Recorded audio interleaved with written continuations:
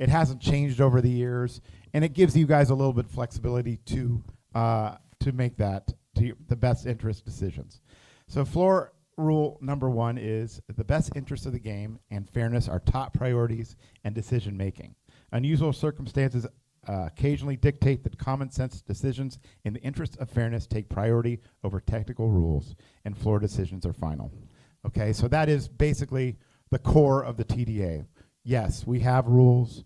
A lot of you out there have procedures and things that you have to follow because of your gaming regulations and all of that. So we want you to use all of the TDA rules, but if we understand that there are some things that over time you're not going to be able to do. So that is our core principle. The way this summit works is that we will suggest some things today and tomorrow that will hopefully become standard rules for the Tournament Directors Association. If we do that, we ask that everybody does use the rules. Now, over the years, there have been many things that I don't agree with, and I have caved to these guys because I feel like it's in the best interest of the game that everybody uses the same rules, so that when the players go from tournament to tournament, to venue around the world, that they are using the same rules. So that is another core principle of the TDA, and we will take votes, and there will be those that will not agree with what we're saying, and then we ask you, if we did it this way, could you live with it? We have a lot of arguments up here. There's things that we can't live with amongst us. We had a long meeting yesterday that we discussed a lot of things that we were going to discuss today. And we got rid of some of the things, so we don't want to waste your time because we couldn't agree 100% on it. So I think that's another reason and a core principle of the TDA is that we want everybody to do the same thing because it's in the best interest of the player, okay? So today we'll go over I'll show you the agenda. We're going to talk about the current rules. There are some reviews and clarifications that we have that are going on, but also we're going to bring up some key issues that we were going to take some votes on. Now we have some hot topics this year. There's some things that we talked about yesterday that kind of blew my mind, that these guys actually considered changing a rule that has been around for forever. And one of them is out-of-turn action. The fact that we believe up here that maybe this rule is broken. And of course, we're going to give you the opportunity to tell us if you think something isn't broken. And maybe somebody in this room right here, can change a rule for the history of the game right here in this room today. So that's a little bit about what we're going to do today. There is a poker tournament tonight that Paul is hosting, $200, and we want to thank him for doing that as well. We're going to try and keep to this schedule and keep it moving. The other thing is, if you have questions, we have Susan here. She's going to be passing around a microphone. Of course, we like to thank our volunteers. Let's give them a round of applause.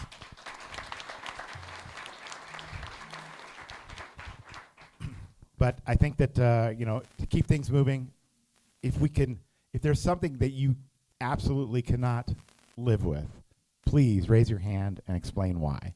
But if you have the ability to listen to what we're saying and how we want to present that, and I'm going to pass the mic between these fine board members up here, and they're going to explain why they feel like this rule is broken and needs to be changed.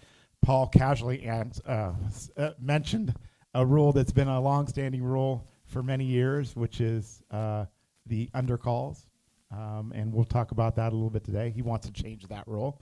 That would be a big change for the industry, but I thought about it overnight and didn't get much sleep, but thinking about this rule change. But I think that it's something that maybe we would like to change in the future. So we'll bring that up along with a lot of other things. So I'm going to start the PowerPoint now. All right, there's a few rules here that were mentioned by some people, some tournament directors, and we're just going to update them. There's just some typos, things like that. So I'm just going to scan through those things. Okay. So most common question. Yeah.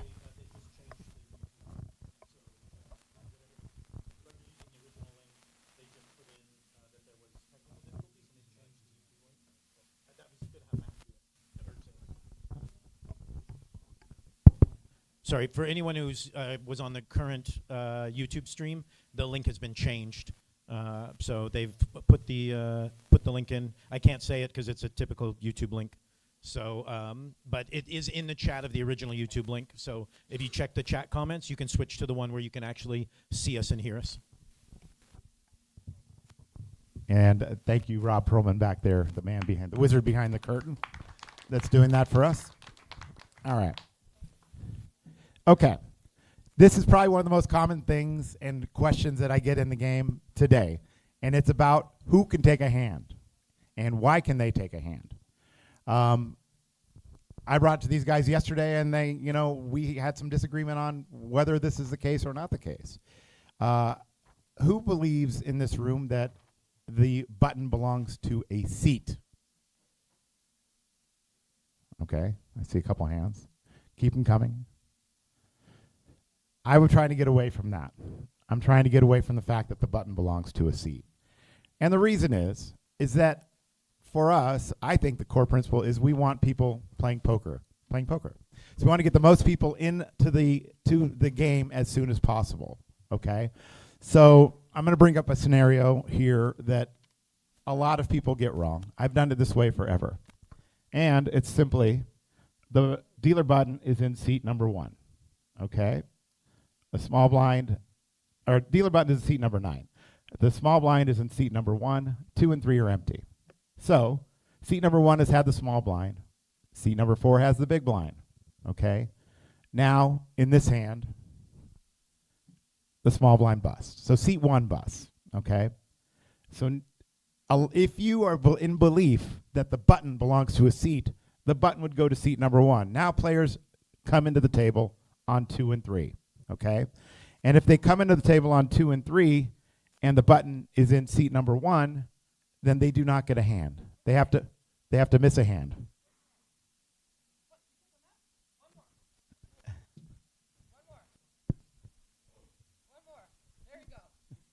Players are sat in the empty seats. And they are happy, but they are not happy because they have to wait a hand. Maybe they're happy because they have to wait a hand. Next slide. So now they're sad. Jen Brooks, thank you for making this for us. But so now they're sad. However, unless we move the button forward, and the button moves forward to that seat, and now they're everybody adult in, and the blinds are not affected. Does that make sense to everybody?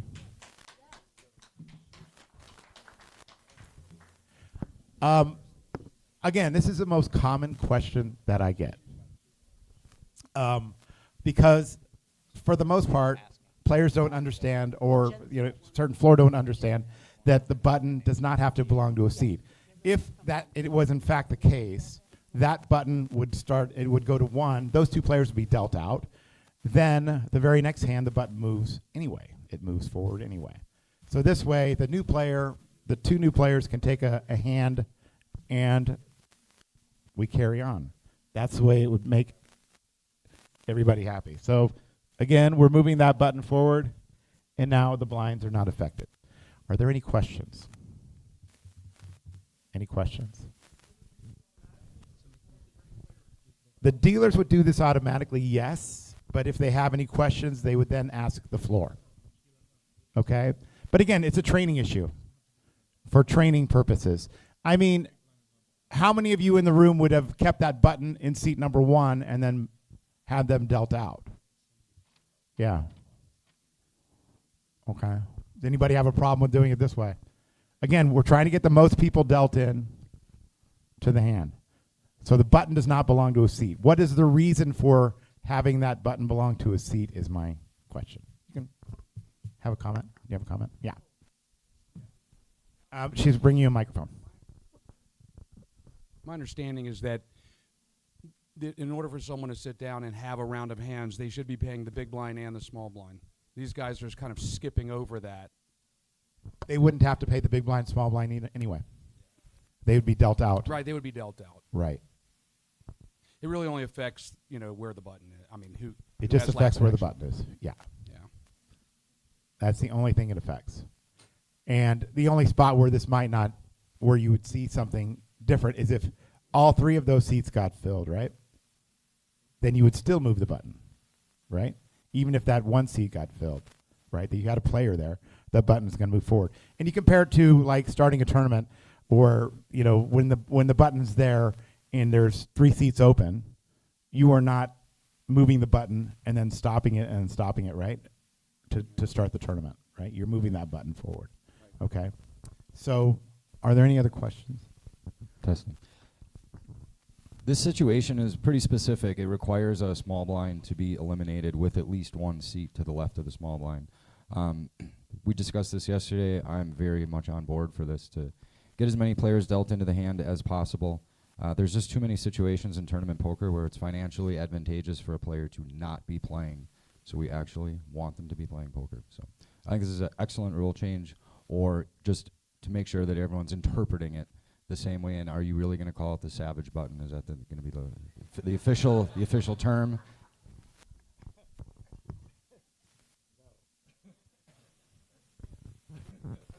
That's a maybe. That's a maybe. All right. Is there any other questions on that? Any other questions? All right. Okay, we have a rule that has been pretty good for us. It's worked out just fine over the years, but this happened at the World Series Poker, and I'm going to bring up the World Series Poker from time to time. It is the biggest. It is the most impressive brand in the world, and they have a lot of reasons why these situations come up and are seen, because not only do they have the most live streams, the most hands being dealt, and the most situations, but they have the most media coverage.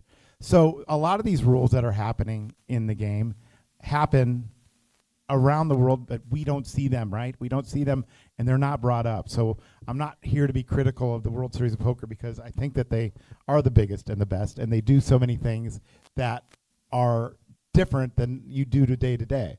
But this situation happened where the player had a 4-card flop. Now, the 4-card flop is a rule that we put in the TDA in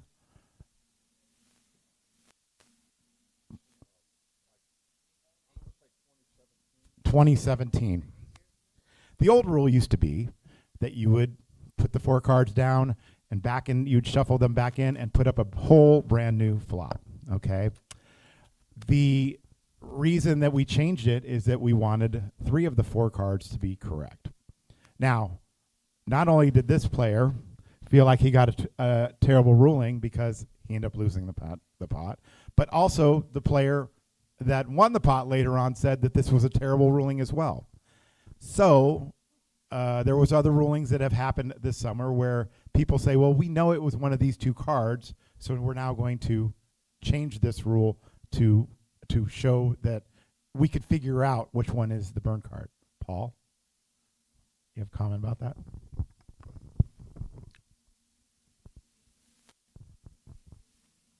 I think the rule is perfect as it stands, where I don't think we cannot determine where the error occurred with 100% accuracy, so we just rely on random card theory, knowing that we're going to get the majority of the flop correct. And yes, some players are going to occasionally feel that they were unlucky in that situation, but the rule is fine, just as it is.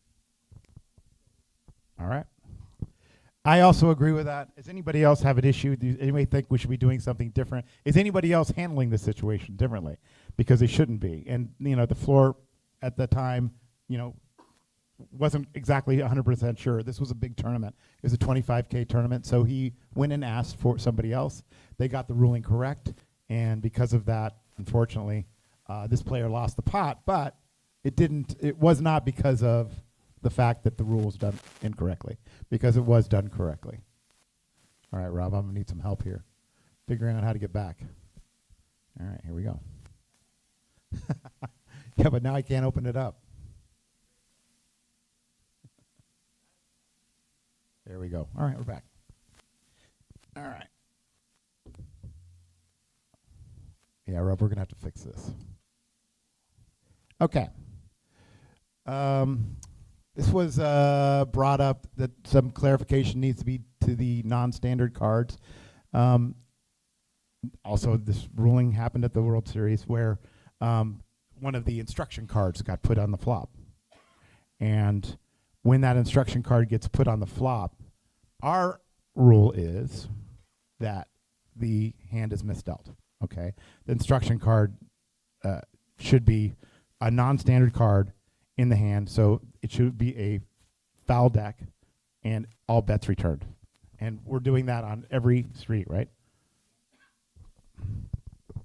Yeah, I would be. Again, TDA can make a rule governing the situation. However, these properties operate in different gaming jurisdictions, so they're going to have to just resort to what their own internal procedures are, or what the gaming jurisdiction procedure is in that. So at Aria, yes, we would follow the deck, regardless of what street.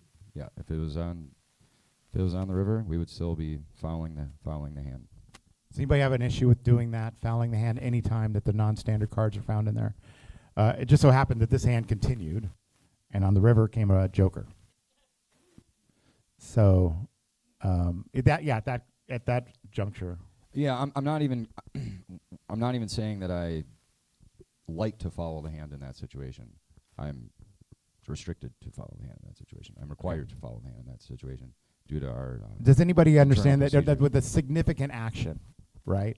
A lot of people feel like this hand should continue, and that should be just considered a box card. Mike, we have made that distinction, and I think there probably needs some clarification in the TDA rule that in these cases that will be a foul hand or misdeal and a foul deck. Does anybody have an issue with that? The way that it would be written would be something like that. Mike will come up with the wording for that. Yes. Please introduce yourself, where you're from. I always like to do that. Alan Losoff, retired from Golden Nugget. I would point out that that's essentially treating it the same as if instead of an illegal card, it's the second two of clubs. Correct. You would do it exactly the same way. So that's the rationale, and that's the way I would explain it to the player who gets all upset that I didn't treat it as a box card. Okay. Anybody else? I just think that the rule needed some clarification. Devin here? I think that's exactly what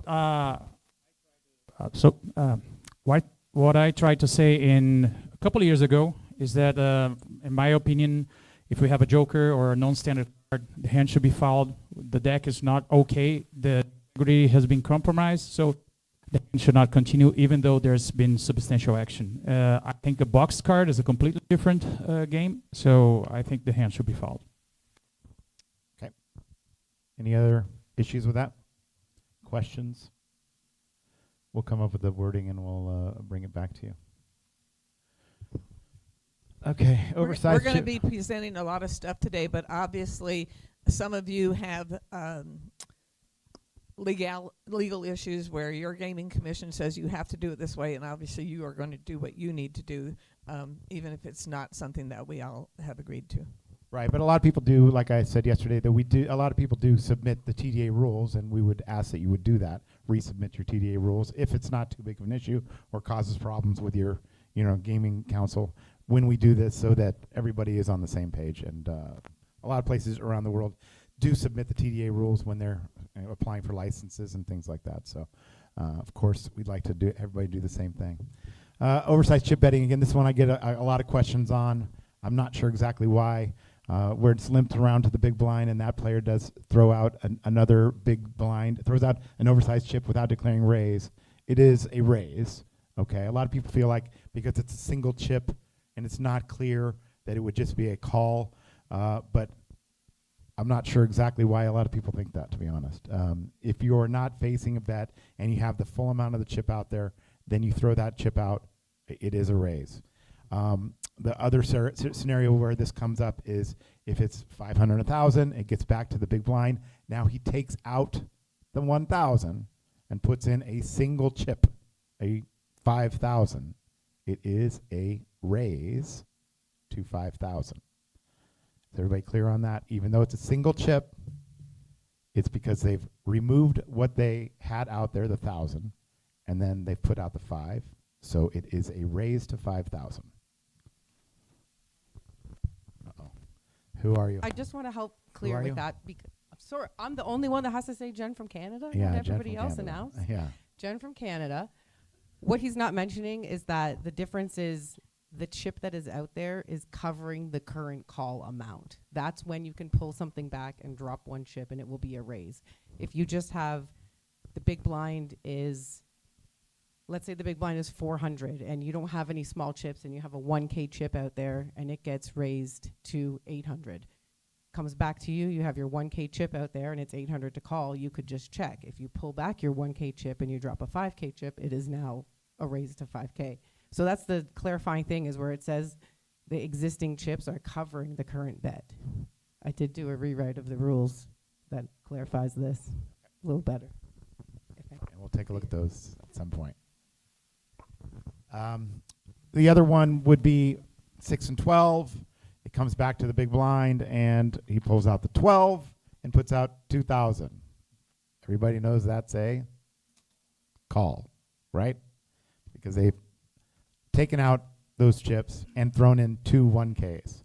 So it is not, even though it's over half of the raise amount, it does not, because one of the chips gets removed, it's less than the call amount.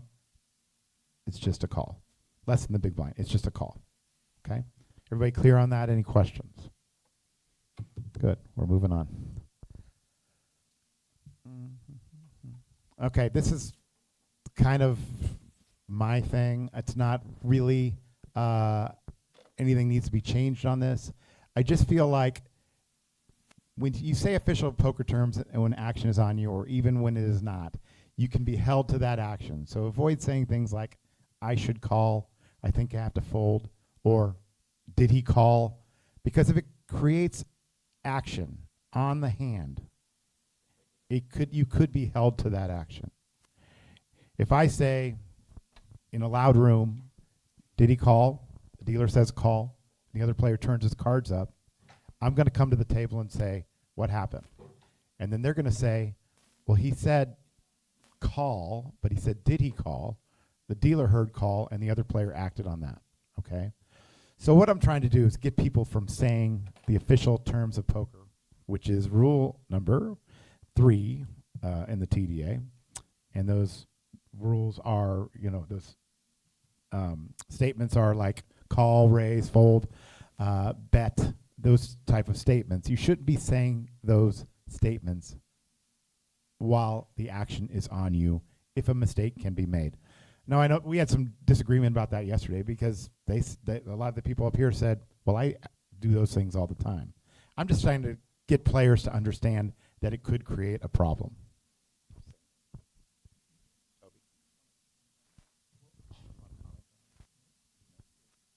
All right, everybody's okay? Does everybody understand what I'm trying to say here? Is that, we really need to make sure this is happening. And a lot of this came up last year with Kasuf, honestly, because he would say, if I call, then you want me to call. Well, blah, blah, blah.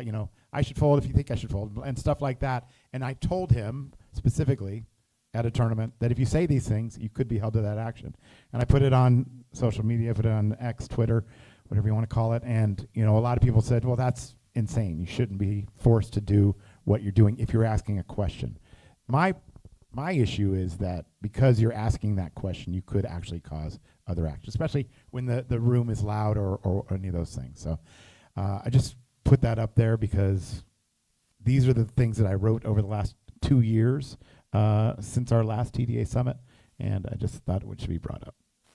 And those rules are already in there, 3 and 37. Just a quick one. Gags, who's in the back of the room somewhere, he said his default is what's the action? Because we are, to be clear, when we talked about this yesterday, we are aware it's slightly hypocritical. Over time, we're constantly telling the players, verbalize your action. That's what will protect you. Constantly verbalize your action. But now we're saying, yeah, but don't verbalize it that way. Like, use official poker terms, but then don't use official poker terms. So we're aware it's slightly hypocritical, but it is, if the person says, did he call, and nobody hears did he, and 2 people then call behind him, there's half the floor in this room are going to force that player to call, even though he didn't really do anything wrong. So it's worth, I like Gags' thing, that's why I wanted to put it is what's the action? It's probably the simplest thing you could default to if you're trying to avoid having a problem. Yeah, and it's just training the players to do that. All right, another situation that came up about a year ago. Happened at a WSOP circuit event. I have the video here, but I'm not sure I need to show it. But it's basically, all right, I'll show it. It's a hand that happened with Maurice Hawkins. And basically, it's a dealer error. Both players tabled their hands. One had queen 10 with the queen of clubs. And Maurice had ace 3. Flop comes 2 clubs, a deuce. Turn card comes a 4 of clubs. And the river card comes the 5 of clubs. And so the flush, the queen, the dealer quickly kills the hand and calls payout with 3 players left. And he walks away from the table. And that hand is over. Now, this dealer's a great dealer. And he was probably a little too great that day by being quick, right? By killing that hand. But so the question comes up is, who can read a tabled hand? And the reason I ask that is who can read a tabled hand is because, I'm going to turn this off now. The reason I ask that is because, oh my God. The reason I ask that is because the media saw that hand, right? They took a video of it. As it turns out in this case, it wasn't discovered until he posted the video 30 minutes later. But if that media person had seen that the hand was being pushed to the wrong pot, I would like, and I think everybody on the board would like, that media person, the dealer, any other player, anybody standing on the rail, to correct that. Why? Because it was shown down. The hands were shown down. So when I brought that up to some of my media friends, they say absolutely not. They say there's no way we should ever get involved with that. Who in this room has a problem with somebody in the media saying something? The media, the guy in the back, the wizard behind the curtain. All right, we got a few hands up. Or somebody on the rail.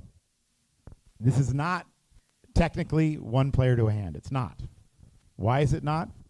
Because the hands were shown down. They were tabled, and it was shown down, and it was clearly the best hand. So I would like anybody to do that, to show. You see something, you say something. We want it done right. Anybody can help us out. We all make mistakes. This was at the Orleans last week in a tourist tournament, and we had that very situation happen. There were 5 tabled hands in a stud 8 round, and it was a fairly new dealer who was not real good at reading all the highs and the lows on 5 hands, and they actually did start to push the pot to the wrong individual, and all of us at the table were quick to say, wrong hand, that's not the low. He was pushing half the pot to the low hand. So we all just jumped right on in. And that is under That's your player responsibility as Yep. a player to do that. Absolutely. Yeah. Well- Rule number 2, player responsibilities, which is a good rule to read as well. It says that speak up if you see a mistake. I think everybody in the tournament area, maybe a taxi driver going by, a janitor, anybody that sees a mistake is about to be made, they could point it out, and we have the obligation to correct it. And we already have a rule that says dealers cannot cue a properly tabled hand. That was obviously the winner, so it was actually and obviously a mistake, and it needs to be corrected. Anybody that points it out, I mean, they're not influencing the game; they're pointing out a mistake. I just had Who are one- you? Oh, I'm Emily from. Various. So this only makes me think of the people behind the curtain, though. Like on a, for example, they've got the software running. Do they speak up to the dealer? They are in the back, and they have communication with the floor person on the floor. In this situation, actually, there was no floor person there present, so they couldn't have done it. It wasn't live streamed, anything like that. I'm fine with that. I'm fine if they say something. Again, not every table's live streamed. I'd say less than 1% of tables are live streamed. So because of that, are they doing that? Jesse Hollander, I just saw you stand up. Are your people in the live stream? Oh, okay. Got one in the back. Yeah. Hold Is that on. on? Steve Blay from Gainesville, Florida. I just want to make sure what you're referring to here is this just having spectators read tabled hands, because I could see just opening a can of worms, having spectators saying, "Hey, wait, that was an illegal raise size," and like just kind of jumping in on all kinds of perceived rule violations.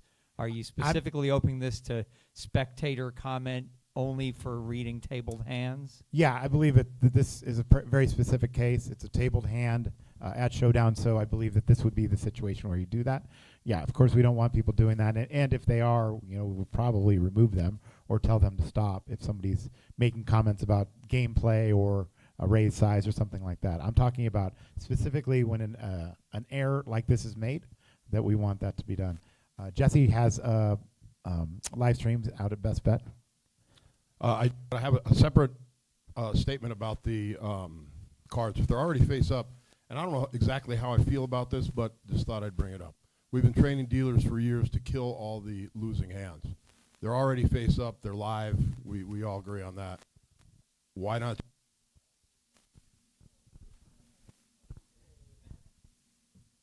Check. Why not just leave them all face up? They're already face up. What difference does it make? Leave the cards face up, push the pot to the winner, then muck everything. Well, should be the procedure. The last thing you do is kill. Well, we've trained dealers for years to muck hands, right? You go around, so we muck the losers, even though they've been face up. What if we change that? And in this, obviously, if they're face down, they go in the muck. But if they're face up, just keep them face up. Don't muck them. I think that'd be a major training issue.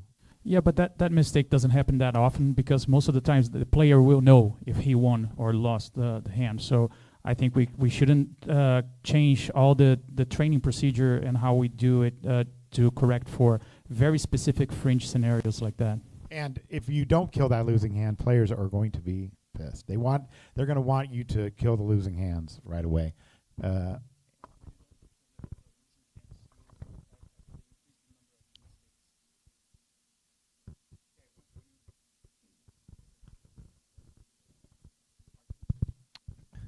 When you don't kill the losing hand, it actually increases the amount of mistakes that can be made. Yeah, that's what I was just going to say. So when you have people mucking on Showdown, those get put into the muck because they've mucked. You have 4 people opening their cards on Showdown. One hand is clearly the winner. Instead of putting all of those open hands into the muck, all you need to do is flip them over and you leave them on the table, which I believe Playground does because they do everything the best. So what you should do on Showdown is just flip over the hands that are not going to win. They do not need to go in the muck, because if somebody says 10 seconds later, wait, I think he had a diamond, it's still there on the table and you can flip it over, and he still can win because he tabled it. It doesn't need to get put into the muck just because it's not the winning hand. If it was tabled face up, flip them over, leave the other one face up, ship the pot, scoop everything. Right in the rule.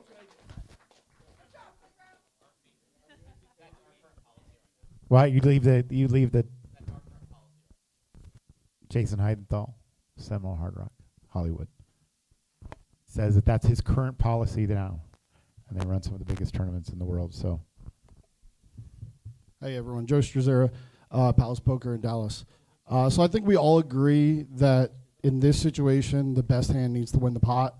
So I think a lot of players just, are going to be argumentative on this, but at the end of the day, the goal of poker is for the best hand to win the pot. My question is more, it kind of came up in a cash game, and the question, like, when I broke into the business, if you're a dealer, someone tables their hand at Showdown, you read it immediately. And a lot of players think it could be influencing action, and they should wait till all hands are shown before the dealer starts reading it. It's coming up. Because if a guy's bluffing with 9 high and you announce 9 high, now someone might show their hand. So I don't know. I guess maybe I jumped the gun a little bit. No, it's okay. It's coming up because this is another common question that I get. And there are certain players out there that believe that we should not be doing that. And we'll talk about it when it comes up on the slide, but also I believe that you should be reading the tabled hands because they are tabled. We talked about that yesterday as well. Actually, the next slide has something to do with that. But again, the push-up procedure, that wasn't done on this hand, but it should be done. The dealer should be pushing up the winning hand, which gives the players a split second to say, hey, wait a minute, he has a flush. Okay? So they'd pushed up the straight cards there, then we would not have had, we might have had somebody else see in their mind that this player had the club, and even the media person could have seen it or whatever. But in this case, the dealer was just a little too quick, a little too efficient, and because of that, changed history. Maurice Hawkins has another ring.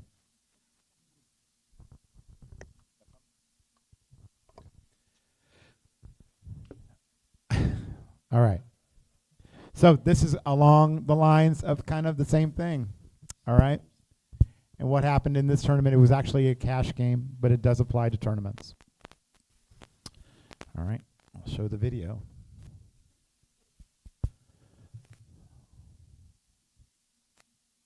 I need an assistant. This is difficult.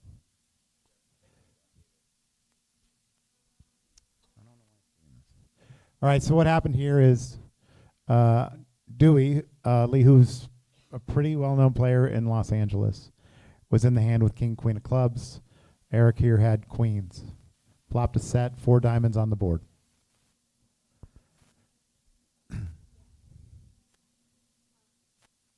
River card comes, 5th diamond.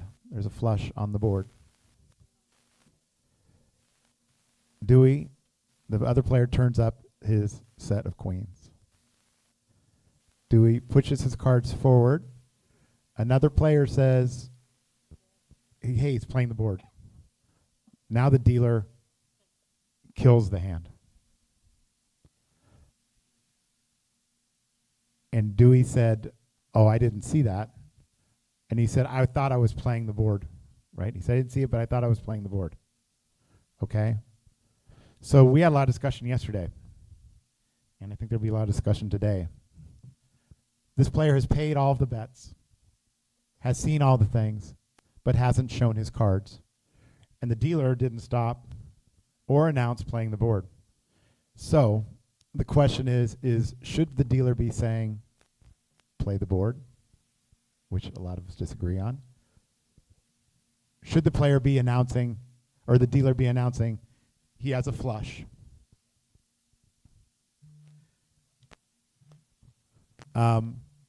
Should Dewey have any claim to this pot? And if Dewey says, I'm playing the board, throws his cards face down, should the dealer protect the hand and tell him he must show 2 cards to collect? So there's a lot of intricacies in this one hand. But Paul had some suggestion yesterday that in a tournament, what was your point? In a tournament, we should do everything that we possibly can to make sure that the chips are being pushed to the best hands, even if they didn't follow proper protocol at showdown. They've reached showdown. We think, oh, player A didn't show down his hand correctly. He said he's playing the board. He didn't show, so we're just not going to give him that half of the pot. But the problem is that you're awarding half a pot to a player who did not deserve to win that half of the pot, and you're compromising the integrity of your entire tournament. They're at showdown. They've reached and called all bets. It should be our responsibility as operators to make sure that the proper hands are getting their portion of the pot, regardless of if they made any mistake at showdown. And then this is a cash game, but you can just pretend in the same situation in a tournament.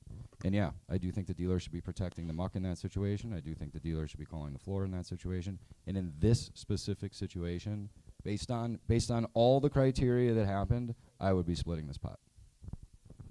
And I think that goes against what a lot of people in this room and even some people on the board feel. I think that, first of all, the dealer should just be announcing the winning hand, not playing the board or anything like that. It should just be queen high flush. And it's the player's responsibility to understand that that's what's on the board. And I don't think that the dealer should be not mucking hands, because that goes against every instinct as a dealer. When someone throws their cards in, you're putting it in the muck instantly. Not doing that is going to cause way more problems holding it up. And now the dealer gets to decide when to not muck hands. I don't know, that seems...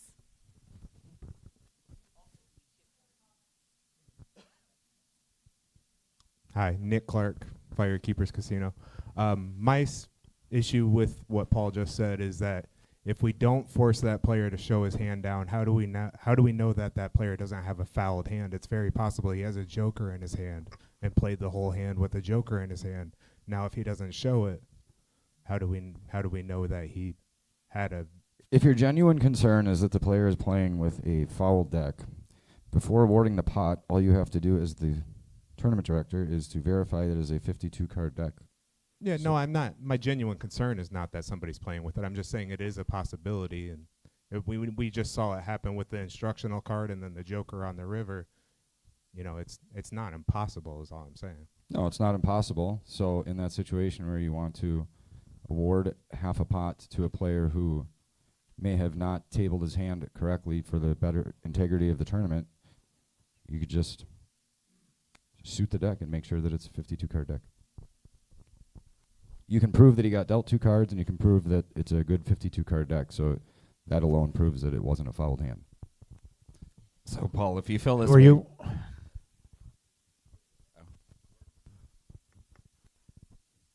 Jordan Cutter from Various. Paul, if you feel this way, we have to address number 13 then. It says all cards. So if a player shows 1 card and makes a straight, and the other guy has 2 pair, are you awarding him the pot? And then we have to address the verbiage in that if that's how you feel. I agree that we need to address the verbiage in some of this in these situations. Again, this is a very, very specific situation. It's not. This isn't. We're not encouraging players to not table their hands. In this situation, I don't think the dealer handled the situation properly, and this player wasn't given an opportunity to table his hand once the dealer took it, and realized that he did have a claim for half the pot. If another player says the board plays, if the dealer said he's playing the board, are we talking about saying this other player shouldn't be involved in the hand? Because again, these were all called bets. It was called a bet and a call on the river, or a check and a check on the river. Both players have paid all of what they need to do to win that pot.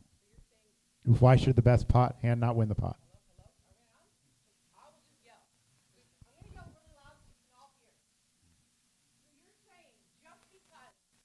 Hello? Okay, so you're saying just because somebody paid all the bets on the river, that now, if they have the best hand, no matter what, they should win? That's what you guys are saying. He bets, he calls, they've both made it to showdown, so whoever has the best hand should win? Yes. What if I'm sitting here staring at my cards by myself? I have the ace of diamonds in my hand, but I'm an idiot, and I don't know that I'm beating a set of queens. And my neighbor sees my ace of diamonds and says, hey, open your hand, you're going to win.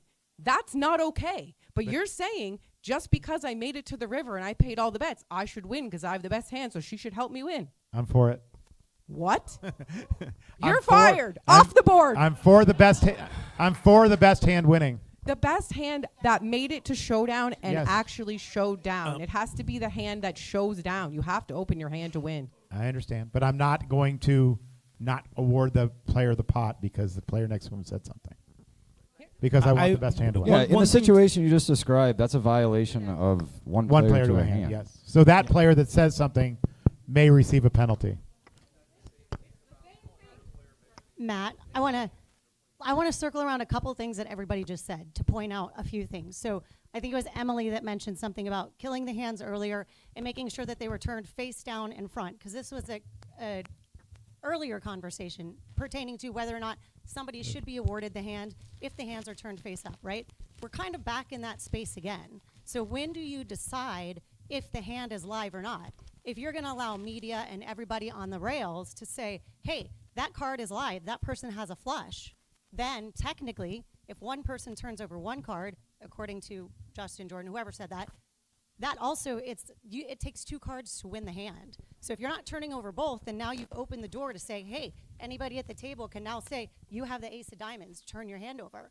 So you kind of just convoluted. I don't want that to happen. What I want to happen, if that player does say something, that the hand still plays. That's what I want.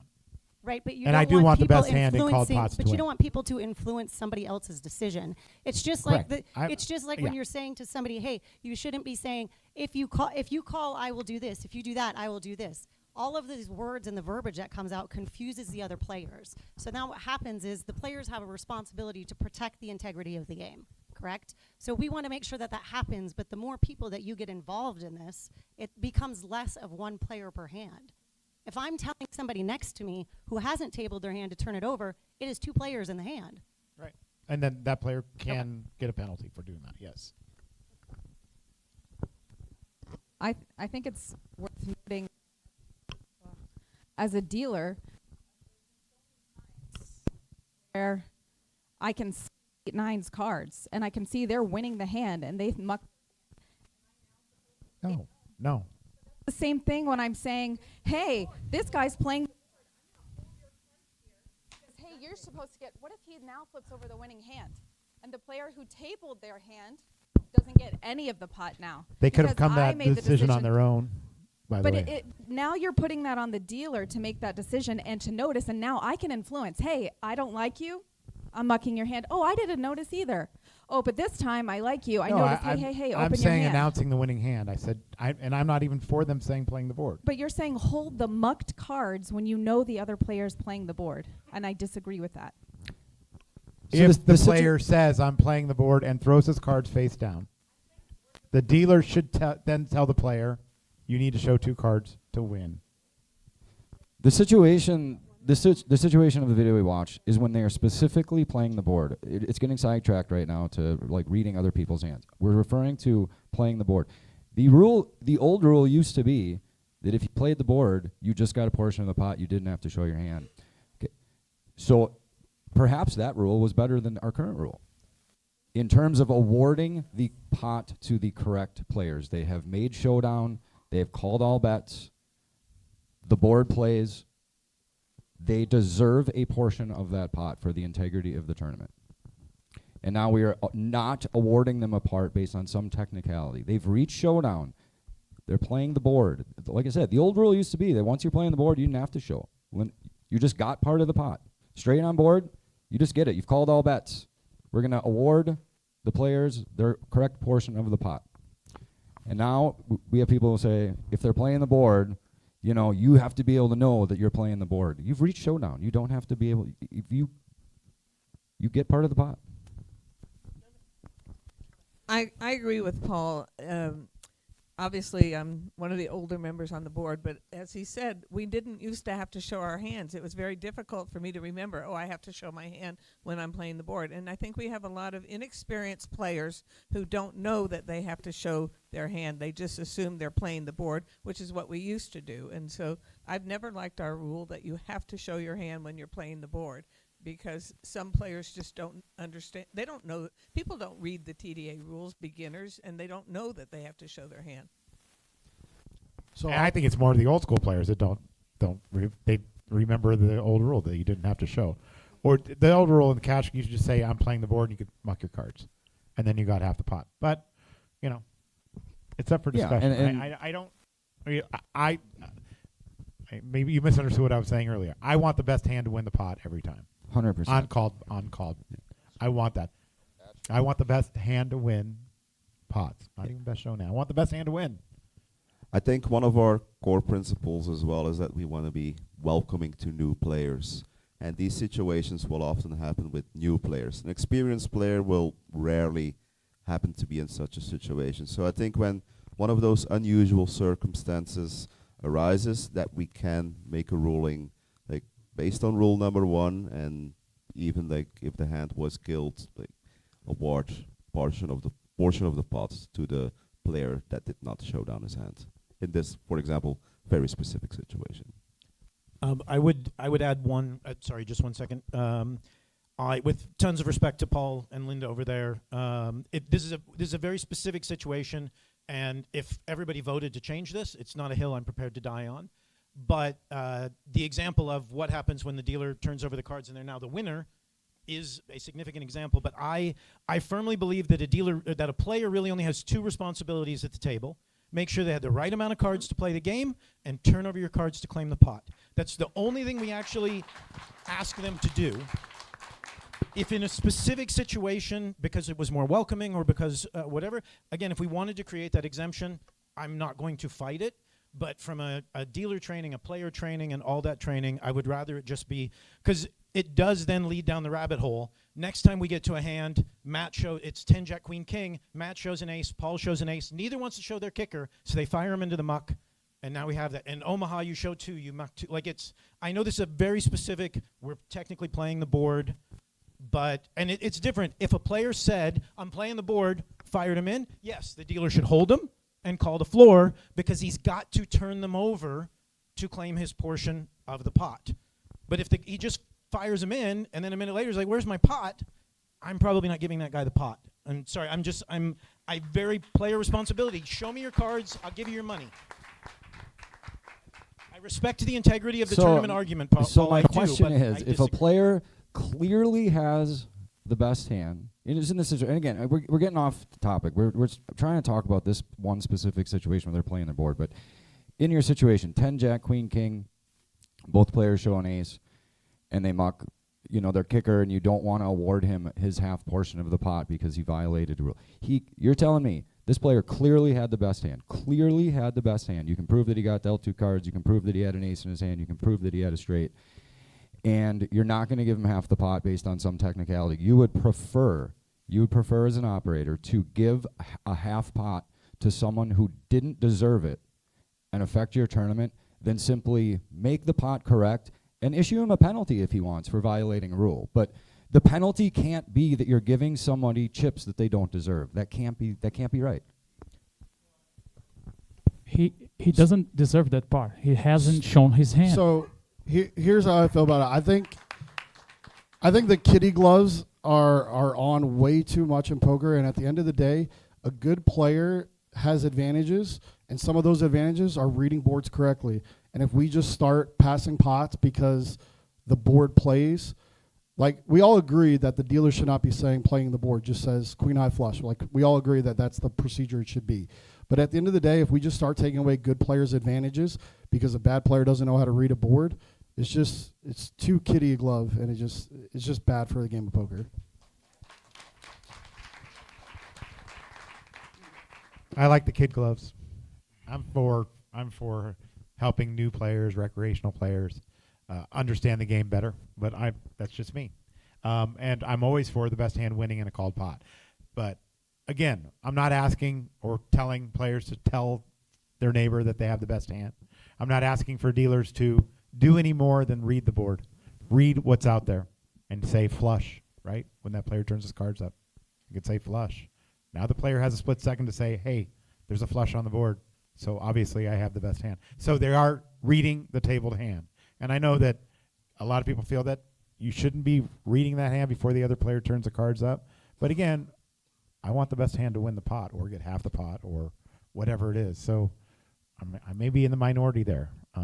Paul's probably in the minority there. In answer to Paul's question, I mean, many people, especially been around for a while, know the Roland de Wolf hand from EPT Barcelona back in the day, where he only showed the ace and or whatever it was and refused, finally pushed his second card into it, and Tobias Rankemeyer snap showed a queen high. Like Matt and I debated that. Matt thinks Roland should have won the hand. I think Kremser ruled it correctly, and Tobias should have won the hand. To Paul's thing, I have killed hands because the player will not show the other card. It only happened once, but to your thing, deuce 3, 4, 5, he showed an ace.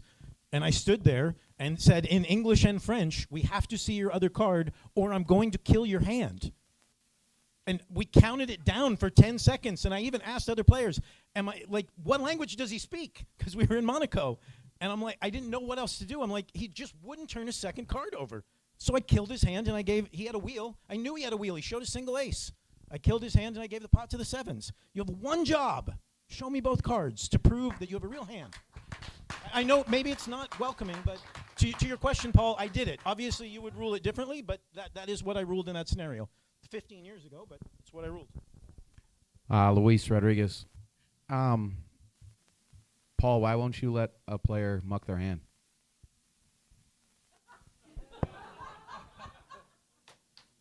I have a few questions, but that's one of them. I mean, he mucks his cards. Dealers grab their cards, put them in the muck. Yes, the dealer should have read the hand, which was, I can't even remember now, after the 15 minutes. It's a flush, yeah. Yeah, flush. 10 high flush, whatever it was. Guy mucks his cards, put them in muck. That's what we teach our dealers. I mean, in this case, and what Paul says and what I tend to agree with, it has a major effect on everybody else in the tournament too. I think we all agree that we want the correct hand to win. Yes. But I would like you to answer that, Paul. There's an incentive of a player at the table knowing that this player may be a weaker player versus a pro to say, hey, the board plays. We also train our dealers to say, turn your cards over. Yep, I understand. So, I mean, that is player friendly. All dealers are, for the most part, ask players at the... We're not, I mean, I hope the impression is that I'm pushing for a rule change. I'm certainly not pushing for a rule change. This falls under Rule 1. This falls under Rule 1, and in the best interest of the game in this situation, yes, you should always attempt to protect the integrity of your event and make sure that players are winning their portion of their pot, and probably more importantly, that players aren't winning chips that they didn't rightfully win. This player is going to get pushed the entire pot, and there's no debate that this is a split pot. There is no debate this is a split pot. They both reached showdown, and they both called all bets, and they're playing the board. Now, if you want to argue whether he shouldn't get a portion of the pot based on some rule technicality, then that's your argument. But the argument isn't that it's a split pot. It is 100% a split pot, and for the integrity of the tournament, those players should be each receiving half of that pot. If you make a ruling that contradicts that, you're compromising the integrity of your own event. That is my opinion. I'm firm on it. Well, I think there's a fundamental difference between being player-friendly and welcoming to new players and babysitting them against them making mistakes. New players will make dumb mistakes all the time. That's part of the process of learning the game, of learning to play poker. And when we do that, we are babysitting them again, making a very dumb mistake. I mean, you should at least know if you have a hand or not to play a tournament, but it's not our job to do that. I think our job is to protect the integrity of the game first and foremost. And if you don't show your hand to claim the pot, as Neil said, which is one of the basic responsibilities, you shouldn't be getting any chips.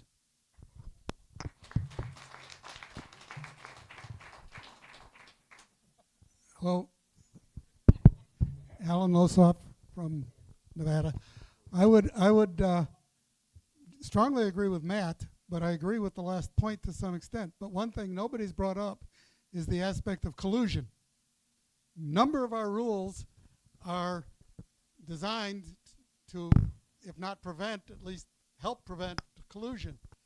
I'm in a tournament. I have 25% of Matt, and he's got, and I've only got 20% of me because I've been selling my pieces. Matt shows the queen high flush. I know that I could just get half the pot, but it's to my advantage to muck my hand. Okay, that's one of the reasons why, if you're all in at the end, our rule says both players must table their hand. In a cash game, you don't have to. In a cash game, if we're all in on the flop, in many locations, I don't have to table my hand until I win, until the pot's over.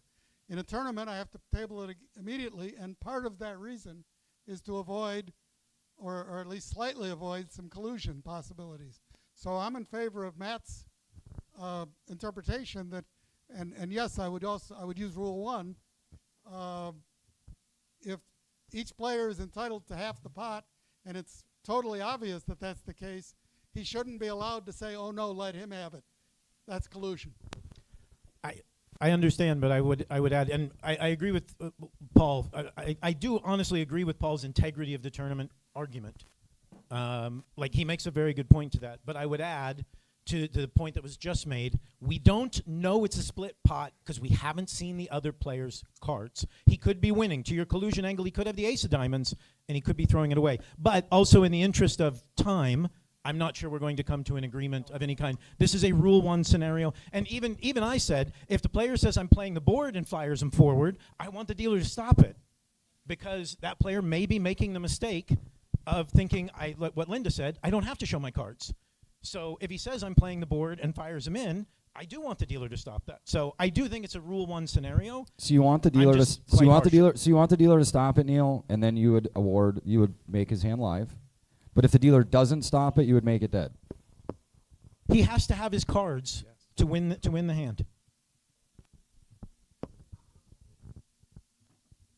Sorry, got to me, he's got to show me. It's no different than having to have 4 cards for Omaha or 7 for stud or whatever. He has to show me all his cards to get his piece of the pot. I always look at things as a player. Here's a scenario. We're 4-handed at the final table. It's a split pot. They're playing the board. The good, experienced players know he has to turn up his hand, so he does. The other one doesn't know he has to. And I want to see all this money go into the good player that should be split. I mean, that's my argument. I don't think it's right because he doesn't know that he has to say it. But we're not going to come to agreement, so let's move on. You guys do what you want to do in your own card rooms as far as I'm concerned on this. We've got a comment in the back here, way in the back. All right, I guess I'm beating a dead horse. David Slowick, formerly Resorts World Poker, soon to be Boston Encore. I have familiarity with this issue. I understand the spirit of both sides and can agree that we also want to protect the integrity of the game and grow the business, which is encouraging newcomers to play poker. That being said, we might want to consider moving this to a suggested procedural issue, meaning that if the dealer sees something out of the norm happening, which also could be grounds for collusion, which is someone either on both sides mucking their hand to give it to someone else or splitting a hand without showing. The collusion angle goes both ways. But to suggest that the dealers stop, and yes, to Paul's point and to Neil's point, that if the dealer stops the unwarranted fold and says fold, and the player says yes, fold, then it's a dead hand. And the only reason I would argue that it's procedural to that regard, because I was involved in a ruling in a 5-10 game some years ago at Horseshoe Hammond. Kenny made a big bet on the river. Neil called, and Kenny turns over 2-3. Before the dealer could read the hand, Neil's hand is in the muck. And so this one specifically is encroaching on our duty in the realm of the responsibility of the player. And this is kind of where the rubber meets the road. He turns over 2-3. There's no hand that Neil can have that it doesn't at least split the pot. So am I splitting the pot? So that's the question, maybe just to further the discourse and understanding of the spirit of the rule. Thanks. Can you back up, because you forgot the actual title of what we were talking about? Back up one. Because he just said it in his last statement. Saying fold always kills the hand. We talked about this the other day. On Showdown, a player saying fold means nothing. Remember we talked about this? Yes. So if everyone has bet and called, and now it is time for players to show down their hand, a player saying fold does not kill their hand on Showdown, because there is no more acting. There's no more action. There are 5 actions: call, bet, check, raise, fold. All the action is complete because we are now on Showdown. So somebody saying fold when it's time to open or muck means nothing, and their hand is not dead. I just want to clarify that if someone says fold on Showdown, it doesn't mean anything, because you're not acting, and that's an action. They can chuck them in the muck and it's dead, but saying fold does not kill your hand on Showdown. I just wanted to clarify that. Does anybody have? We kind of went past that because we just spent about 15 minutes talking about that yesterday. That was the second part of this discussion, is that if Toby and I are heads up on the river and it goes check, check, if I say fold, there's nothing binding about that. It's no different than I said raise. The hand is over. All I can do is I can pass my cards forward face down, relinquishing my claim to the pot, or I can turn them face up, staking my claim to the pot. But that was a question from some people, right, Matt? Of people, if somebody says fold after you're on the Showdown, there's a lot of people who say, well, that hand should be dead. They've said that they're not playing, but there is no more there's no more verbiage at that point in time. The cards speak. Does anybody have any concerns or questions about that particular interpretation? So then the question should be, and the question of yesterday was whether or not we should specify that in the rules, that at Showdown the term fold has no meaning. It's sort of implied in the rules here, but it's not overtly stated. So is that something we want to add? I don't think so. Okay, so I don't think we're going to come to agreement on that. So we're just going to leave it as it is, and Paul can give hands to the half the pot to the worst hand, or whatever. Hi, I'm Dave Nutini, Shark Tank.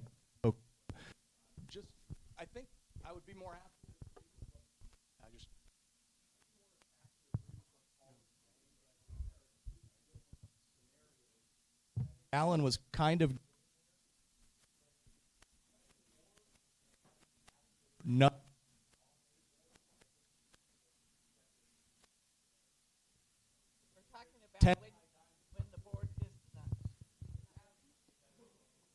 The absolute nuts on the board, you cannot have a better hand, and you would be more apt to get half the pot as opposed to having to show down your cards and maybe have a better hand.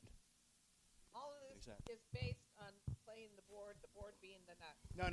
No, it's not. The board's not the nuts in this situation. Yeah, he's saying if there's ace high straight, that's only the only scenario basically where it could be, unless it's 4 of a kind with an ace up. Yes. Hi, I'm Brett from Maryland. I want to say I agree with Paul that we should always try to give the pot to the winning hand, especially when I know we're being very specific about when the board plays, but I'm worried that or concerned that the logic could be, which is flawless in this case, could be applied or misapplied in another situation. For example, if 2 players are heads up at showdown, player A across the table tables his hands, and player B looks and misreads the other player's hands and says, I have 2 pair, and throws the cards face down to the muck, and the dealer knows 2 pair is the winning hand. What do? So the logic was flawless for the board plays scenario, but I don't know if that logic should be or can be extended in other situations where we know the player is mucking the winning hand. What do?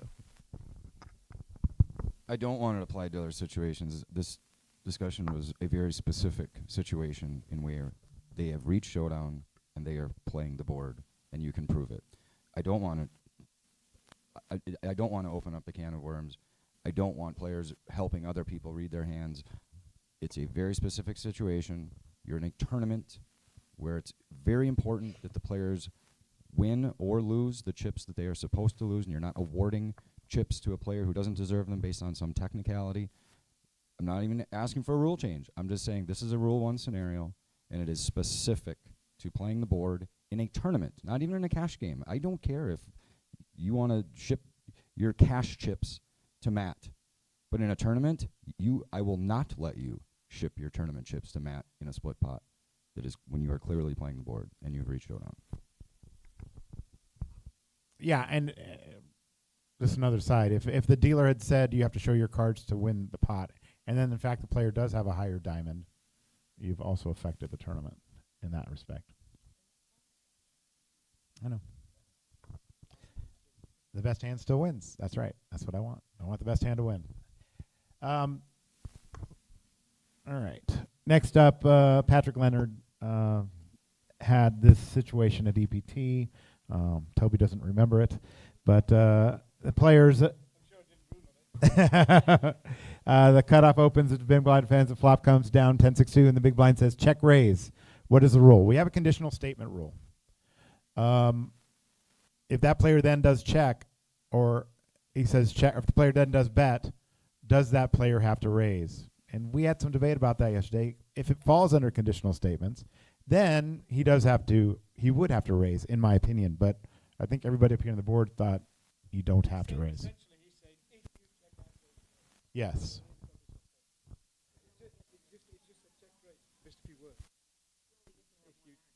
No, I understand. So, go ahead.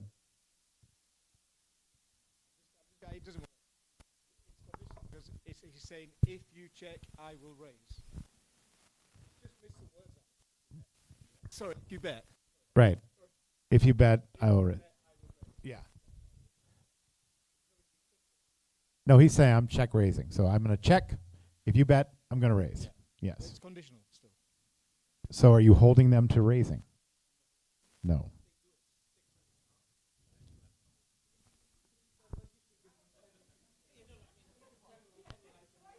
So I put this on social media. There was a lot of talk back, and then John Hawley said, I admit I've done this several times to confuse my opponent.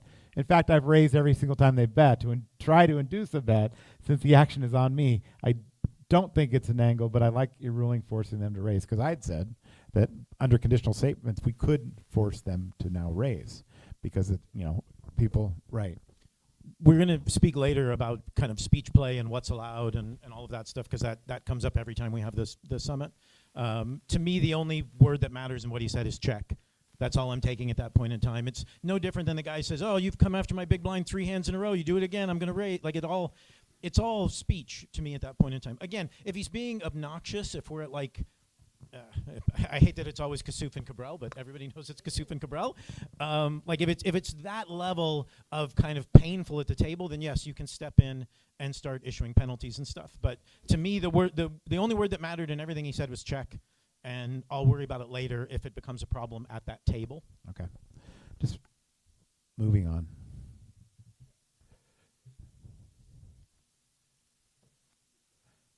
Does any hand need to be shown if the better folds? The answer is no. The last active hand wins the pot. Question came last night. It happened again at a tournament here in town. The player, it went bet, raise, call, pre-flop. Then it went check, check, all the way to the end. The person that was on the button now shows his cards, and the other player folds. Now the player on mucks. And then the other player says, wait, I want to see that player's hand. Are they entitled to see that player's hand? Yes. And as Jan said, at their risk that if that hand is the best hand, it's live. In the old days, we talked about it yesterday, you used to have to tap that hand on the muck and turn it over. That's gone. They are entitled to see that hand. There's a lot of players that were on Twitter that said you can ask to see that hand. The player is allowed to see that. Does anybody have an issue with that? Yeah. Yes, there's a bet and a call. Anywhere in the hand, the player can see it. Literally got a bunch of people telling me last night that I was wrong, that's not the way that it is. If there's a bet and a call, either player is entitled to see the other player's hand. Huh? Correct. If the player mucks, you have to have cards to see cards. And that's already a rule. So I'm just pointing that out.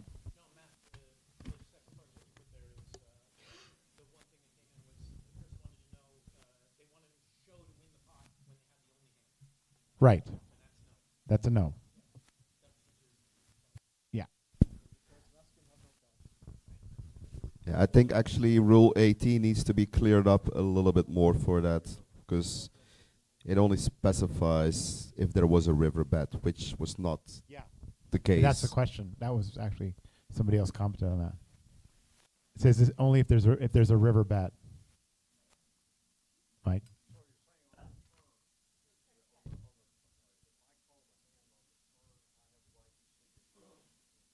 Correct. Yes.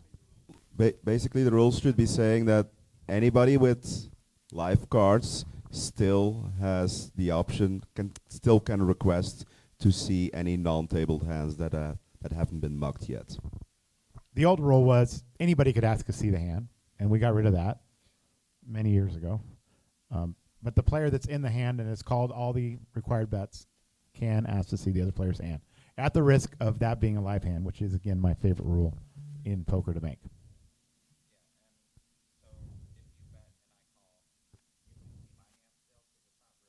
That's right. Make a note on that. It isn't.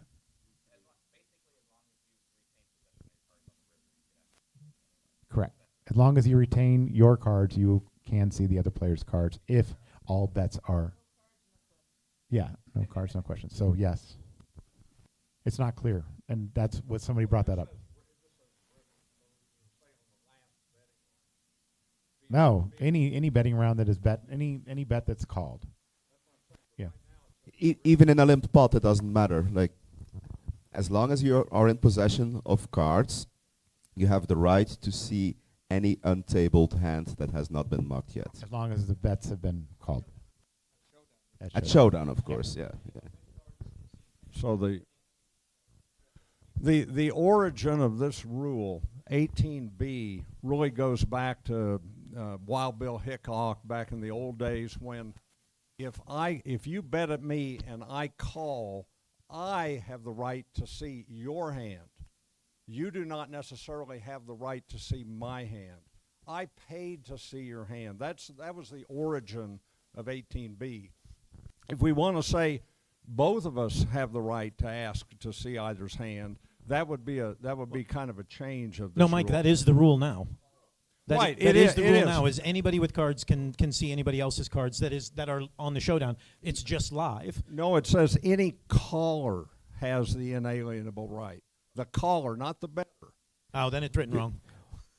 Well, we all assume that the rule currently is what Neil just said, but Mike is also correct that the rule only states at the moment that the caller only. would And it have says the river right. bet, so yeah, I So agree and with we Matt, it just needs need to be to river. clear up the whole rule here, and that will solve Sorry, a lot of the questions. Do we all agree that we want the rule to say any player at showdown with live cards can see any other player's cards? You must have cards to see cards at showdown. All right, we're hearing some no's out there. Yeah, because if I say I want to see Matt's hand, he can say, well, then show me yours. Indeed, of course, that hand will be live. So if you misread your hand or your opponent misread his hand and he actually has a better hand, that hand will become live and that hand will win the pot. Literally the very first time I saw this rule used after we put it in play, the guy lost the pot. It's hilarious. Do you want to say something? Did you want to say something? You were saying no. Did anybody have any comment on that? Mike? Are you okay with that, Mike? Wild Bill Hickok. How'd you play with Wild Bill? Yeah, I missed it. Okay.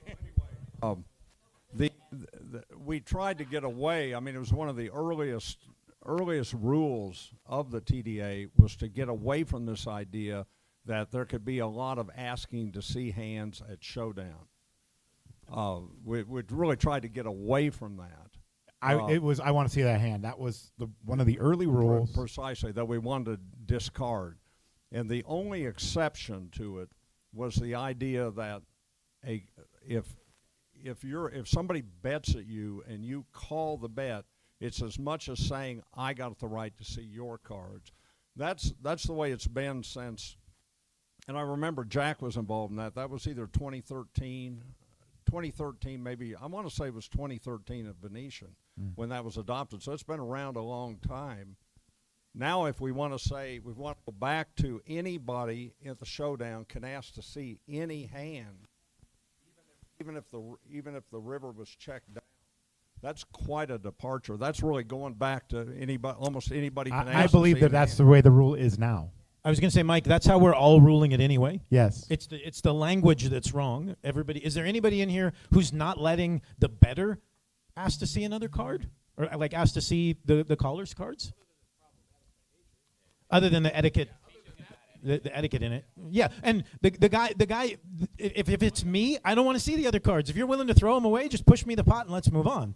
So it is usually the caller. That's going to stop, and it does. It has stopped a lot of this, but it is.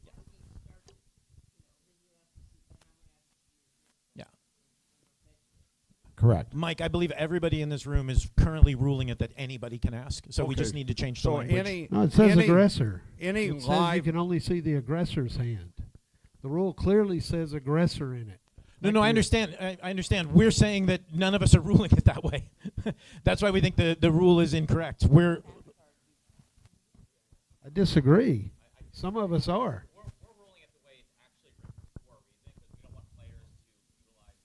As a needle.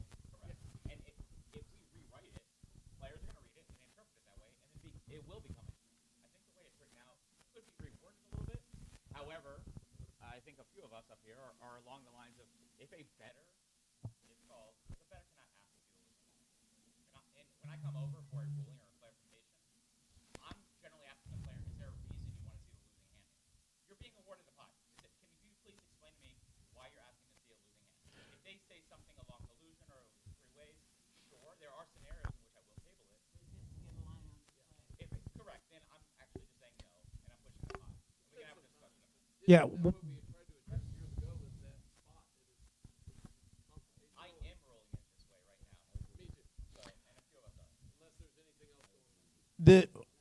To be honest, I can't remember 2013, but when you read the actual language says if there was a river bet, any caller has an inalienable right to have the last aggressor's hand tabled on request. The last aggressor is a bit weird because if you're the last aggressor, you're going to be forced to show anyway. So unless you're trying to muck, because you fired on the river, you got called, you know you're dead, and you want to throw it away. So. Question. Sorry, I was actually passionate about this rule in 2013, which is why I have this question. So what I'm understanding the discussion is, you bet, I call you, you show me a royal flush, and then you say, I want to see your hand. I'm saying I think that's how most people are ruling it at this point in time, with apparently a few exceptions. But here's the thing. I'd have to ask Tyler. I don't think we're getting called to turn a hand over once a day, maybe, if that.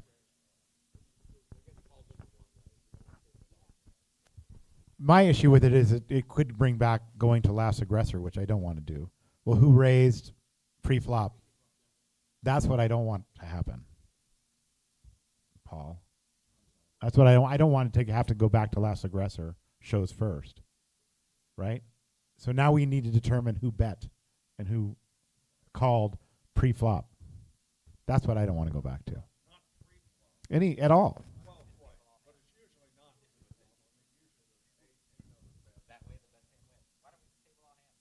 Yeah, it's been suggested. That would fix the previous issue as well.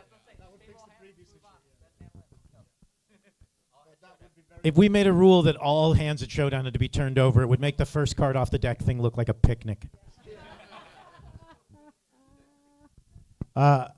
Okay, so I mean, we need to get a decision here. If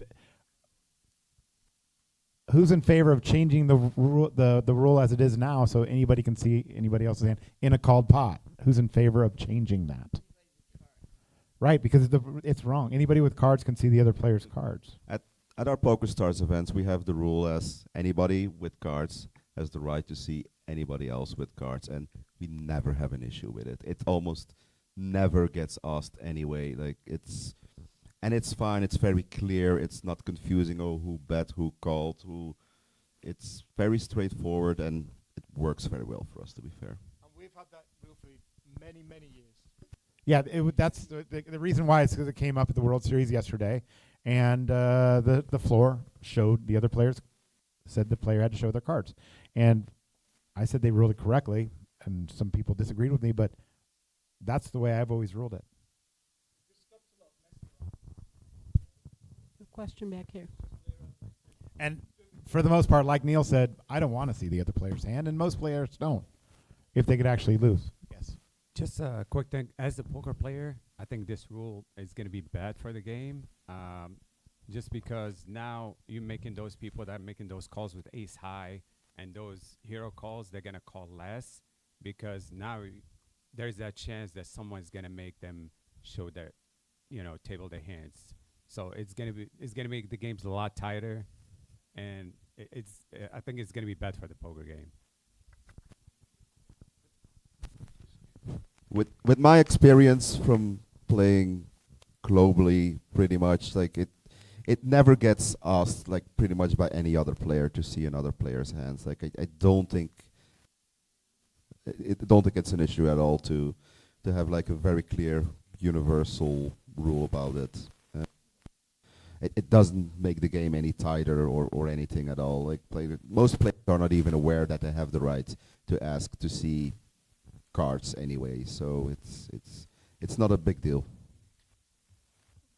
We're ruling it that way, but I'm also, again, not a hill I'm prepared to die. If we want to leave the rule the way it is, because more people, there are a subset of people that are comfortable with making it so the aggressor can't ask or whatever. Because again, you're on a 10-day festival, you get this rule 5 times. It is not that big of a deal to where we need to spend an hour debating it or whatever, I would say. But I'd have to double check. I don't think we have an independent rule for it because I think we just use the TDA rule, but I could virtually guarantee that when Lloyd was the TD and now with Tyler the TD that we're ruling it the same way Kenny and Toby are. Anybody with cards can ask to see anybody with cards. I'm 99% sure that that's how we're ruling it. I think for simplicity's sake, sorry.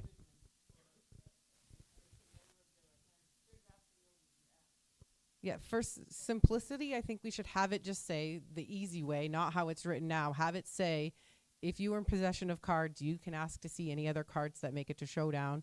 But the whole reason that this rule exists is because of collusion. Because back in the day, anybody dealt in the hand had the right to ask to see any hand that made it to showdown if there was the assumption that maybe these guys were colluding. And that's why the rule is there. And we've been shrinking it, so now it's less people are able to ask.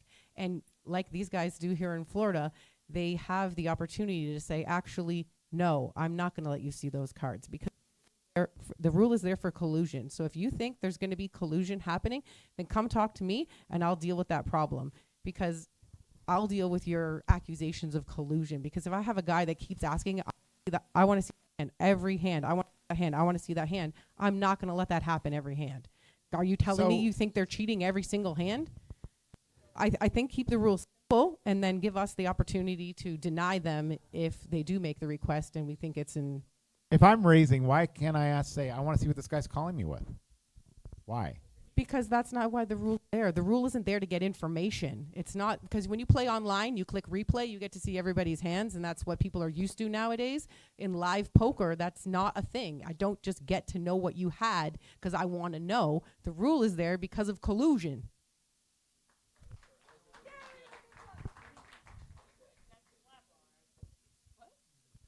All right. I think we need to bring it back. I mean, apparently we're ruling it incorrectly if that's not the way it's written in the rule. So well, but again, to go back to, and this was one of the big mergers in the TDA in 2013. That's when Neil from the EPT, Jack from the World Series joined the board, and at that time, the EPT was allowing anybody to ask to see the hand. If anybody retained their cards at the showdown, anybody could ask. Exactly what you guys are talking about now. At the World Series, Jack required to be shown. And the kind of the founders of the TDA were pretty much opposed to continuous asking to see. In other words, they were the least permissive in asking to see.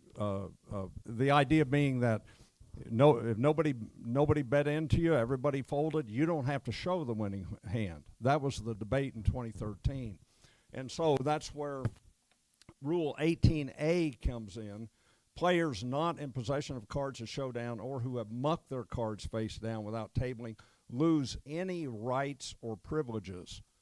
But those rights and privileges were basically house decisions or the TD decision at the time. But there was no rule saying anybody could ask, and it was a guarantee you had to show, or the winning hand had to be shown.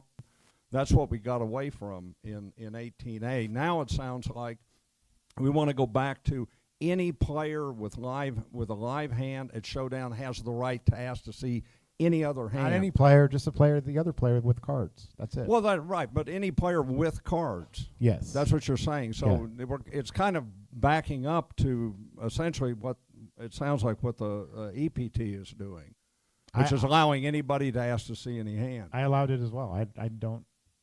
Again, we don't see it because people don't want to possibly lose a hand by doing this. And it's technically poor etiquette.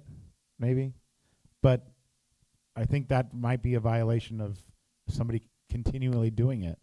I still think the player's entitled to see the other player's cards, even though they raised pre-flop and it was called. I think either player can see other player's cards if they want to win the hand. Now, if the guy mucks the cards, it's a stretch for the player to say, wait a minute, I want to see those two cards, because that just doesn't happen. But I think it's permissible and allowed. It's a showdown. Well, that's always the case. I call you and I say, let me see your cards. Okay, now you have the right to see my cards. It's a showdown. I think people are disagreeing. Yeah. Hey, Matt, it's Joey. Hey, Joey. All right, so I'll give you a scenario where players will go berserk. And as a player, I'll tell you this.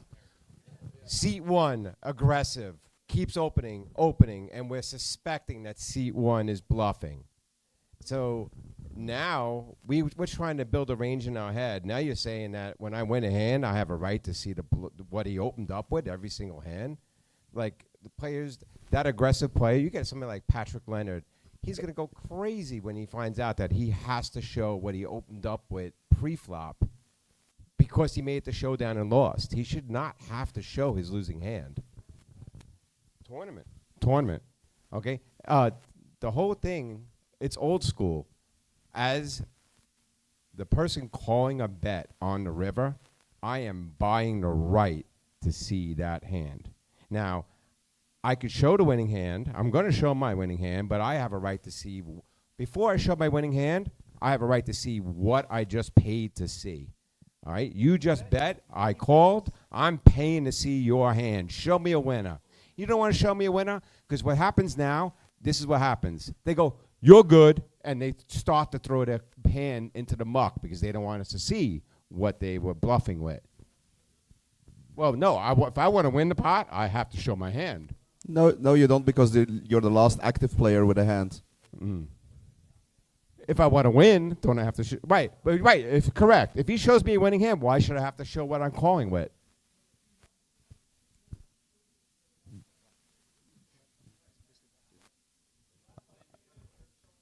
Well, then this is happening differently in different parts of the country. I play from East Coast to West Coast and international. It depends on the room. Some places, card speak, I have to show a winning hand in order to scoop the pot. Just because somebody mucked, correct, right? It's right. So it's all over the map. But back up. So according to the TDA rules, this. at least, you're not forced to show your hand. If you're the last player with cards at the table, you automatically win the pot. Maybe there are local regulations that are different, but with our TDA rules, you don't have to. Right. But as a poker player, somebody's betting. I'm buying the information. It's a game of imperfect information. I am buying the information. So maybe I don't have to show my hand. That's fine. But I still want to see that guy. Yeah, and you have that right according to the current rules. Right. Right. But on the flip side, if they show a winning hand, they should not ask for the right to see my calling hand. Why should they? Well, we are at a showdown. The word says it says showdown. We show down and we see who wins. Because think about what you're saying. You're saying if somebody mucks their hand, I don't have to show a winning hand. But if they show a winning hand, I have to show a losing hand? You don't have to show, but they have the right to see it. Yeah, that's a lot of players are not going to be happy with that. If that rule is in place right now, and it isn't a lot of players place don't know in many about places right now. Oh, a lot of people would be very angry if they found out they had to show their losing hand. They don't have to, only if it's requested. Right. I was going to say I understand what you're saying, and this has always been bad etiquette. It's always been bad etiquette. That's why we've had to rule around it, because it's always been bad etiquette, and it always caused problems at the table. He starts it in seat 1, now seat 4 is doing it, now seat 9's doing it, and it's like we've always. Sorry, just 1 second. But in practice, again, no one wants this war anymore, because when you're deep in a tournament, I don't want to be showing one more card than I have to, and neither do you, and neither does he, neither does she. So you don't really see this, and usually the last aggressor is showing because they're winning the pot. So I would say, if I have a 10-day festival and I rule on this 10 times, maybe once would it be the aggressor going, no, I want to see what he called me with. Maybe, and I don't even think we're ruling on it 10 times. I bet the under on 10 times in a 10-day festival. So I think like Kenny did, I kind of question your have to. I don't think, in your local room in Tampa Bay or Green Bay or San Francisco or something like that, maybe Tony and Todd just bloody hate each other, and they're going to start being, absolute asses about it the whole time. Yeah, and you step in with rule 1, you shut down whatever you need to. From a large-scale tournament perspective, I agree. This is how we've been ruling it since probably before I was on APT, because Lloyd's in the chat saying that this is how he's ruled it forever. So probably going all the way back to 2013. We were doing it on the EPT before then, because we're one of the ones who brought the rule into 2013. So I haven't really seen a problem. Just from my point of view, pre-flop, I bet, you call. Flop, I bet, you call. Turn, I bet, you call. River, it flips around. Why the only last bet matters? Why is the only last bet matters? There's more going on in poker than the last bet. For me, it's a showdown. If I have the right to see his cards, he has the right to see my cards. It doesn't really matter who called who. Sure, in terms of who should act first, I agree. But it's a showdown. I have the right to the information as you have the information on my cards. And it's clearer, I think, for all players. One fan clapping. Okay. You know, reading 18A, I think it really does allow the EPT to entertain any request by any player at Showdown to see the hand. There's nowhere here that says you can't do that. It just says that the player must retain their cards. And if they do retain their cards, it says if they don't retain their cards, then they lose any rights or privileges to ask to see the hand. Conversely, that reads if they do retain their cards, then they do retain whatever right or privilege you grant.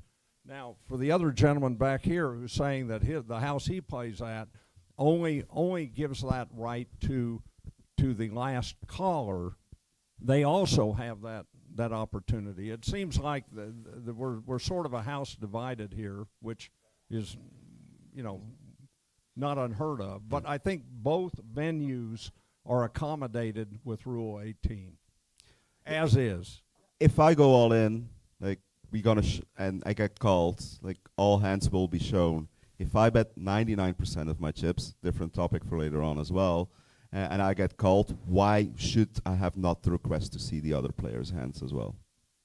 That called me. It is written, yeah, but that's why I'm saying, like, I think the rule should be anybody with live cards should be able to see anybody else's cards.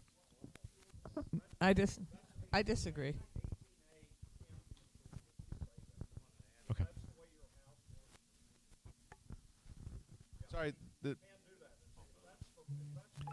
All right, just let me get a show of hands. Who does not believe that either player should be allowed to show their hand?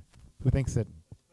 Who does not think that either player should be able to request to see the hand? To see the losing hand. So the guy with the royal flush can't ask to see the caller's hand, right? Who thinks it can only go one way? Who thinks it can go both ways?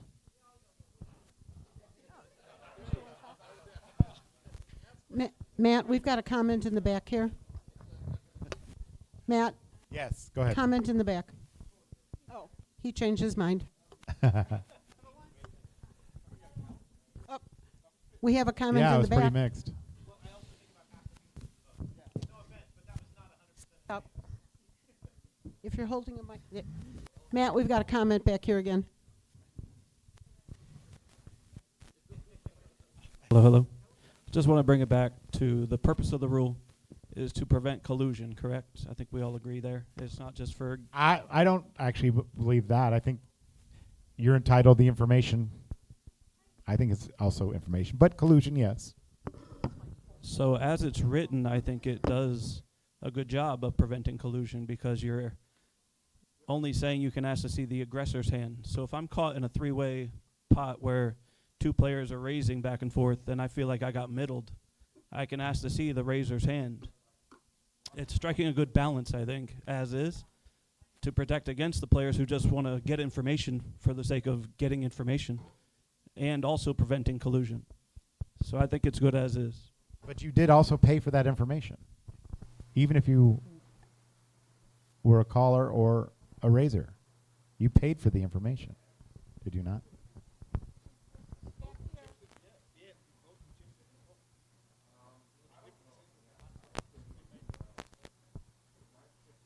All right, go ahead.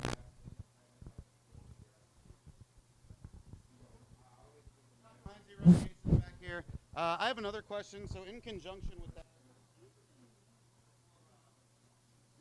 non-all-in showdowns and showdown order. So what would be the purpose of having that rule in the rule book at all if we're just going to let any player request any player's hand at showdown?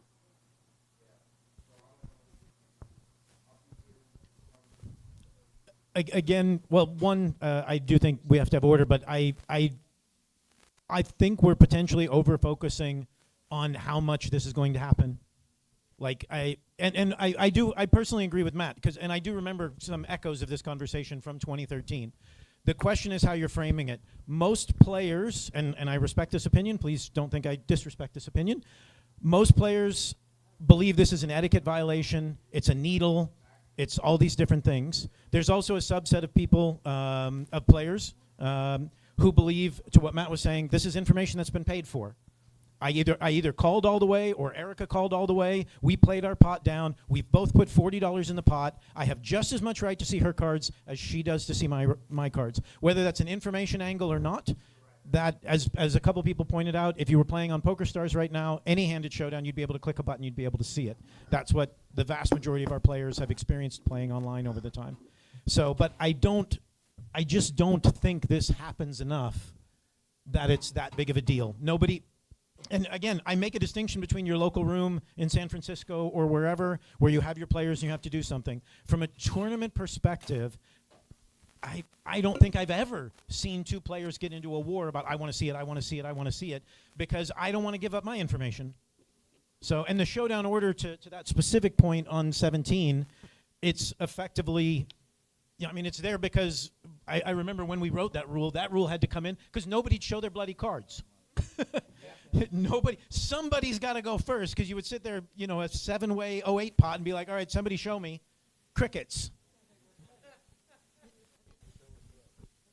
Show or throw, exactly. But All right. We need to move on. We can come back to it. All right. All right, table talk. It might be the most requested change of the long-standing tournament rule that people want to be able to talk about the concepts of the hands. I am not interested in changing that rule. I think it's been around way too long, but it is still, by many players, requested more than any other rule that they want to see table talk brought back where you can disclose the contents of your hand. I think it opens up areas for collusion, all of those things. Then we get to the bottom where it says, are players like Martin Cabral good for the game? Because he doesn't want to vote on that one. But the thing is that a lot of things you might see him saying are very close or are way over the line to what we allow in the TDA. So as far as table talk goes, I think that I am in favor of table talk. I think it makes the game better. It makes the game more interesting. It's better for TV, all of those things. Yeah. But I still don't think you should be able to disclose the contents of your hand. Does anybody in this room feel like you should be able to disclose the contents of your hands? Please raise your hand. If not, we're moving on. All right. Let's move on. And while I think Martin Cabral is good for the game in some respects, others feel that he's not. For a lot of reasons. All right. yeah, sorry, can somebody say what she said?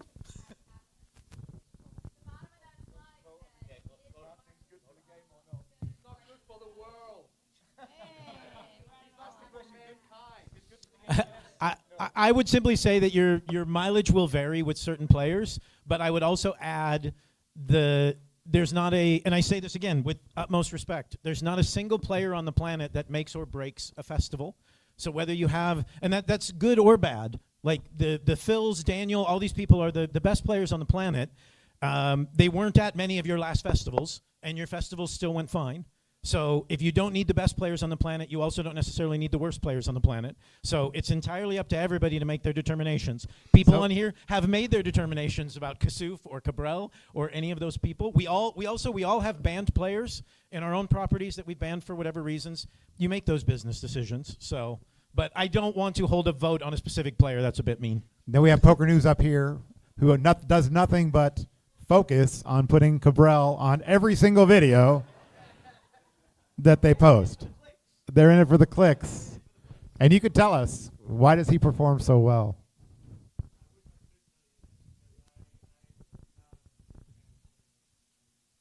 Okay.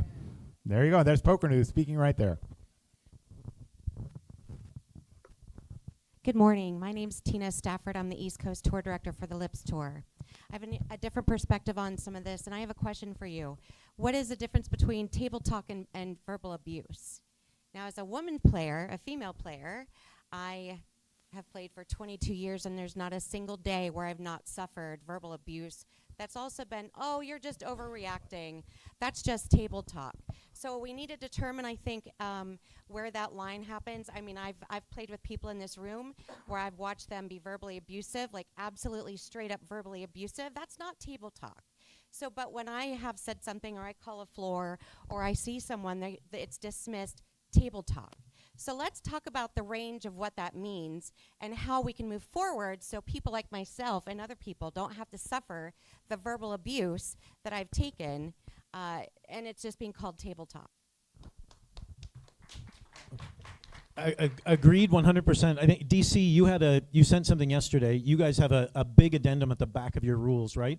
About player etiquette and what's allowed and stuff like that. Like you guys go into quite a bit of detail of what you expect from your players, right?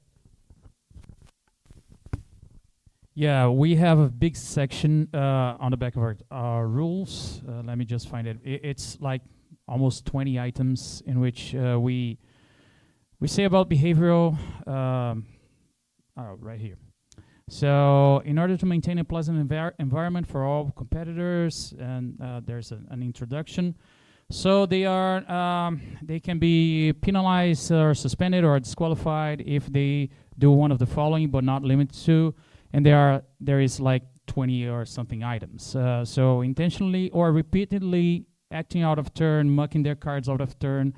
But it says a lot about inflicting having bad behavior towards other players as well, personal hygiene,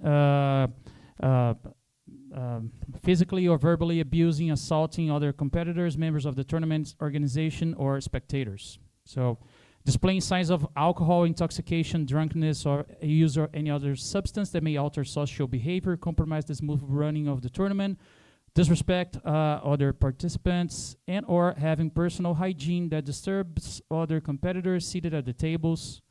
Well, there's a long list here. Yeah, so we actually talked about the stress limits. I think the TDA needs to expand on that exactly for what you... Maybe. Can you all hear me? All right, perfect. So I'm just going to shout. Is it go? Yeah, so I think number 70, etiquette violations should be expanded.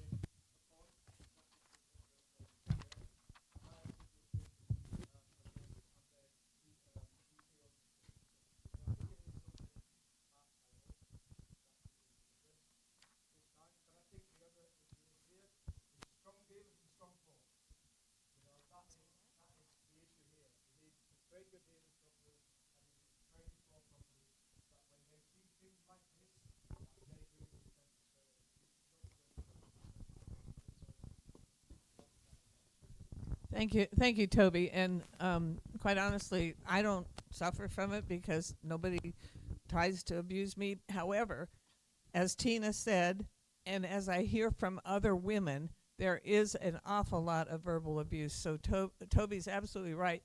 Train your dealers to call the floor, and not just a woman, but do protect the women in your room. Do protect everyone in your room. It just has to. We're not back in the 80s. In the 80s, it was an everyday, all the time thing. But today, just train your dealers and your floor to not allow this kind of verbal abuse. Chris Johnson, Desert Bluffs. My thinking is that Cabrels and the Kazoofs of the world are good for the game because they allow us to stress test and get better and to try to create a condition so it's like not possible for them to ruin the game. If somebody's going to try everything, we're going to have a chance to fix it. If he's going to slow everything down or act on every street, we'll be able to talk about it and say why it's wrong and have a reason for it being wrong, and that'll be what we do. So, at the end of the day, it should be impossible for any two players to ruin our game, right? That's our job. Okay. I would agree with the training the floor better. I will just tell you that within this last week, I was spit on by a player. I That's saw assault. cheating, and when I reported it, I was told I probably don't know what I'm talking about.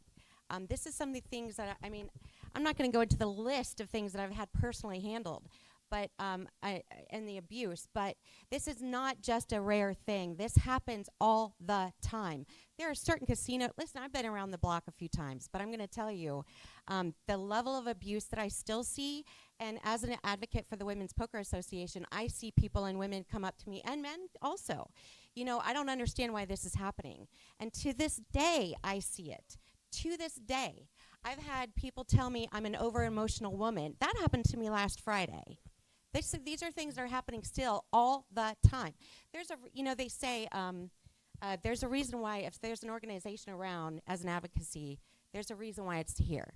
There's a reason why we have advocates for players, men and women. We need to address this. This is not a rare thing. I see it every single day.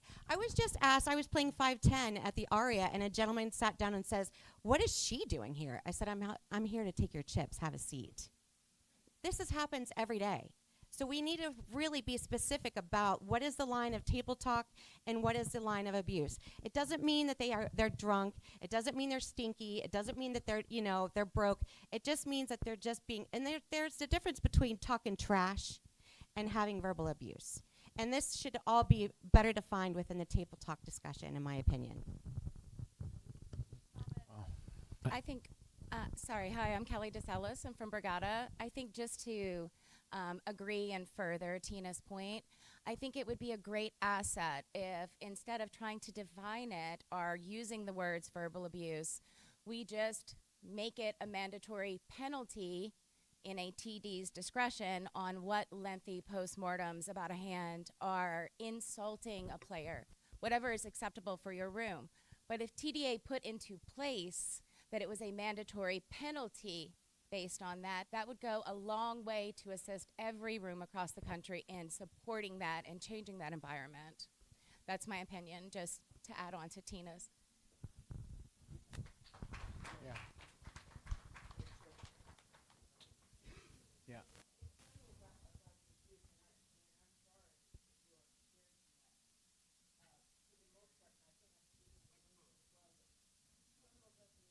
Jan.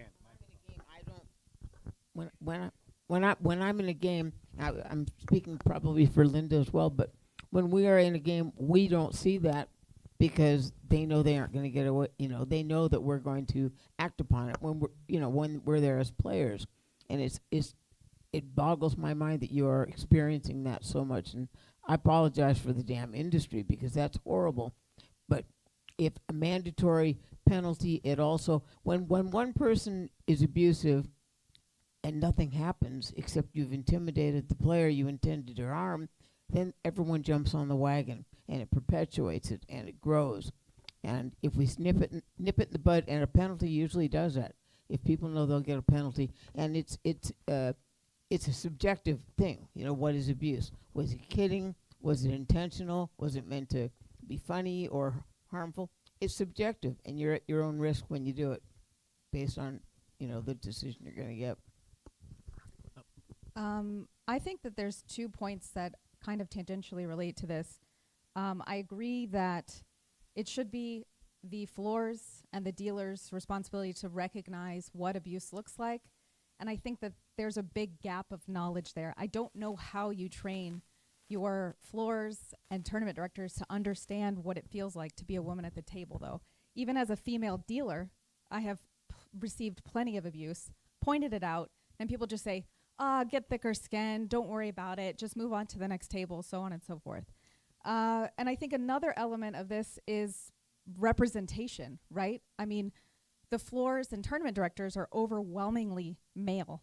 And so I think there's something that can be addressed there with having more women being promoted in the industry as floors, as tournament directors. And I think that there's kind of a dearth of that as well. So I think, how do you train your floors, your male floors? How do you train your male tournament directors to take it seriously and even recognize it when it's happening? Because they usually can't even recognize it. And they don't know what it looks like. They don't know when that line is crossed. And women know when that line's been crossed. And I just hear from the women that it happens to most of them. And We just have to do something. I would also add to that, like this is something that's come up every TDA that I've been on the board. We literally, it was Maria, right? Was it Maria who was 2 years ago who gave a presentation on this, or 4 years ago?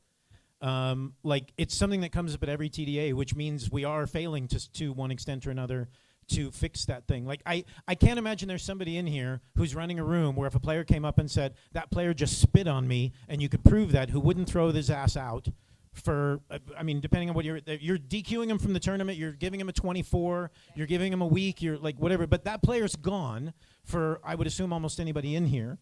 You know, and definitely like for stuff like this, I'm not usually a name and shame kind of person, but like this is what social media and things like that are for, to get out there. And because you make a very good point. I don't know what it's like to be a woman at a table. I don't know what it's like to be a woman in the room. And depending, TDA is now a global organization. I don't want to say what country it was, but when I went to Asia and started doing events over there, one of the countries that I went to, the dealers are such a lesser class citizen within the property that if they spoke up to a player, they would be out on their ass in 2 seconds for risking a patron in that property.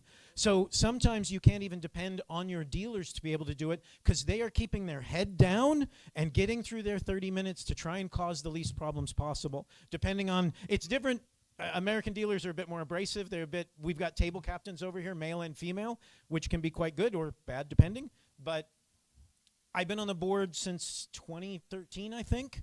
So that's 12 years, 13 years now. And this has come up at every meeting, and it was coming up before. So it's to me, I think a lot of it is training, but everybody has to do better. But again, I would encourage everyone. I don't want a player to suffer in silence. I don't want a player to just sit there and take it or whatever. You know, tell the dealers, tell the floors, tell whatever. Come to me, I think everybody in here would be like, if a person is having that experience in your room, you want to know. And unfortunately, a lot of the women, they're not going to know Paul to be able to go to Paul. They're not going to know Matt, and I get that.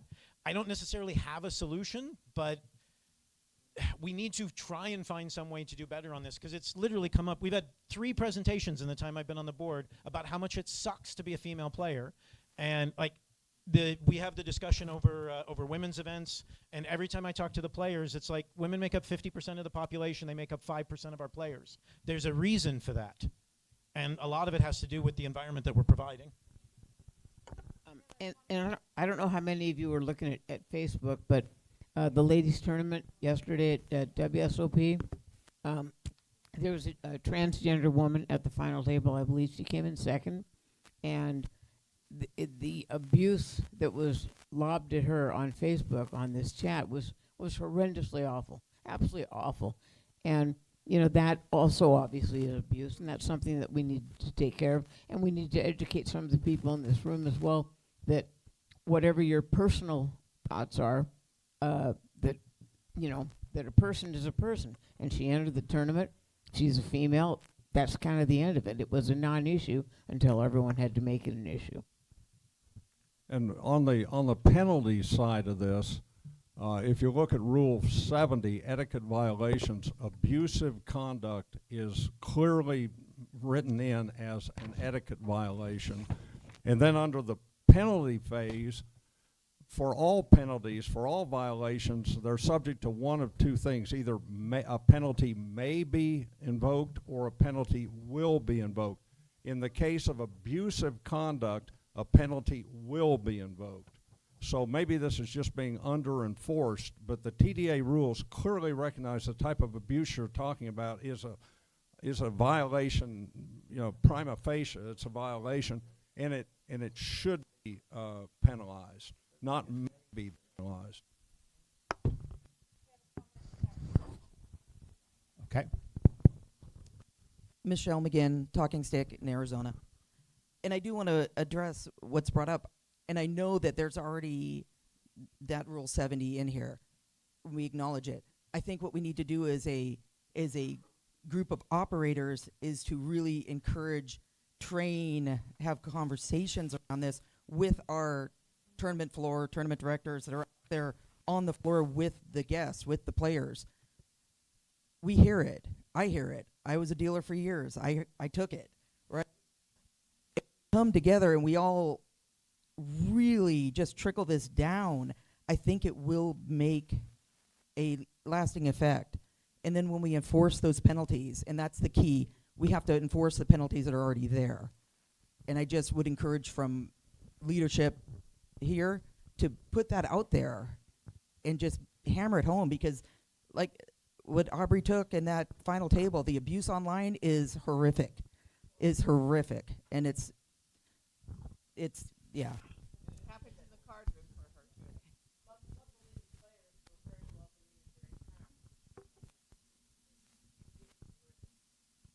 So I just want to agree that I don't think that, the penalties exist for abuse. But again, the problem isn't that we can't penalize the players. It's that the floors and the operators don't recognize that behavior. I think that's overwhelmingly because it's a male-dominated industry. I can honestly say the only reason I really got into this industry is because I started in a room that was run by a woman, and I felt comfortable there. I thought, oh, I can deal poker in run by a woman. I work Kelly at Borgata. I feel very comfortable because I know that she has my back in a way that men don't, and that's just the reality. So why come up every year? Because we're not really addressing the issue. Exactly. You guys are saying, sure, when people misbehave, we'll punish them, but nobody's recognizing that misbehavior, and that's the issue. How do we train people to recognize it? And again, I think it comes down to training, education, conversations, allowing your dealers and your players to come to you, because I will sit in silence all day if I don't think someone has my back, because that feels worse. And again, I think promoting women in the industry is another solution to this problem. I'd like to add on to that, actually. Being part of the Women's Poker Association, there's an initiative called the Raise It Up program. And with that program, you can, as a room, you can work with the Women's Poker Association, and there are certain criteria that you can match, like making sure that your staff is trained properly, to provide a welcoming environment, that the players and the new players, whether they're men or women, that are new, feel welcome. I mean, I remember walking into a casino many times and feeling intimidated, like what the heck is going on? So I've started another thing. But the Raise It Up thing is actually a signature that can be put on places like Poker Atlas. You can put a poster up in your room, or a signature, or something that says, we are a part of the Raise It Up program. Because when I look and I'm going to a new room, I look for those things. I look for the information that's going to be right. It's just like game selection, right? If I'm going to look for a room, and I have 5 different rooms in the city that I'm in, if I see somebody that says we're part of the Raise It Up program, I'm going to go to that room. I know that I'm confident that staff is trained properly. At least they've been given the information on how to handle and what it is that a female player needs in order to feel safe and secure, so they know that they're going to be able to go in. Look, all we want to do is just go play cards. All we want to do is play cards. We don't need any extra special treatment.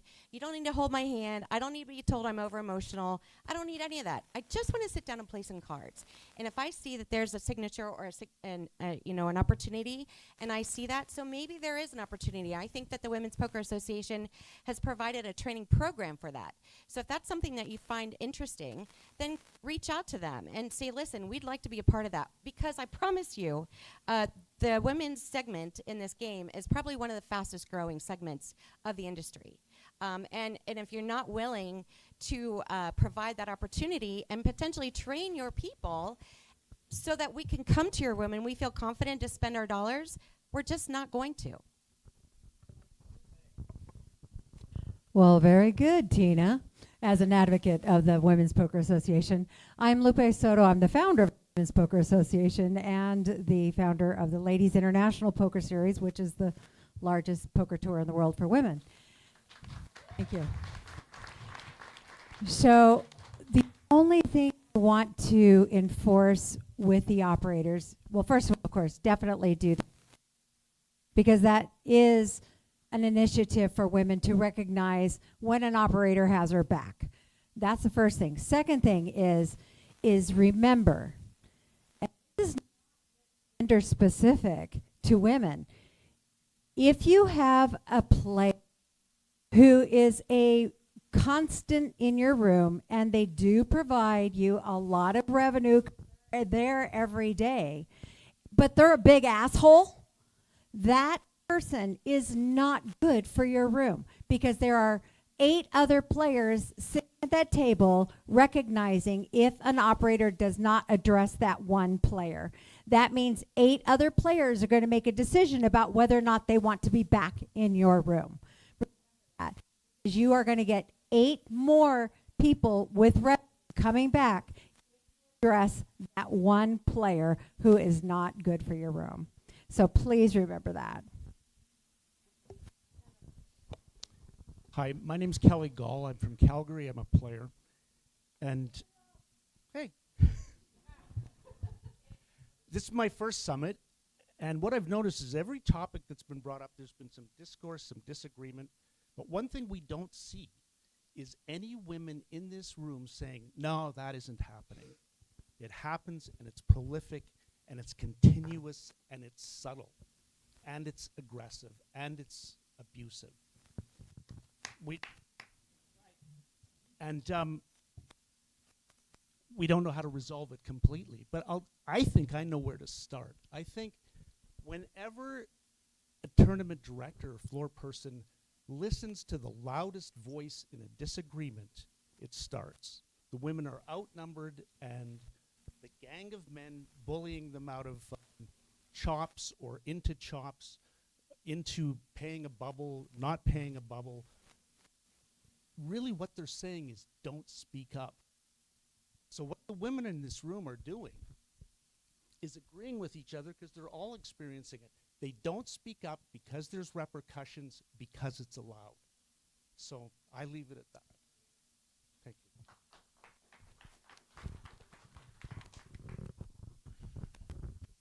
And with that, So quick question: is there any language that could be added to the etiquette and penalty disqualification rules 70 and 71? Particularly to the ladies, but anybody here, would you like to add a term such as abusive, sexist, misogynist, any of those type of terms you feel would at least take a first step towards this? Yeah. And if so, what would those terms be? Yeah. You'll come up with it. Sexist. Hi guys, just really quick, as a female operator and a female player, I kind of stand on the side with Linda and Jan where people don't abuse me at the table, but there's a strong reason for that. And I'm not suggesting that there isn't a problem within the industry, because there absolutely is. However, I think one of the biggest things to do is to educate women and let them know that self-advocacy is good for you. And so to say something and have a space where you're welcome to do that is critical, and that is what's going to create the biggest change. Because when you put all these words in like misogynistic or this or that, it's very subjective. Like, we don't know what that means. One person might think it's fine, another person might not think it's okay. And so I think to define that, it's going to create a huge problem. But again, ladies, I ask you to really stand up for yourselves, advocate for yourselves, and make the change. Like, we need to be a part of that change. Just to ask everybody else to do it, I don't think is very fair. So we need to be a part of it. And when you see it, shut it down. Shut it down. Like, if somebody's abusing you at the table, shut it down. I understand. Keep doing it. Just keep going. I'm not suggesting we don't need language, but I do think that it's important to advocate and continue to do that for us as well. I have a business called Poker Player Cruises. Honestly, we have 40% women in our card room. 40%. And those of you who have been on it can verify that. We have women players because they know that they are going to be protected. Before every cruise, I send out something saying, because we want you all to have a good time, we will not tolerate any abuse. And the women know it, and they come on our cruises because they know that they're protected. So I know we've talked about this in the past about a potential like blacklist for, you know, cheaters in poker. And as operators, all of us are in the same room right now. I think we need to, like she said, she got spit on. Like, do we all agree that that player doesn't deserve to play poker in any of our rooms ever again? So I don't know the logistics behind how we get it going. I mean, we have John Friedberg here. You know, most of us are switching to Poker Atlas or already use it. But, you know, some kind of database where like that guy doesn't deserve, and, you know, we can't really correct everyone's behavior, but one by one, if we just start taking out the shitty players, eventually our game is going to get better.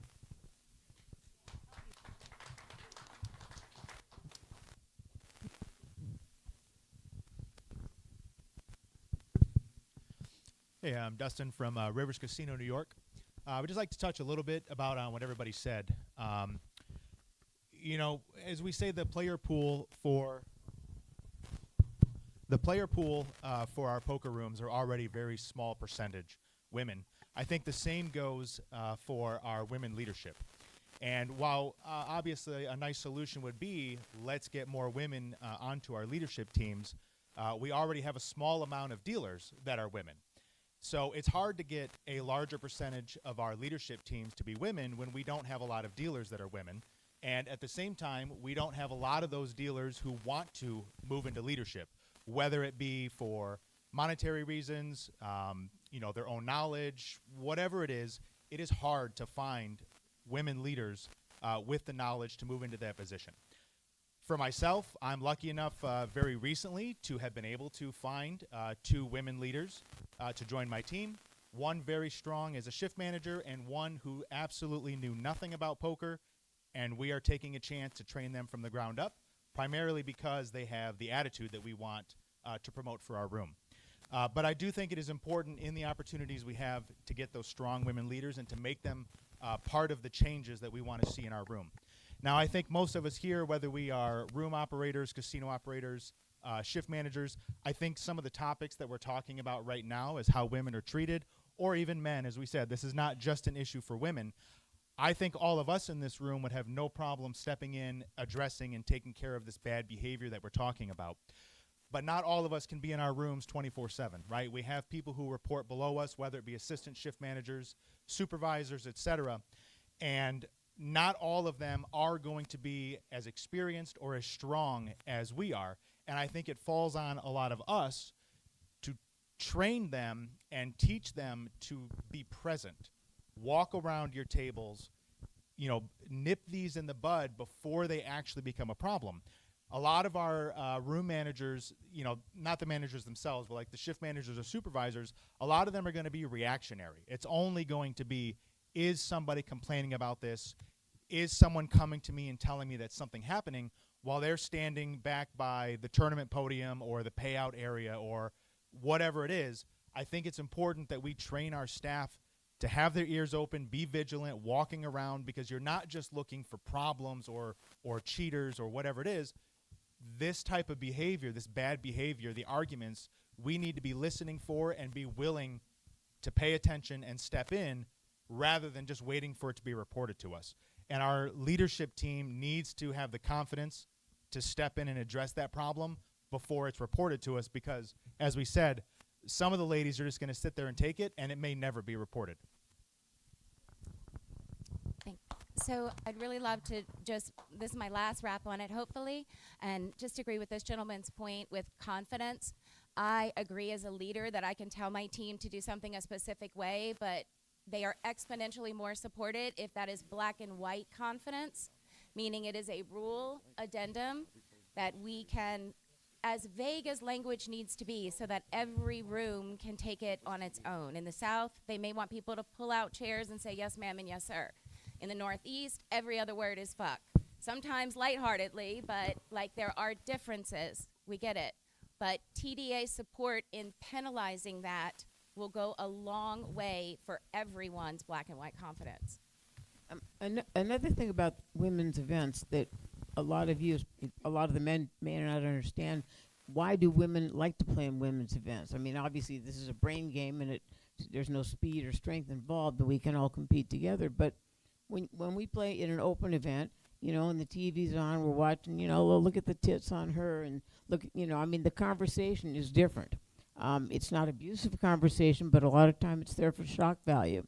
And when I play in a women's event, I don't feel that I need to play in that event because it's a women's event, but I'm more comfortable there because I'm more accepted for who I am, and the conversation is more interesting, and it's not, it's just, but I mean, that's one of the reasons why we have ladies events. It's not because we can't compete openly, but it's because the environment is better. It's more comfortable for most women.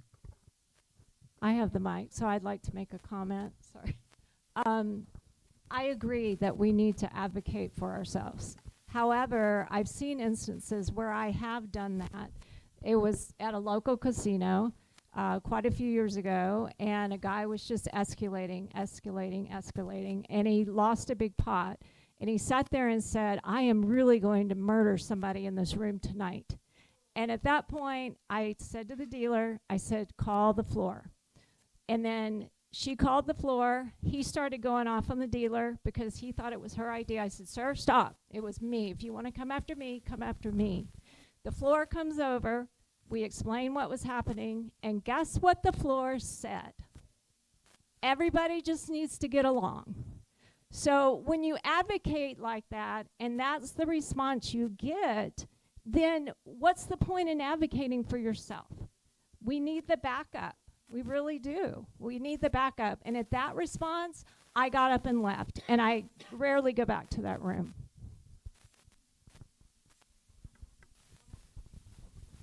Not to, I mean, I am going to kind of keep beating a dead horse of Brian from Running Aces.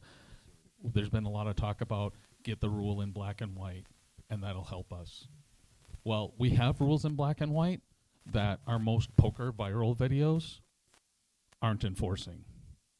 You bring up Rule 71, Rule B, the difference between may and will. And under will, penalties will be given for soft play, abuse, disruptive behavior. What's our most viral poker videos? Our two most disruptive behavior players in the world, Cabral and Kasuf.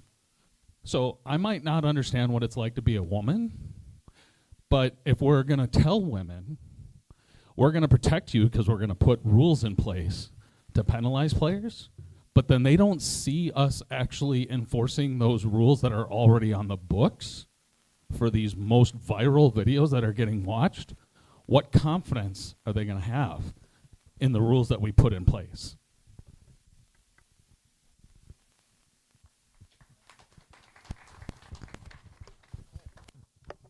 Okay. All right. So I wasn't going to bring this up tomorrow, but it's a topic that came up, and this comes up all the time. There are women that contact me from time to time. They said that ladies' events need to be renamed. They should not be called ladies' events. I didn't understand it. I don't understand it. And so I have Linda to explain why. Okay. Thanks. I did, there were some polls online, and I just made some notes from some of them as to why some of the ladies would like it to be called women's events. And the pro-women's is they say that women's is the gender, women's is the gender equivalent to men, not ladies. The term lady is sometimes viewed negatively or controversially because it often carries patronizing overtones, implies outdated social behavior, or enforces rigid gender stereotypes. It could feel a bit 19th century. Another comment, lady is an attitude, not a gender. Another one, some think ladies denotes a more feminine aura, more prim, proper, graceful, submissive, old-fashioned, and they think the term women is seen as more modern and empowering. One woman said she is more comfortable playing women's events because she felt turned away by the term ladies, stating that she was a woman but no lady. And a lot of women feel that the term women is more inclusive. So those are the reasons that people wanted to be women's. Now, pro-ladies. The traditionalists prefer ladies since it started as the WSOP Ladies Tournament, and it still is the WSOP Ladies Tournament. The Lips Tour is the oldest and biggest ladies poker tour, and it deserves some respect and recognition. It's lips, not whips. That's what the ones who want to keep it ladies are saying. Personally, I believe that it depends on your age what you prefer. And I think, I polled people at the latest ladies event. A lot of them don't care, they just want to have a ladies event. But it seemed like the older women prefer ladies and the younger women prefer women. And, I guess it's because it's like, for me, I'm one of the older ladies, so I like ladies. And, I prefer to be called Miss rather than ma'am. But Miss offends a lot of the younger women. So here's the impartial votes. It can be whatever you decide, but it's futile to expect or demand to be called one over the other. As long as we keep having them, I don't care what they're called. Another one, it doesn't matter. Priority should be increasing turnouts, improving structures, rebuys, late entries, keeping the game fun. Another one said, I don't understand why it's a topic. Let's discuss talking at the table, while in the hands, collusion, agreeing to check hands down, etc. So I think that after talking with Matt, he and I kind of have come up with the recommendation to call them women's events because no one seems to be offended by that term, while some people are offended by the term ladies because they think it's patronizing. However, what I'm suggesting to you all is to poll the women, ladies, in your rooms. And if you have a lot of older women, you might want to keep it as ladies' tournaments. If you have a lot of younger women, you want to maybe move it to women's. But bottom line is women's doesn't seem to offend anybody, whereas ladies does offend some. Matt, you want to add? Yeah, and that's, like I was told online, I'm not qualified to speak on behalf of this topic. I was told multiple times. May I chime in? So, and don't you tell them which category I fall in, one of the older ones, because my BFF could do that. But this gal doesn't care what you call it as long as I may take your chips. Thank you. Comment in the back. Who are you? I know that. I did that on purpose. You know. Good morning. I saw a lot Who of are you? Who are you first? Oh, thank you. Sherry Pliscota, a.k.a. Peaches. Thank you, Towley. Good morning, everybody. Under that... Oh, closer? Is that better? Yes. Okay, perfect. Thank you. Under some of the polls that Linda was referring to, there were quite a few younger women indeed that didn't even care about the discussion, that it's a waste of time. And I kind of am that way, but I did want to read something I wrote when this came up about a month ago that I had planned to read today that I wrote right when it came up. So, the irony of the First Lady of Poker leading us in the conversation about two words, women and ladies, is not lost on me. Not sure exactly when Linda Johnson gained the nickname, but pretty sure it was decades ago. A nickname honoring her accomplishments in the world of poker. A nickname anchored in her history of breaking through the glass ceilings in the poker world. Anchored in the battles won against condescending, misogynistic men. Anchored in doing things no other woman did before her. The First Lady. An honor recognizing her many accomplishments as a poker player. A nickname honoring her. It's not a negative. Honoring tradition is never a negative. And in this case, changing a word because someone is assuming the intent of the use of the said word is a meaningless, virtual signaling change. If we really want to make the world of poker a better place for women and men, we need to stop arguing over two stupid words. You have to forgive me. I lost a friend this morning, so I'm a little shook up. We should not dismiss the many polls taken indicating a change is not wanted, even if the polls don't agree with our personal agendas.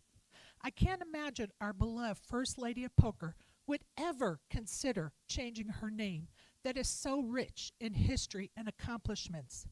Nor should we consider or force the changing of a tournament title also rich in history and accomplishments. Instead, we should be thankful and appreciate our operators that believe in the necessity of said events and continue to host them. And we definitely should not put any rules in the TDA dictating what word an operator can choose to use in their tournament title. Thank you.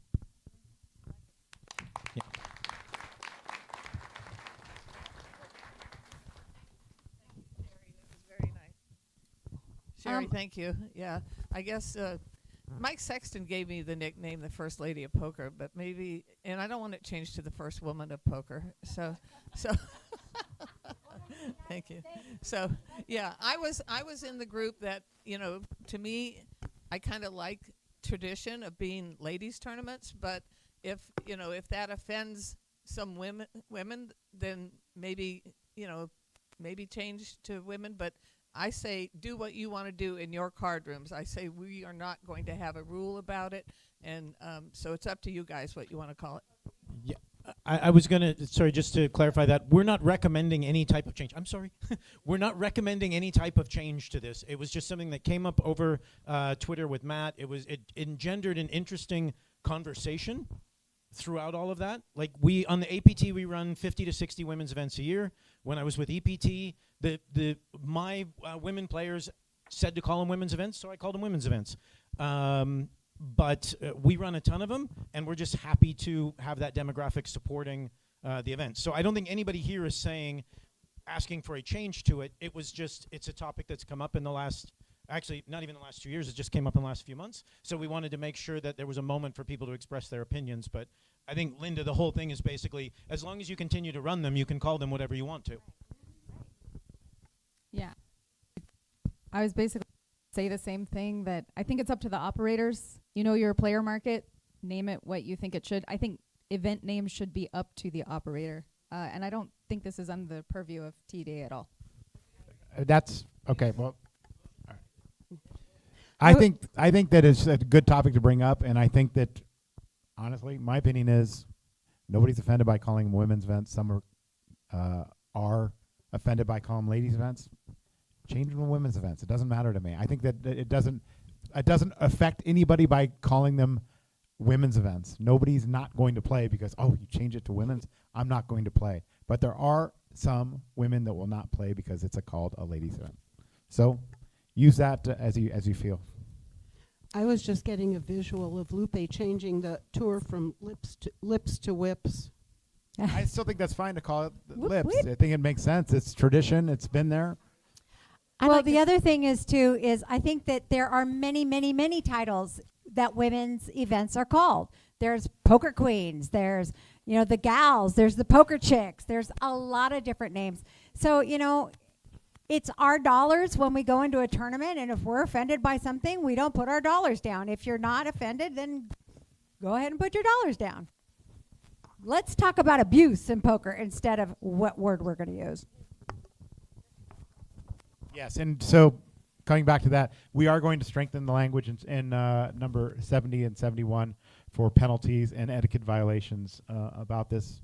It is a very important topic, and I've always said if we can get the amount of women in poker up to 50%, that's millions and millions more players. So let's focus on that instead of what we call the events we're playing in. All right? I also want to just take another moment as someone who also helps host tournaments. Logistically, I live in Philadelphia, so when I had to work with the state, it took us 7 months to get our tournament set up, right, and approved. So imagine what it's going to take me if we got to go, oh, nope, we're no longer ladies, we're women. What's that logistically going to look like? Let's think about that. Like all the paperwork that has to get changed, all the approval has to get changed. If I want a certain thing, I have to go through the changes, I have to go through the chain of command, all of those things. For women, pardon? Right. But I also think, Who are you to tell me what I need to call myself? Number one. Not me. Thank you. I'm a woman.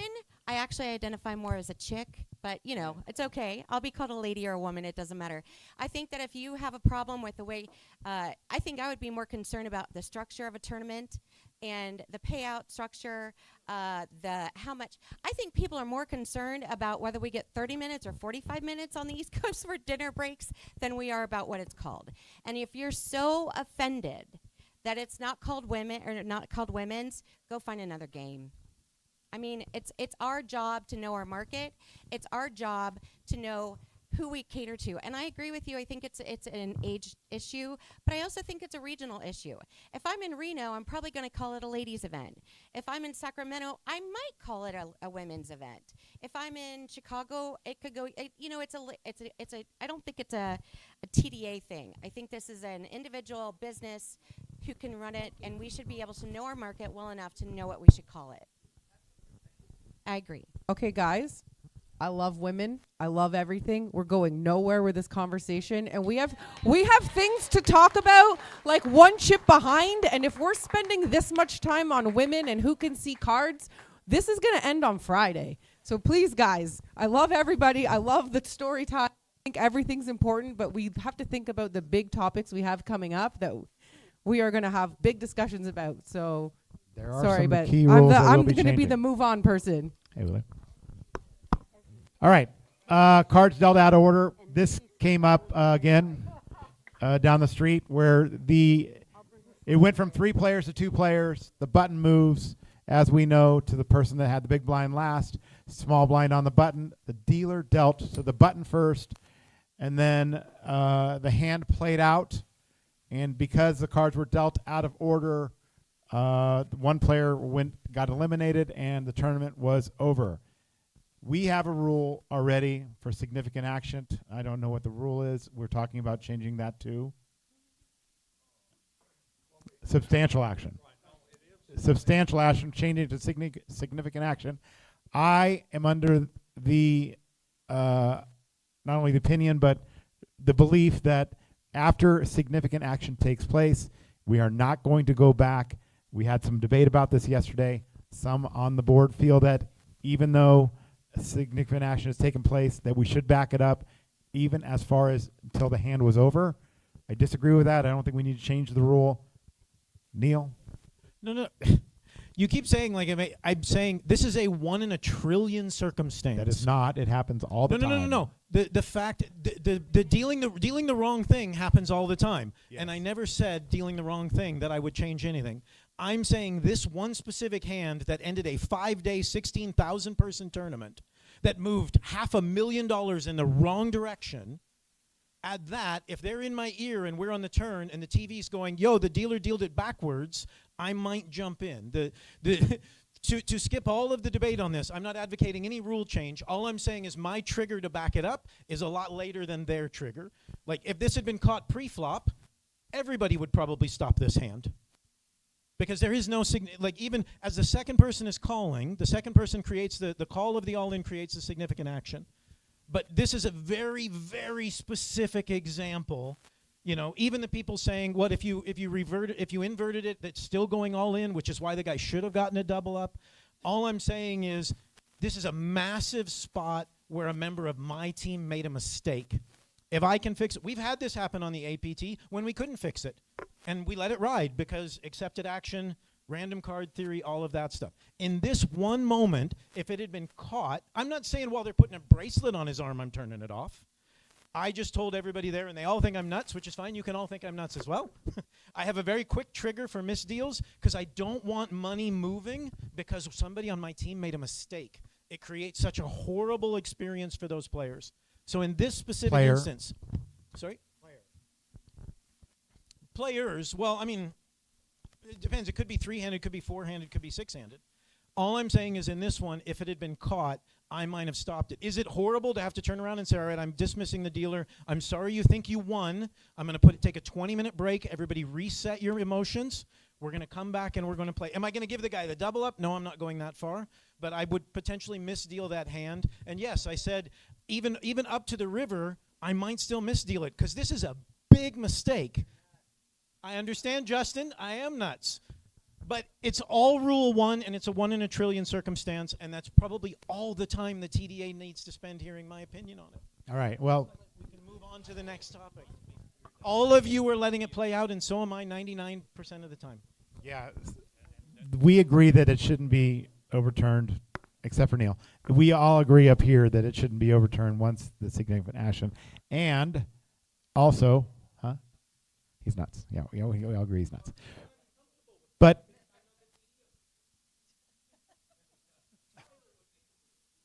yeah, and does the player deserve any compensation? No, they're not going to give him any compensation or anything.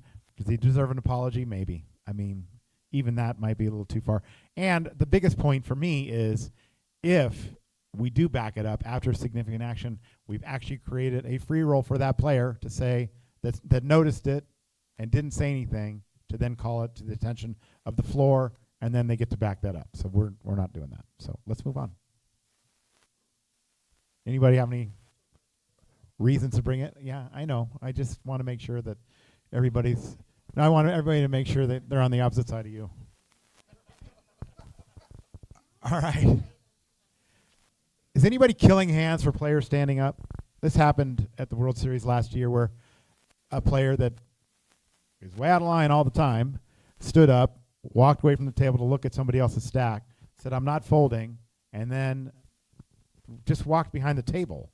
He just walked behind the table, and they killed his hand. And I brought this up in when we had our TDA Summit in Asia, which we're going to do again in October. So it's going to be amazing. I'm going to go back to Taipei and be a part of that. But he stood up from the table just to look at the other player's stack. And because they were so frustrated with the way this player had acted over time, they killed his hand. I think that's should not be ruled that way. We see people walk away from the table. I think as tournament floor people and tournament staff, we should be telling that player, you got to go back to your table or we're going to kill your hand. Once they get back to the table, then the hand is over, or that discussion is over. If they don't go back, we can kill your hand. Anyway, in this situation, he got back to the table, had his cards in his hand, and said, "I'm calling," and the floor person said, "No, your hand is dead." So I don't think we should be killing hands for people standing up. Just tell them to go back to the table. Anybody have an issue with that? Moving on. Watch the video though, if you yes.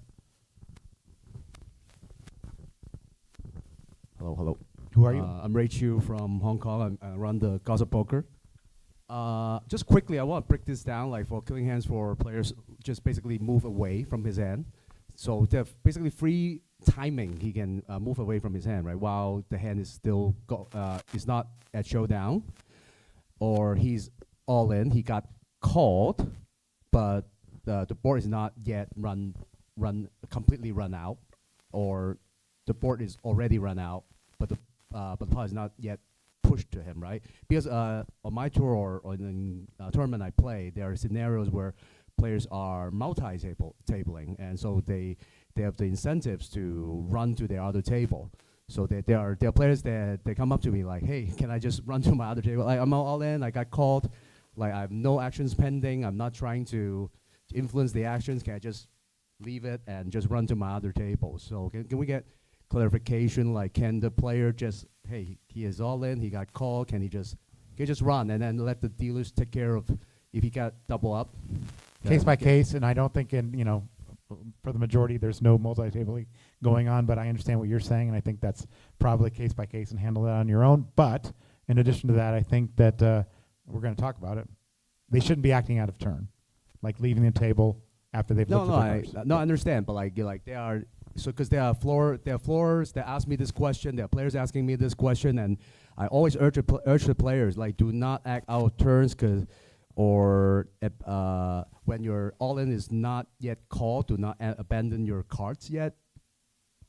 I always emphasize that, but the scenarios I was talking about is when the all-in is called. Can the player abandon his hand and run to the other tables and allow the dealers to handle the all-in?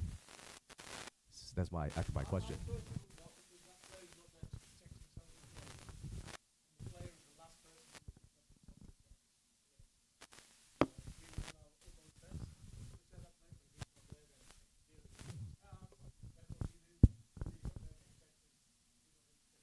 How is that any different from someone going to the washroom?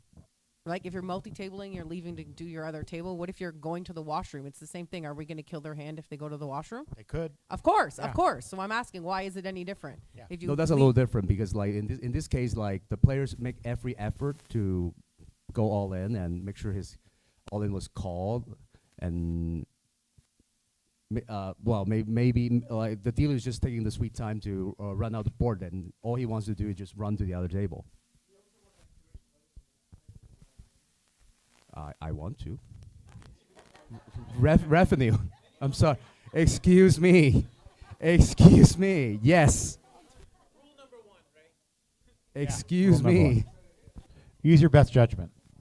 Thank you. All right.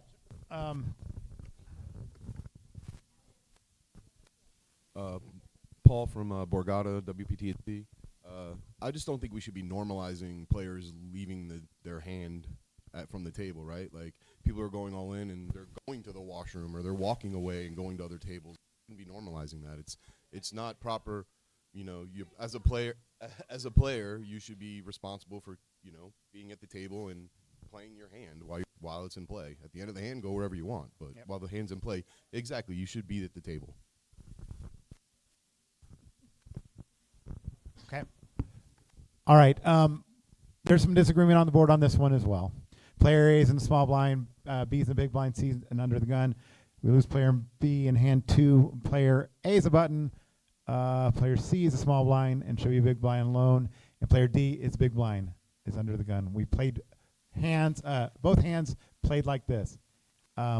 If the button is in the wrong position, who in the room would move the button back? So Jesse would move the button back? No, we're not taking a vote. I don't think anybody. You wanting to move? Who on the board? Who on the board wanted to move the?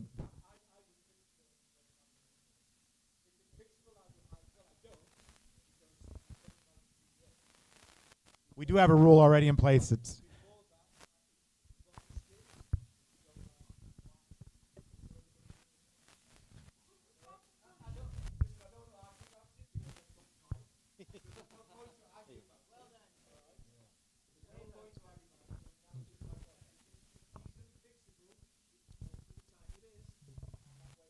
I don't think it's that easily fixable. That for me. Yeah.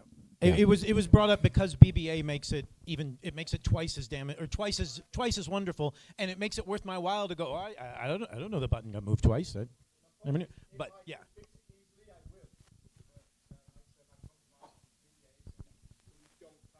Correct. We don't back it up. And if somebody's taking the big blind twice, maybe they were on break and they came back and hey, wait, I had the big blind last time. It's too late.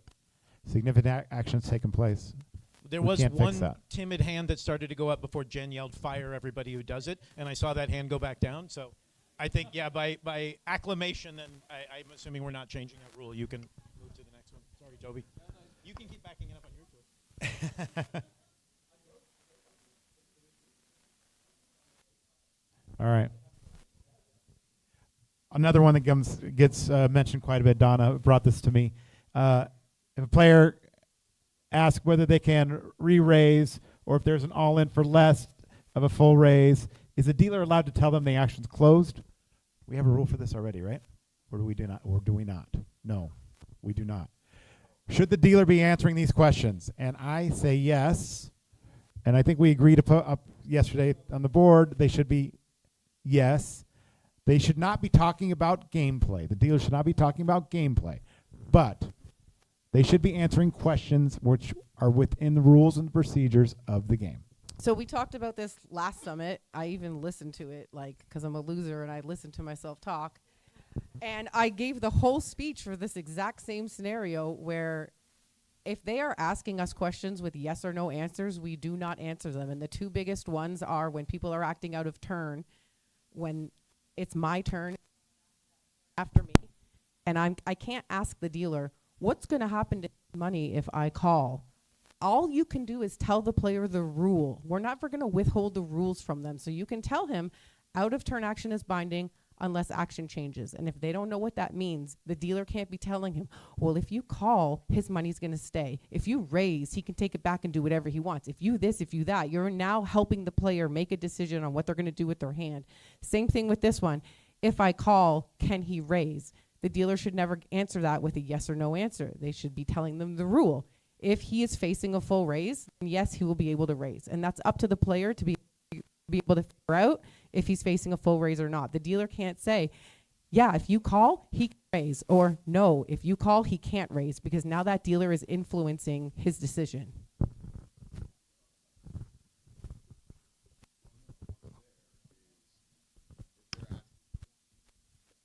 I think we're talking about two different scenarios here. The one that's up there is when it's my action, I can always ask what my options are, right?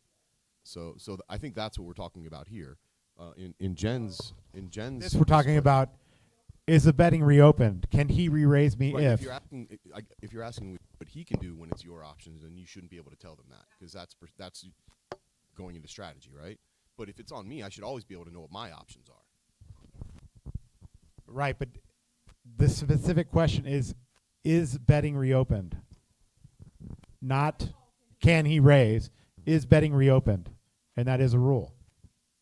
So I think they should be able to answer. Stating the rule. State the rule. Okay. We should be doing that together. All right. We're moving on. Doing good here. We're humming. All right. This is a big one. And it's a rule that's been around forever.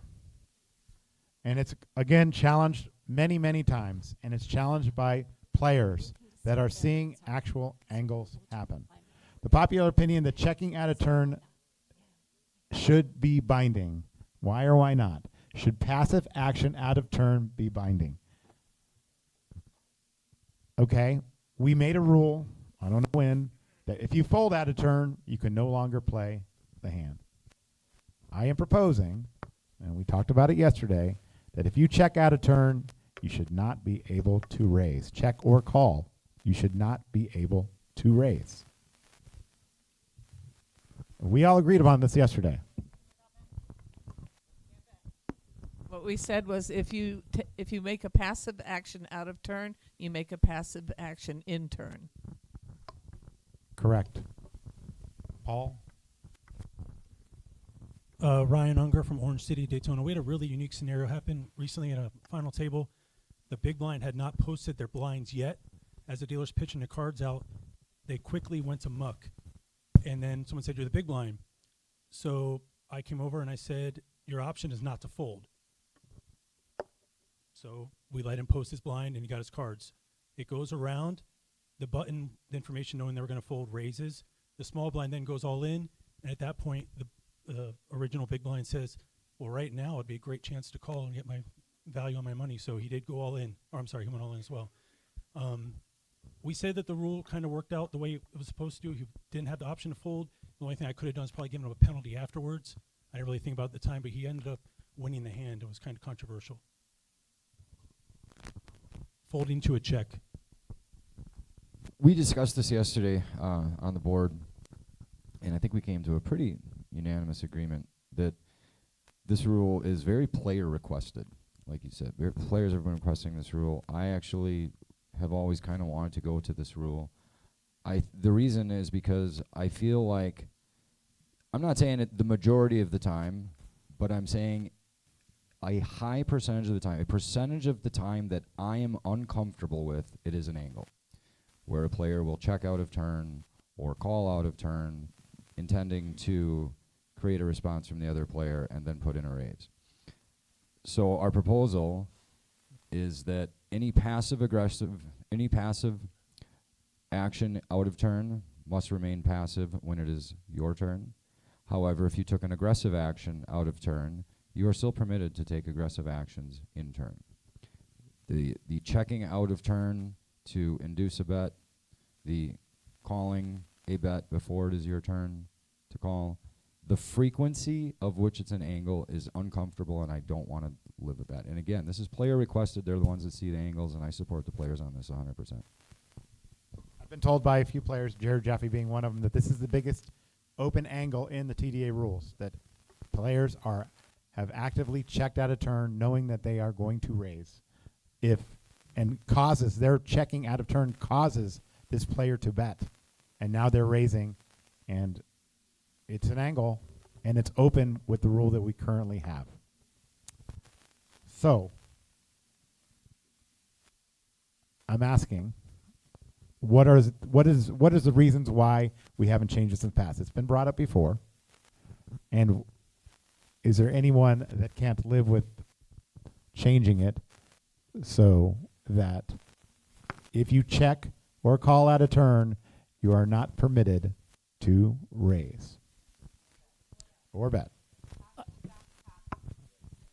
Passive is bound to passive. And it's been suggested many, many, many times over the years. I'm Kelly from Calgary again. I think that the best way thing I see is if we make it so a player acting out of turn can be no more aggressive on his subsequent action than he was here. What about a situation where it goes check, check, check? Are those only check if the situation changes?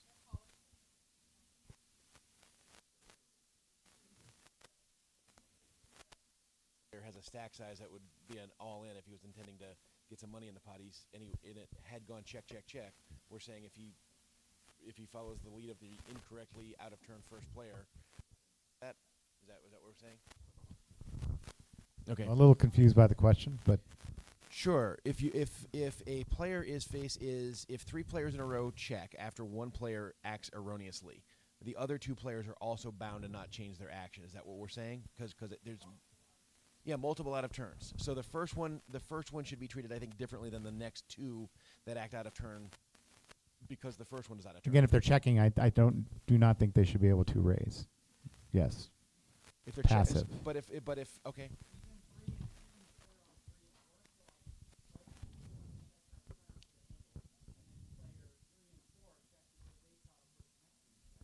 Right.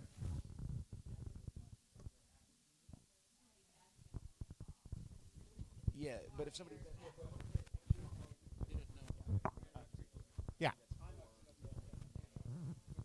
Yeah. But what if they want to,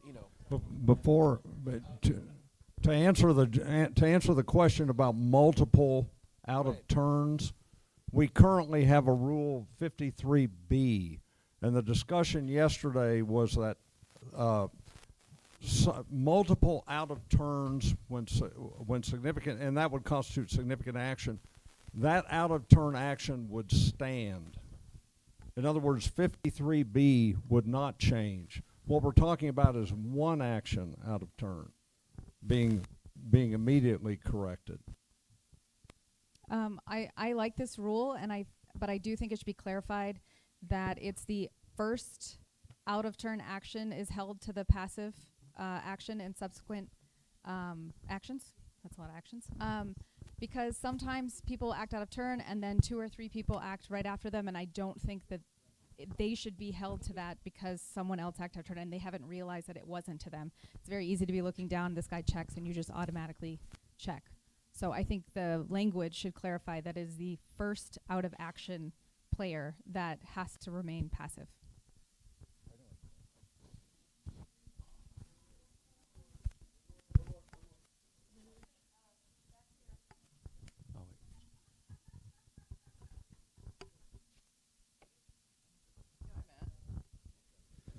Justin Atlas, Poker Hammer.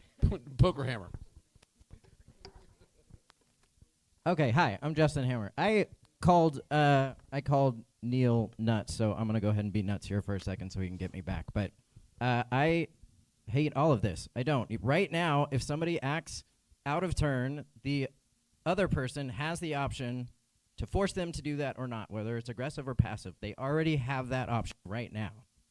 What we do when we do this is change it. Now you can bet with impunity. Part of the reason this is an angle is because you cause that person to do something different than they were going to do. If you check out of turn, it shows weakness, so now they're betting when they would have checked. Like, the reason that happens, that you're able to take the angle, is because somebody changes, and what I want is for every time someone acts to not know exactly what's going to happen 100% to the person behind them. And right now, you have the option to say, if I want to force them to do whatever they did out of turn, I can do it. I don't want to say, and also, I can limit to what they can do after that. I want you to have to be able to bet and not know what the person is going to do after you. So if you're going to change the action, you should do that and know that once you do, you have given them the right to do whatever they want, including taking an aggressive action if you took a passive action previously. And if I could add to what Justin said, I also support that. Thank you. But the other thing about going to what we're talking about where passive is passive, it's more complicated. The way the rule is right now, it's real simple. You back it to the skip player. If the skip player changes the action, anything is possible. If the skip player wants to lock it in, they just don't change the action. It doesn't matter, call, check, whatever it was. Now, with the new change, it's going to be more complicated. So not only in addition to what Justin said, but I'm not necessarily hating the proposed change, but just saying those are considerations. It is, again, this is something that they're already doing in certain parts of the world, just so everybody knows. Passive action's already in people's rule books around the world.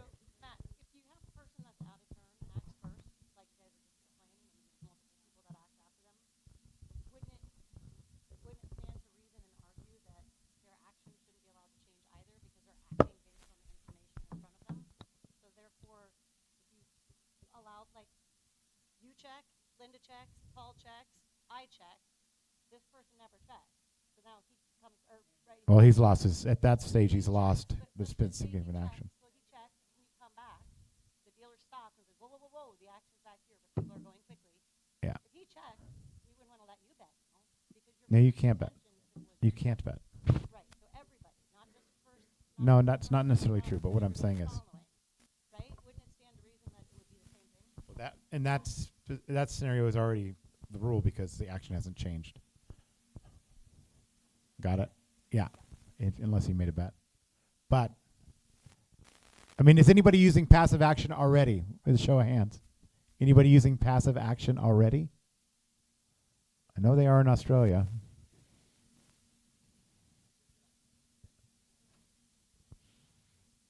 I think this is worthwhile to make a change, though. I think that there is enough people out there that believe that this is used as an angle, and we already do have a rule that it would be more consistent with the rule we currently have, honestly, where a player undercalls, and then we give them the option. Again, I want to talk about this later too, but the current rule is if they undercall, if a player bets 500 and then a player raises to 4,000 and the player didn't see that they raise a 4,000 and puts out a 500 chip intending to call, their options are to call or forfeit. Their option is not to raise. So we already have a precedent that since they showed passive action, we're going to lock them into a passive action, which is calling or folding. So this would be very consistent with the rule that we currently have.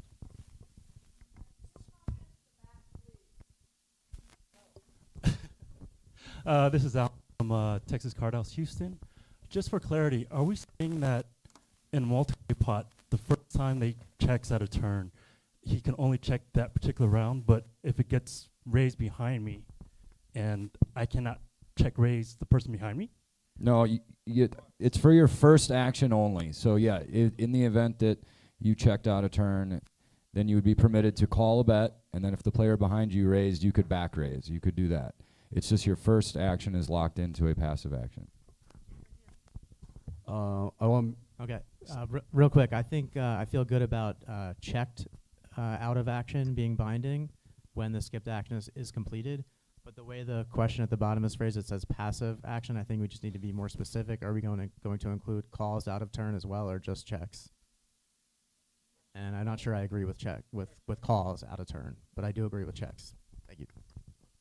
I do want to point out something. Like, so I understand when someone act out of turn, then they are bind to. So let's say, so if the action goes back to the first player. Then if the first player checks, then we force the out turn player's checks. I'm totally fine with that. I mean, the player acts out of turn. There are certain punishment. His actions are restricted.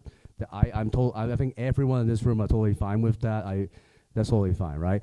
Now we're talking about we force a passive, I'll turn passive action to be a passive action. I take some issues with that, and here's why. I think because we are worried about sometimes it is being taken as an angle, and I agree with that. But sometimes it is a sincere mistake. I mean, it is a small, sincere mistake, and I think the penalty would be too large, too high, if we force a passive action, passive out of turn action to be a passive out of turn action. Like imagine, like there are hands like that you would only check or raise. You would never call. I mean, it makes sense. Logically, strategically, it would make sense. I mean, in my opinion, like, you know, for occasional sincere mistake, I think that is simply too high of a penalty to impose on a player who simply made a sincere mistake. And I think sometimes we blew up too big that the possibility of an angle. I think that it's not that big of a penalty. I mean, I kind of agree with the players because I see this a lot. I do think people act out of turn. I don't think dealers call the floor a lot when this happens. It's just, it would slow the game down if I was, I mean, even when I deal, I rarely do it because it's just such a hard place to call a floor. Just be like, oh, he acted out of turn pre-flop and we're going to hold up the hand now because of this. And so I think that doesn't get addressed at all. And we punish other mistakes. Like if you throw an oversized chip in the small blind without manipulating your chip, we hold them to a call. It's kind of the same thing, and they make that mistake and they learn. I think this would cut down out of turn action a lot. I think people would start paying more attention because they know that if they're not paying attention, they could be held to a passive action when maybe they didn't want to. So I don't actually think, I think it would just help reduce the amount of out of turn action, and the punishment is you know, worth reducing that. Okay, I have some things to say also. I was originally thinking the rule's not broken, don't fix it. And like things that Hammer just said make me lean more towards that. When I spoke to you a couple days ago and we went over this, I was like, yeah, I don't care. How about we just make it anybody who goes out of turn passively is just bound to something passive. But I think everybody here needs to understand what all of that means. So checking, calling, folding, those are passive. If you do checking or you do calling out of turn, no matter what that guy does that was skipped, you can now only call, check, or fold. If you call a bet of 200 out of turn, and now the guy, it's his turn now, and the rule is going to change, and we're going to have it that this guy's bound to something passive, this guy that was skipped can now raise to 1,000, knowing that that guy beside him can only call or fold, which is what Hammer brought up. I mean, I shouldn't be able to make an action knowing what the guy beside me is locked into doing. Like, I know now that I can make it 1,000 and this guy can only call. Or what? That's going to be the new angle.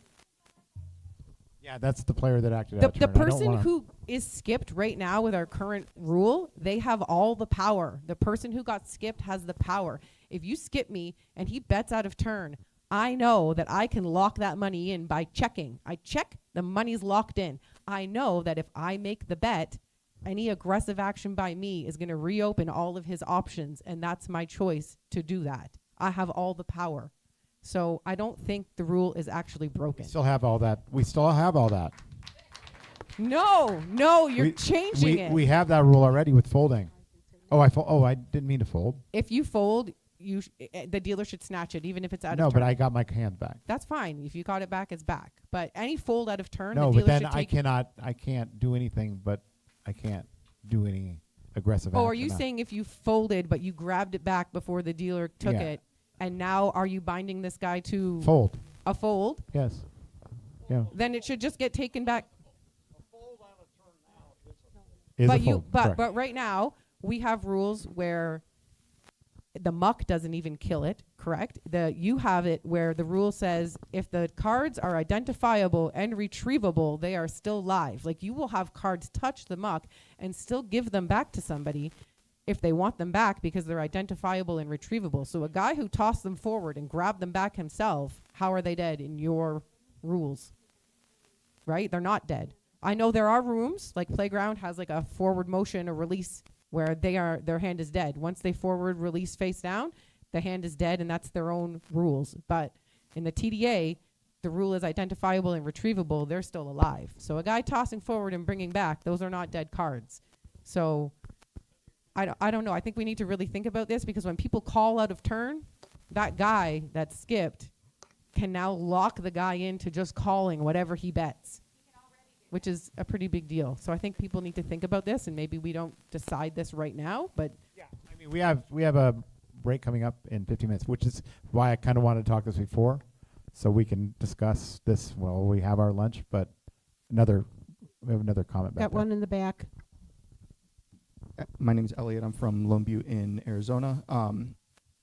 In the same vein of this, in Rule 55, if a player checks facing action, we're also not letting them raise. I understand the situation's a little different, but that player making a mistake is now not getting the option to raise when the player that we think may be angling is getting the opportunity to raise. I come from a casino where we don't do passive is bound to passive, but I actually think we should. So I think that's just my comment there.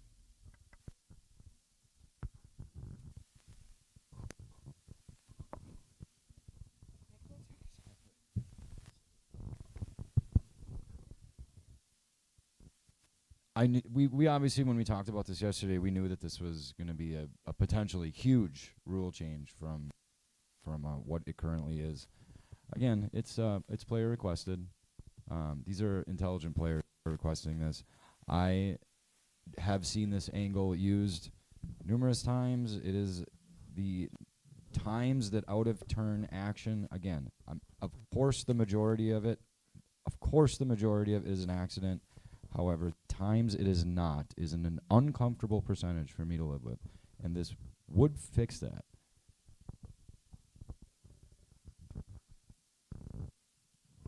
Okay, just for now, because we're going to talk about this after lunch too, but who is in favor of keeping the rule as it is right now?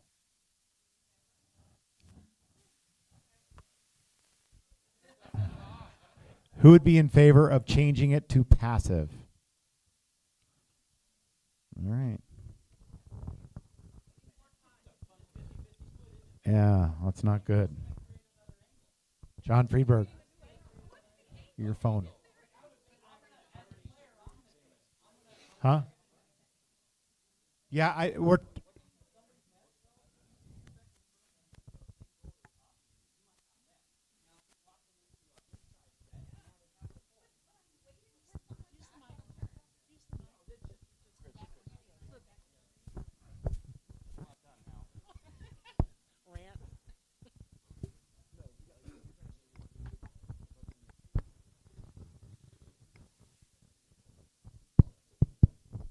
I want to hear a really good explanation on what angle this is creating. So if somebody has I do want to hear it. Again, when we discussed this yesterday as board, we came to a pretty unanimous consensus. We knew this was going to be a hot topic.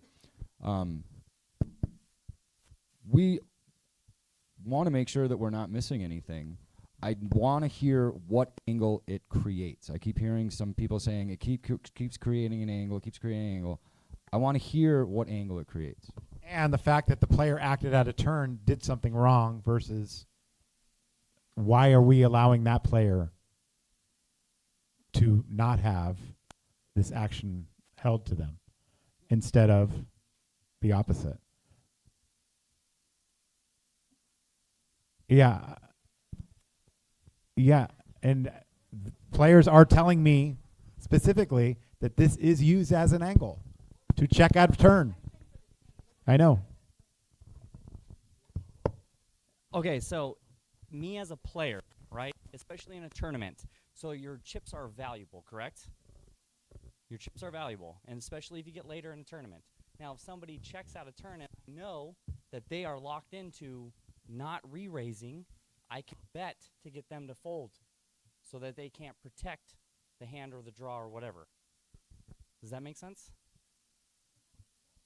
Yes, it's situational. That's but it's not an already angle, though. It's already situational, though. It's the same situation. It's just opposite. So, like this.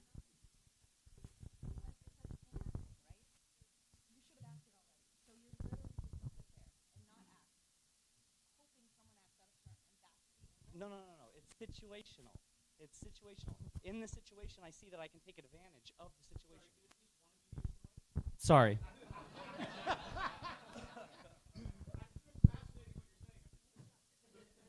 It's situational, right? Like in the situation, I can take advantage of the situation.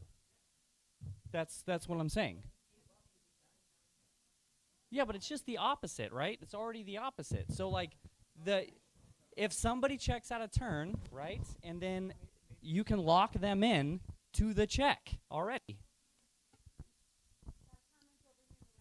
I think it's the same comment. I'm having trouble seeing what the angle is. I'm in Hammer's camp.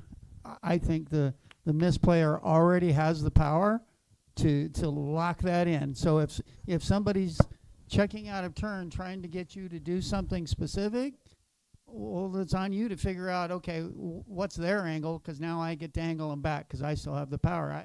I'm not seeing the angle of that out of turn player. So here's I need somebody to explain it to me. Let's say I call the bet on the flop with the nut flush draw, and I turn a flush, and I'm in position, right? I check out of turn to induce you to bet, so it looks weaker. And it happens a lot of times that actually if you're checking out the turn, the player, especially in a bigger tournaments, the player think you're weaker. So they will bet. They will keep on firing the turn in the river, especially if they know you're weaker. So that's an angle that a lot of players do pull, and it works. It works a lot of times. I think we have to make a distinguish between what is an angle. An angle is taking advantage of a situation that I created. Okay, it is not an angle for me to take advantage of a situation you tried to create. Okay, I am skipped. The button checks out of turn.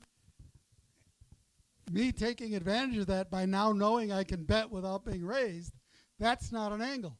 That's me taking advantage of his mistake or his attempted angle, whichever it is. So I do think this change is good, but I'm not so convinced, and I haven't played through some scenarios. I know it's good if the player who checks out of turn would have been the last to act.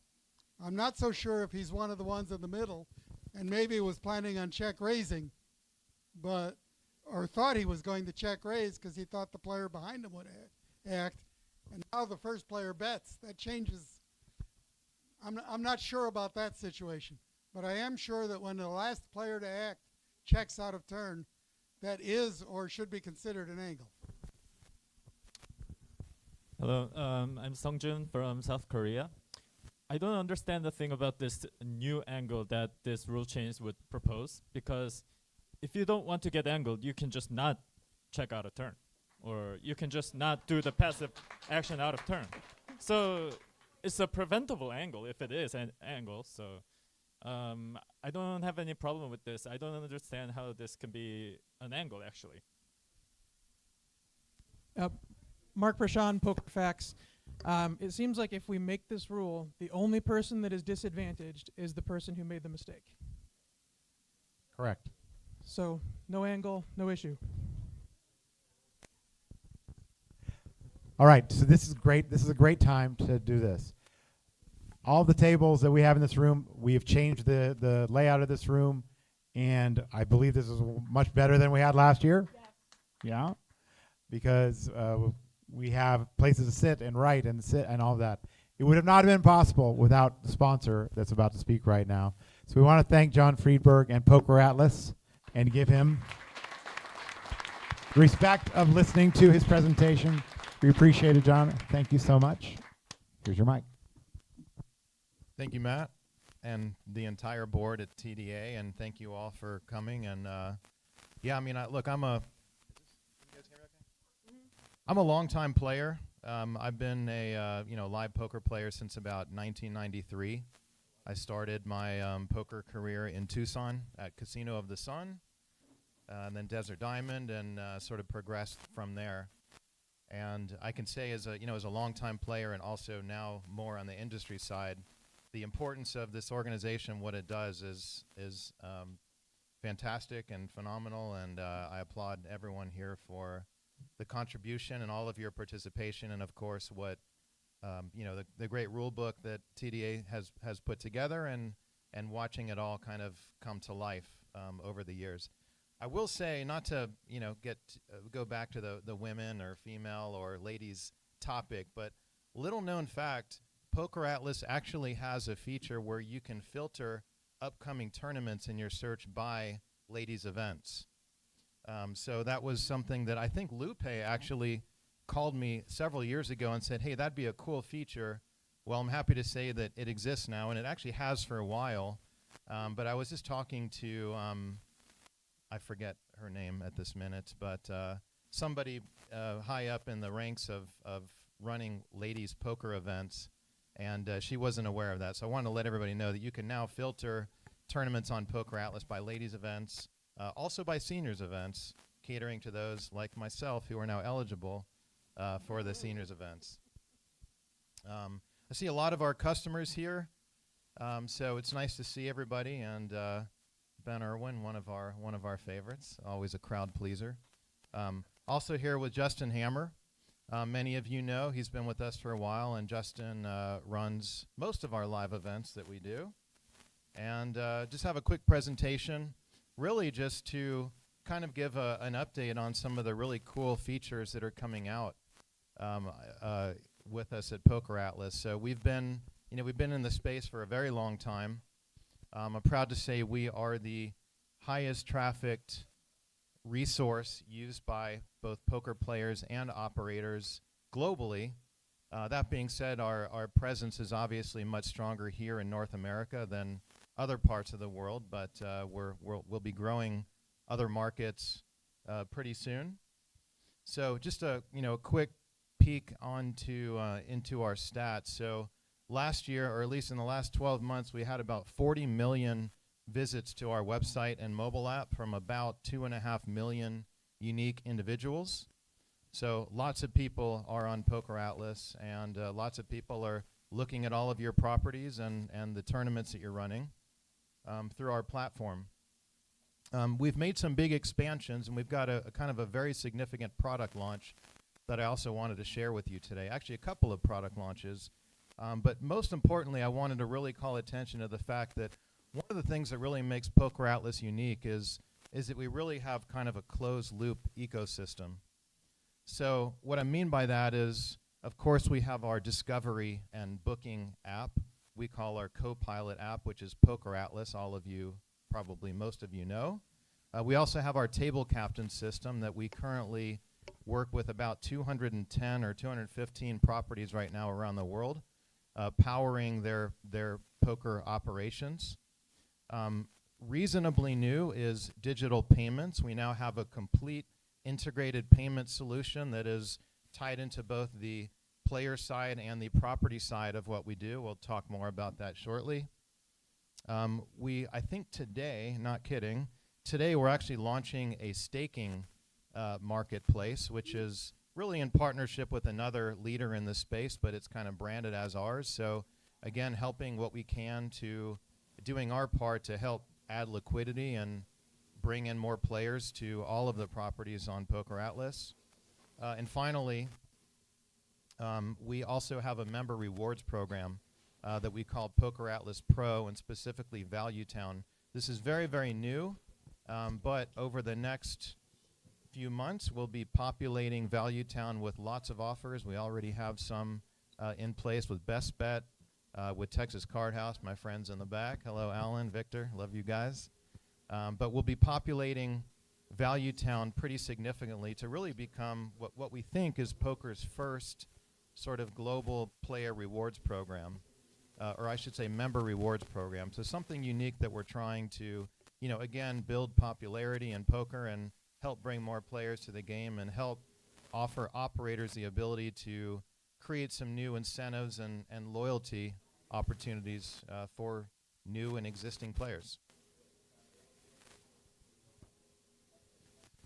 All right, so we've been providing software to poker rooms now for about 12 years. And over the course of that time, we've gotten a lot of feedback from properties, from players, of course from our customers, and most recently there's been some very, very cool innovations done by other providers. And I'm happy to say that this year we are launching a brand new table captain system. It is fully cloud-based, although it can, of course, also be run on-premise for any properties that require their data to be hosted on site. What we're so proud about this system is that it really kind of combines the best features from all other products that you might be familiar with into one. This is something we've been working on for a few years, and it's a very, very powerful platform. It can integrate with all of your in-house systems, whether it be your website, your mobile app, your Title 31 system, your single sign-on or employee logins. So it's an entirely API-based system, which means nothing to most of us, but basically means it's extremely adaptive to any particular property and their needs. We've passed muster on all of the cybersecurity assessments that we've gone through, which is becoming a very big part of technology, of course. So pleased to say that. I think we've proven over the years that we're purely focused on poker, and therefore we just want to do everything we can to innovate and to improve the experience and the profitability of operators, and of course draw more players to the game. And got a wonderful team, Hammer, and about 29 other folks with us that we all believe in the single passion of just growing the game. And so that's everything that we do is really focused purely on that.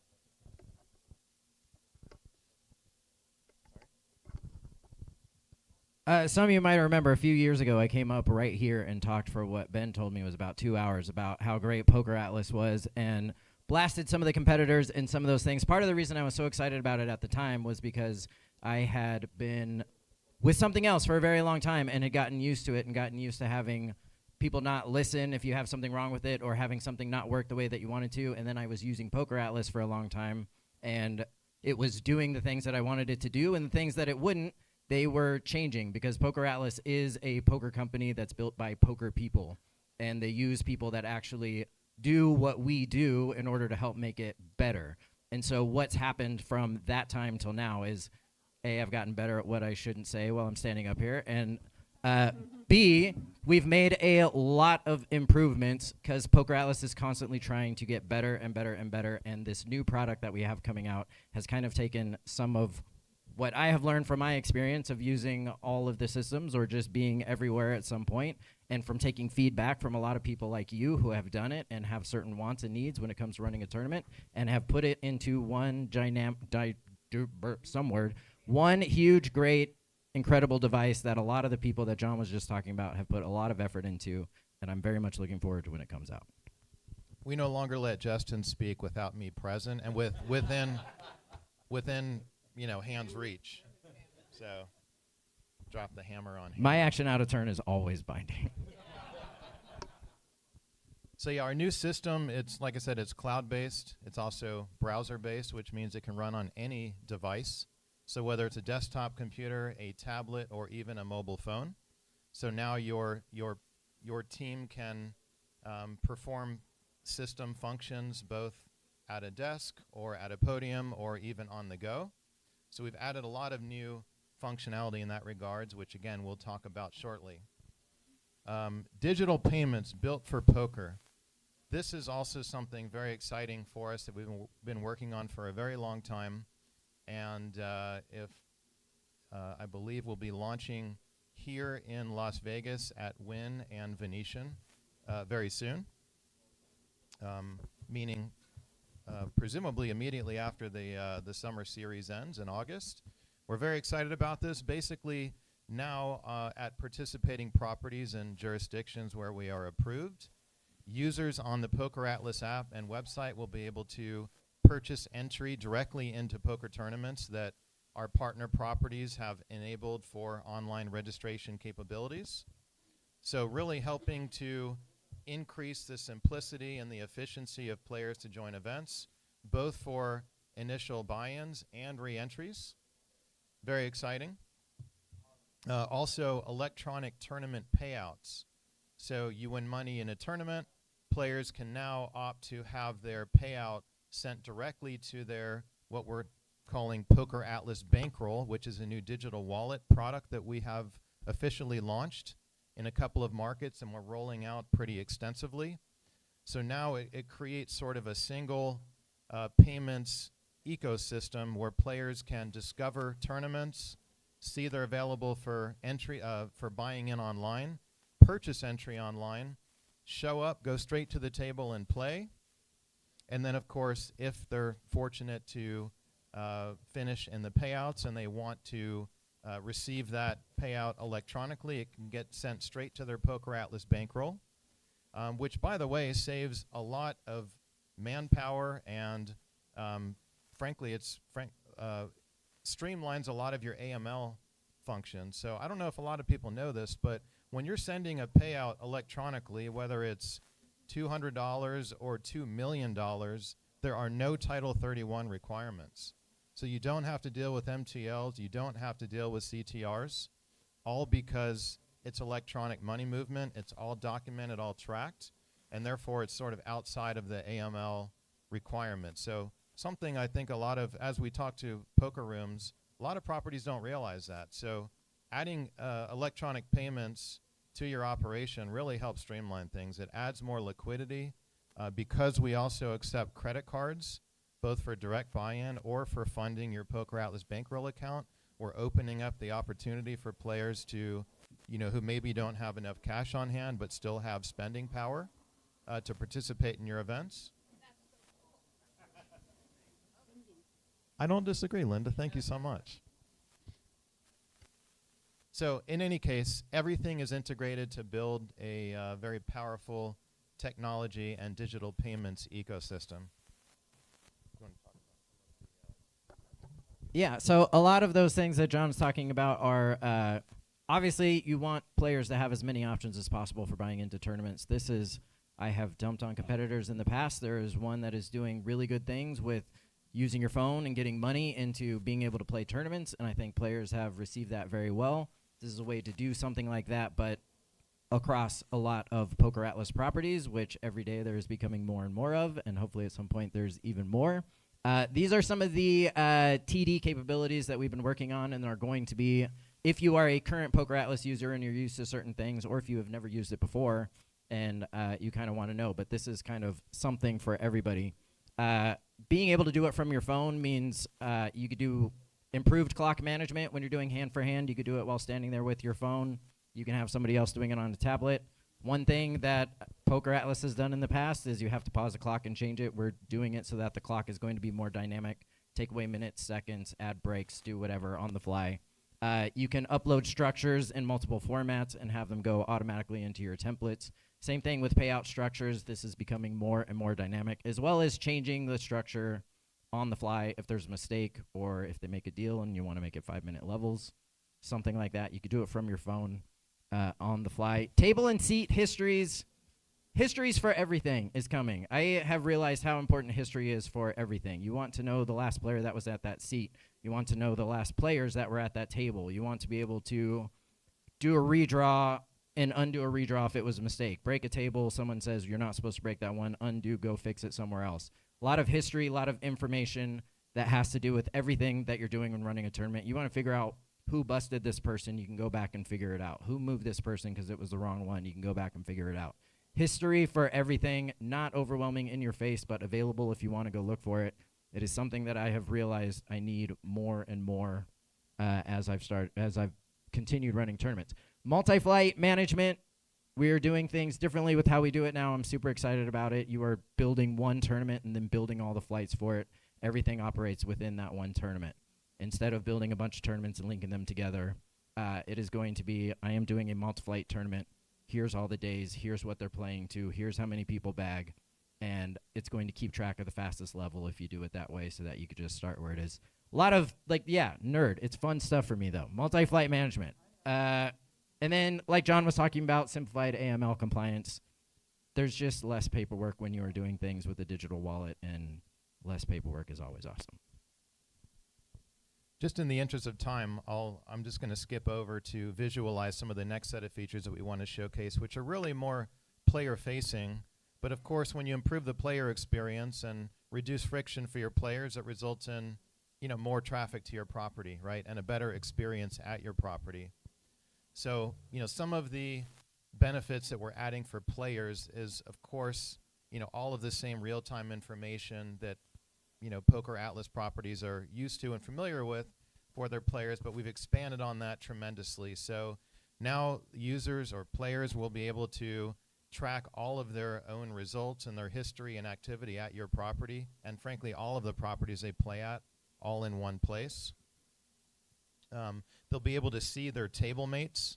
So we have kind of a new visual interface. It actually launched just a few days ago at TCH Social in Austin as kind of property number 1, with many more on the way. But just showing, a couple of screenshots in the Poker Atlas app. You have your profile page where you can see your bankroll balance with quick actions on adding funds, withdrawing, etc. And by the way, the way our digital wallet works is it's a single account balance that can be used at all properties. We actually have I won't get into it now, but we have a patent pending concept that we've created that allows for properties to control the in-person, because players can basically deposit funds electronically, credit, debit card, bank transfer. They can also deposit funds cash at physical properties.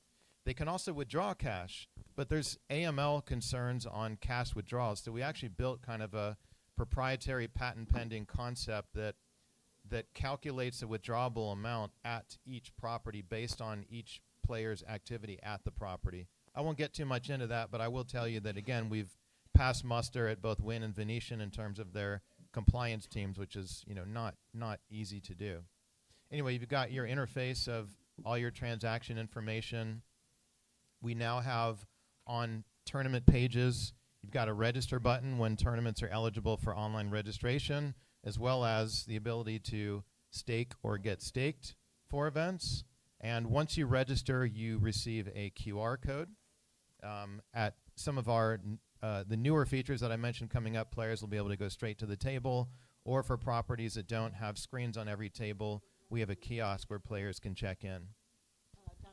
We also have kind of a expanded upon tournament details page that shows more real-time information, as well as all of your, if you're playing in the event, all of your information, your table, your seat, your chip count, with the ability to update your own chips, your rank in the tournament, and visual layouts of all of the tables, all of your table mates, who you can also now take notes on. So again, doing everything we can to help build the enjoyment and just the enthusiasm surrounding poker for everybody's benefit in a manner that creates win-win opportunities, both benefiting players and properties.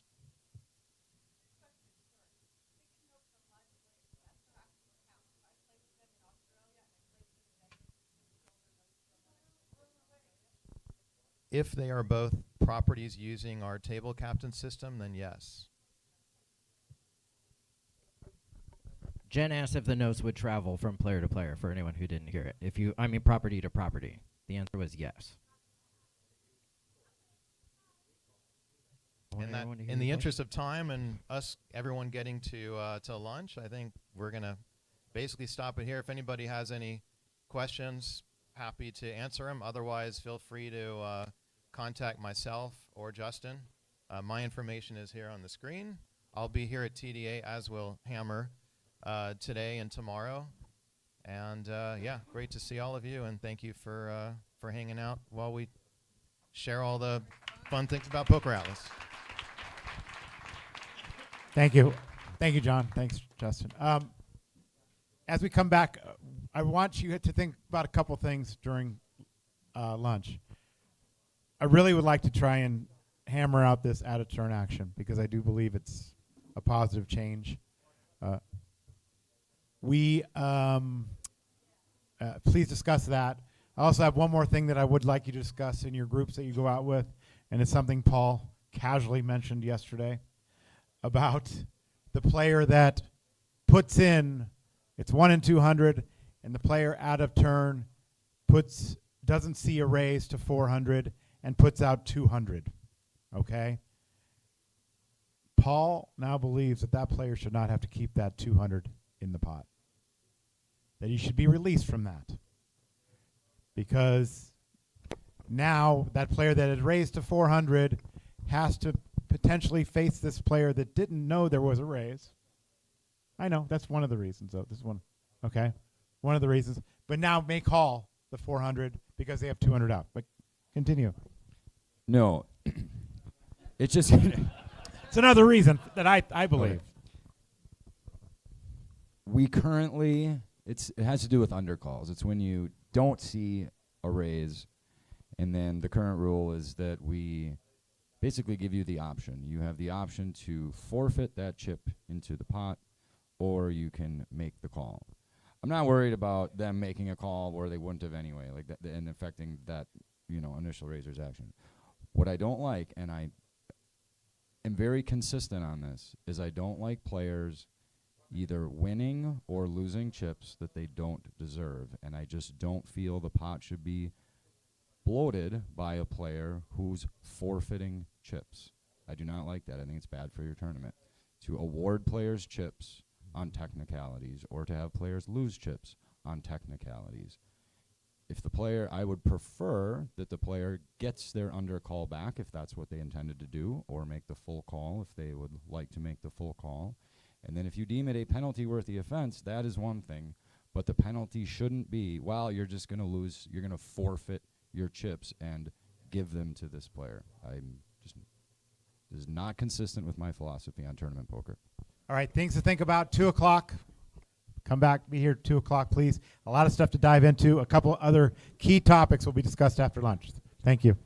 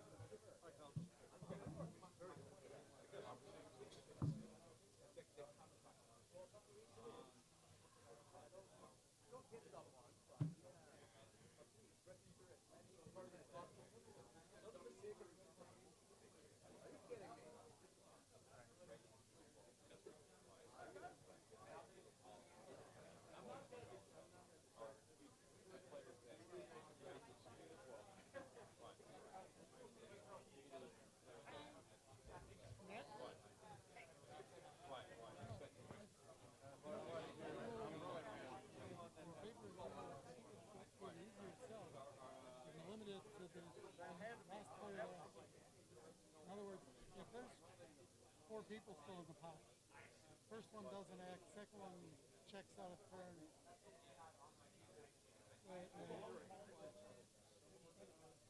The people behind him check out of turn, they shouldn't be penalized. But certainly, if I'm the last to act, in other words, I'm the second one to act, and I checked because I think you checked. Because I wanted to check raise. If you bet, I would have raised. I'm not checking to induce you to bet. I'm checking to induce the guy after me to bet, which is allowed. But if I'm the last to act, there's 1, 2, or 3 in the hand. If I'm the last to act and I check, then the only reason I'm doing it is, or the most likely reason, is to induce action. By checking.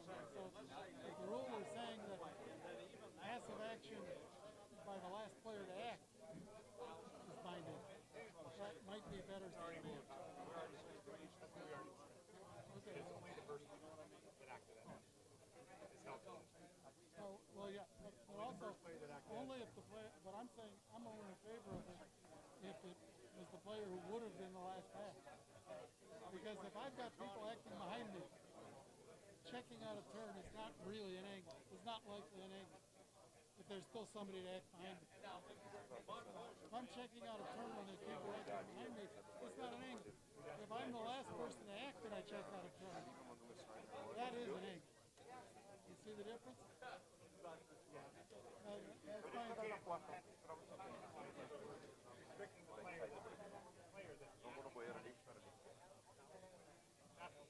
Yeah, but but the reason we're making that particular restriction, because in the other case we restrict the action, but if the action in front of him changes, we don't restrict it. We're saying this is a case where even if the action in front of me changes, we're restricting it. And I'm saying the only one I want to do that to is the person who would have been last. In other words, the person furthest from, more what?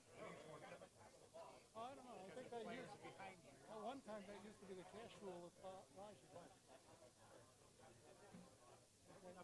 That essentially if the button or the effective button checks out of turn, he can't raise. That was the rule. Okay? And I think that's a good rule. Okay? I think if it's a multi-way pot and somebody in the middle checks out of turn, that's not likely to be an angle. And remember, the reason we're making this restriction is because we want to prevent angles. When it comes back to that player, they add, right? The player behind you. No, we're not talking about that.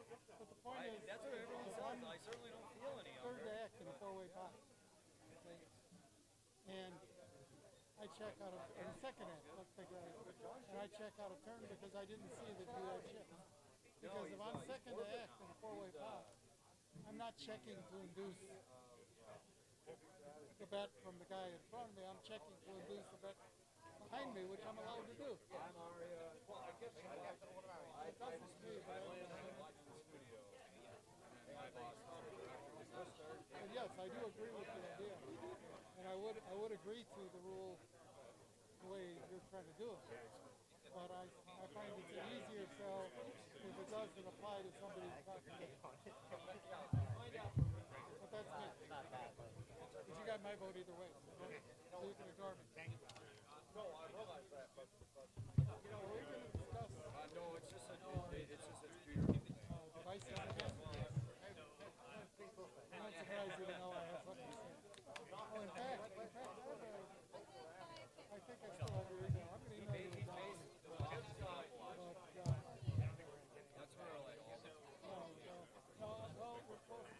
Well, I'll tell you something. Yeah. Well, but the article, I'm going to email you also an article about that. I have to email you a live stream PowerPoint to your laptop. Is that true? I have all your did you see I skipped my password? Yeah. It makes a very good point. But I don't know that we discussed this. Is still you? That discussion. Thank you. Yeah. Really good. No. Actually, Eminem, you got my email. I'm not sure I do.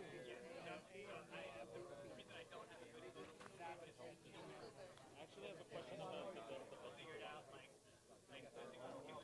you mentioned the situation where number 1 is line. We can move the button to number 3 when new players are seated at 2 and 3. When does the physical button move to the number 3 spot? Because if the new players come one by one and number 2 comes in first, then we move the button to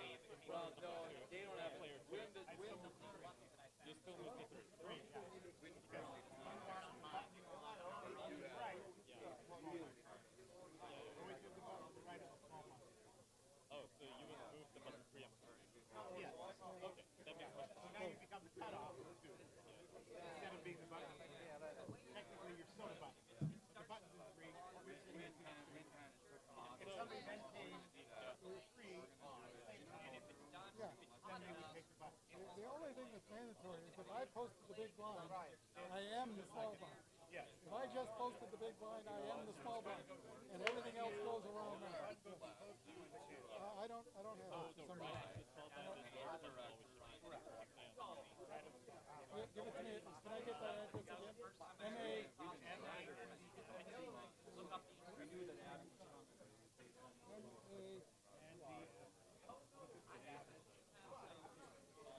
Oh, yes, I do have it. I just didn't have your name. Okay.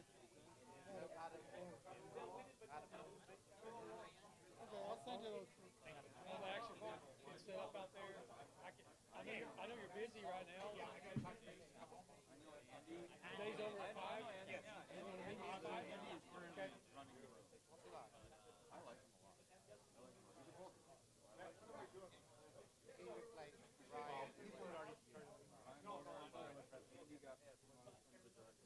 I tell you what, we could do it.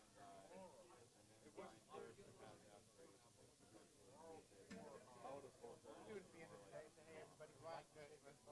5 o'clock, we're going to break today. There you go. I know I have a good rapport.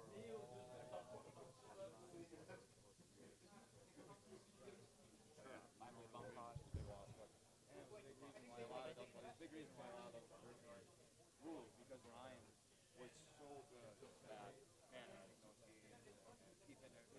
Teams have a lot of ask, a lot of egos in them, and Ryan just did such a good job of the juggling act. Do the high stakes stuff. You put in the game in the JLB with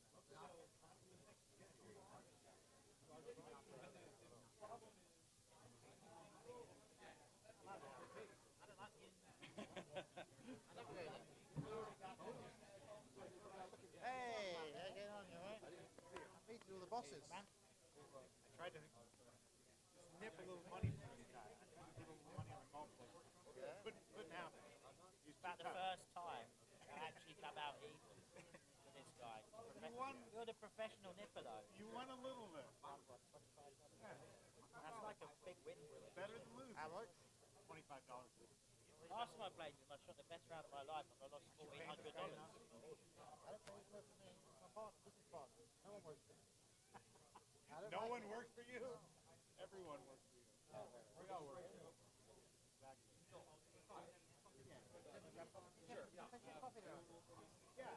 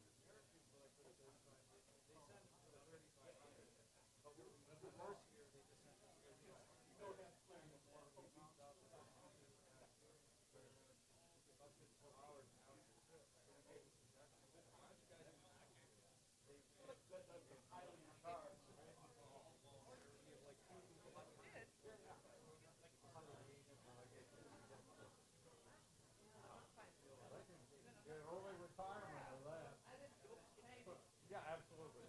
And then whoever shows up tomorrow will give them also. You bet.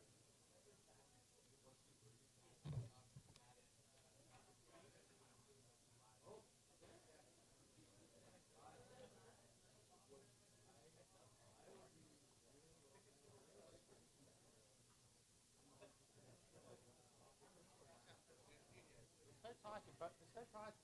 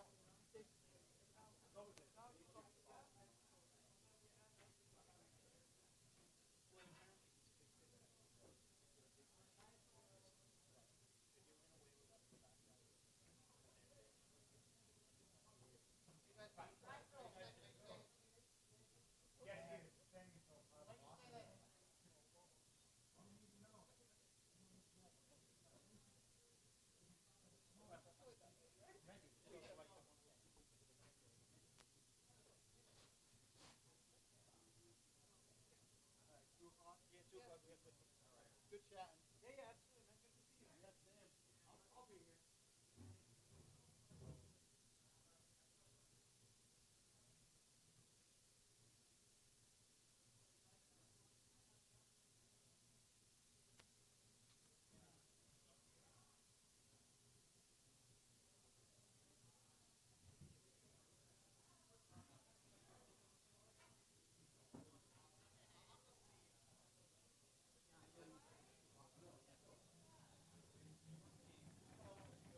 Carmen. Carmen. Moving forward, because it would be nice to get some better interfaces on some of this stuff. There's so many products. It does seem like poker apples.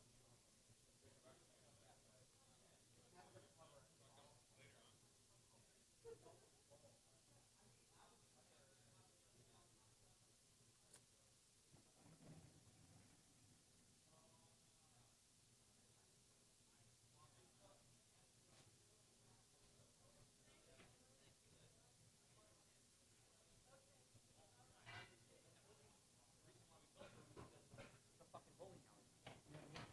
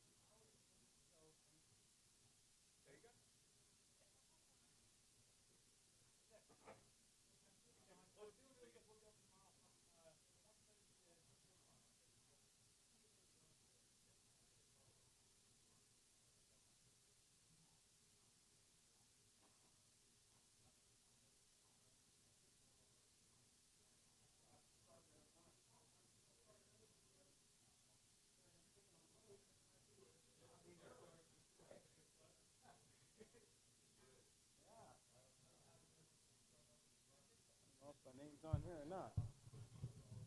See if they cross me off.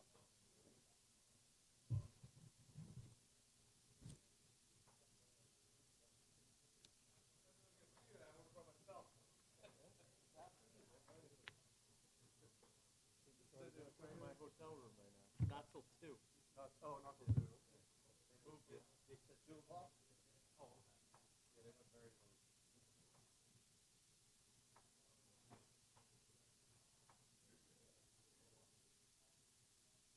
How come they're not on?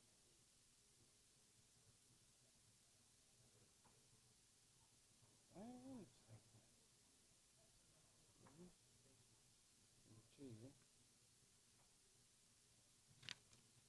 How come I'm not on it?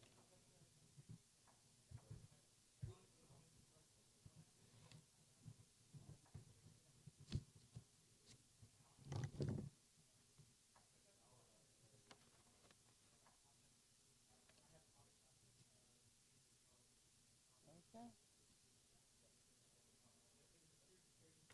But I'm not on the list. I don't know why.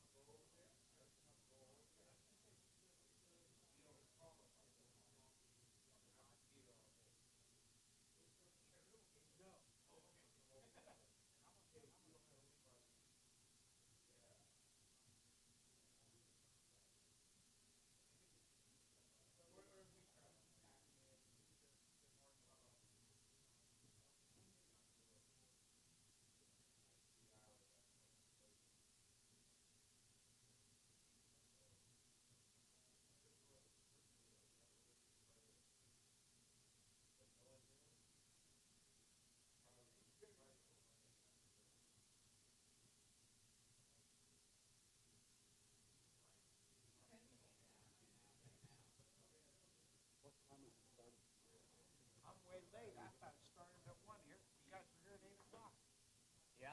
Yeah, I'm way late. And I get here and here, I'm too early, don't start back up till 2. How's that for messing up?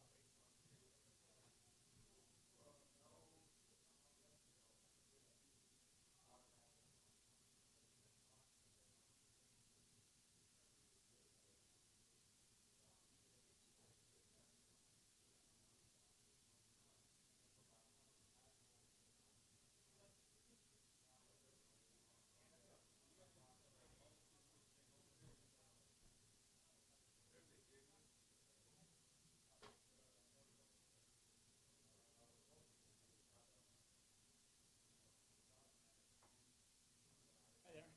Good, how are you? Pretty good, pretty good.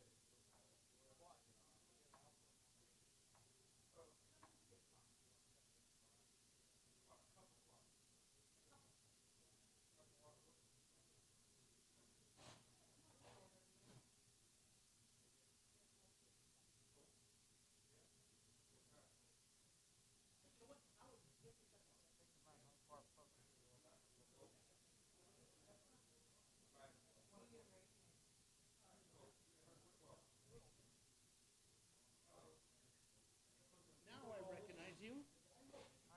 The play-by-play guy at the Aria. Yeah, that's yeah, good to see you. What do you do? I'm just a player. Yeah, I was tournament director at Sam's House for 6 years, so they keep forgetting to put my name on the list. I don't know why. Well, they sent me an invitation, and I was here. Isn't it great though? You get a vote on rules. Yeah, I love it. I can glad to leave if they feel I'm in the way. It's not my industry, but I seem to be fit. No, I'm telling you. What I've seen how much poker is going the last year. Yeah, I think it's great. Yeah, right, right. Yeah, that's me, okay. Have I ever joked you before? Oh, yeah, just doing play-by-play. You love it? Like, unbelievable. Oh, really? Yeah. I got a call from home last night. Hey, Clyde, you got 3 people on the team. I said, well, how are you? They get calls, hey, come and see us. Really? I tell people my 2 favorite people. You know, I don't think Yoshi's still in. I'm not sure. He collects. I'm not sure. I'm not really sure about it. All right, yeah.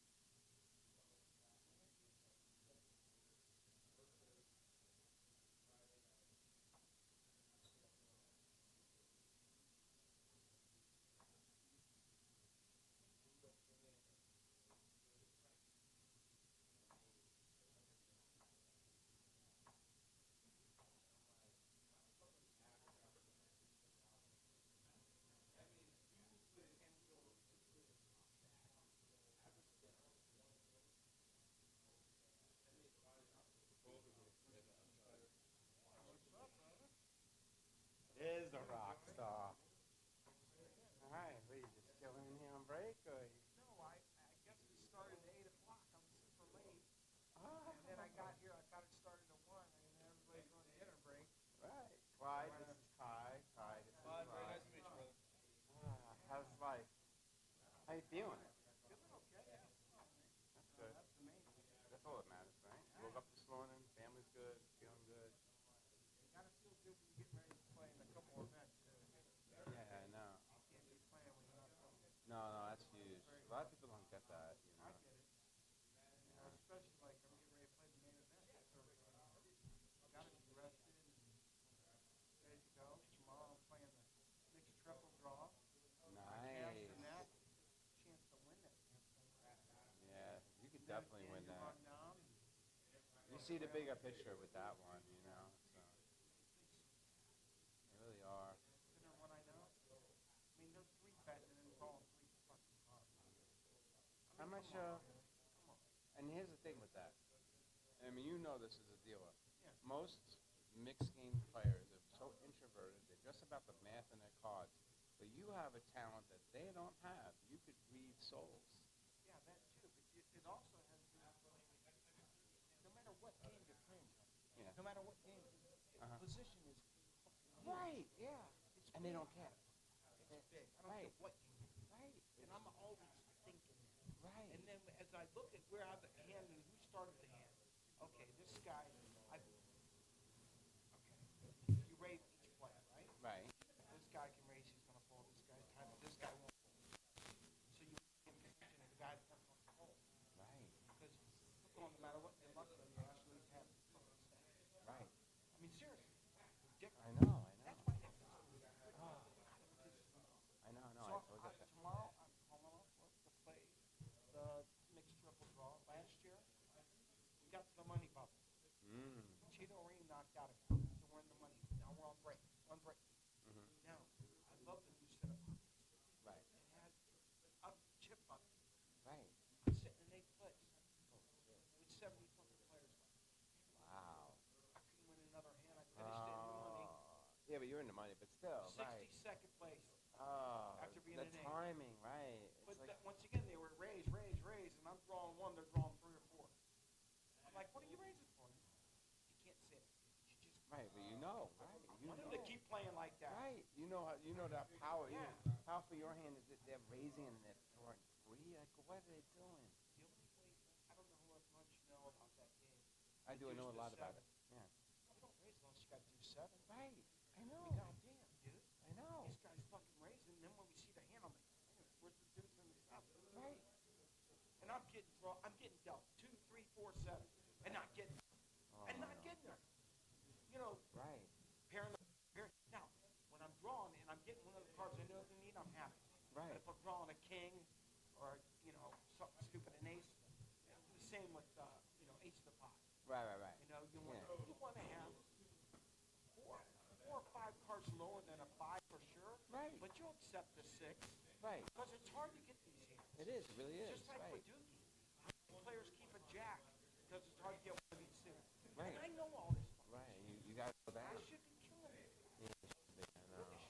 Yeah, I And totally get I that. missed my Omaha because I was sicker than the flu, and I missed the one at my work here. And I missed the one at W. And I once again finished 20th. Almost won a bracelet last year. Oh, Here I am, can't play. Boy, that is some bright light. I know, right? It's crazy. Wow, I know. You don't even look. It's like looking right into the sun, you know? It is. Yeah. No, I know you have the potential. I know you have it in you. It's just, Sooner or later, I mean, I think they're going to say, hey, what's up, brother? Sooner or later,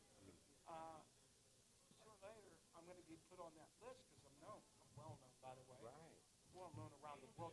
You got to see what I put up with in the room. People come in from all these countries. Like them, I'm not bullshitting. I know. And it's Well, they see you in the studio. still Yeah, I a little know. guy from Lakeport, Joe. I'm a little guy. I'm not a know. big guy. And all right, so poker gets more difficult that way when you're known, you know. When you're known, and I got so much stuff. And so you have to take ownership of that, like I do. You know how I many create this people I monster. forget their names? I know, me too. I know. I'm so Kidding me, but I can't bad. remember. Right, I'm so bad with You know that. this gorilla here. I don't remember what the guy looks like. Uh-huh. But I know he's doing a specialized table for something. Right. And they want me to do a private game. Oh wow. He doesn't know that. But I'm going to mention it. Hey, I don't know if you know me, but you're going to do a special table for so-and-so. Right, and I'm the one that's dealing I with was it. told by one of the persons going to film it that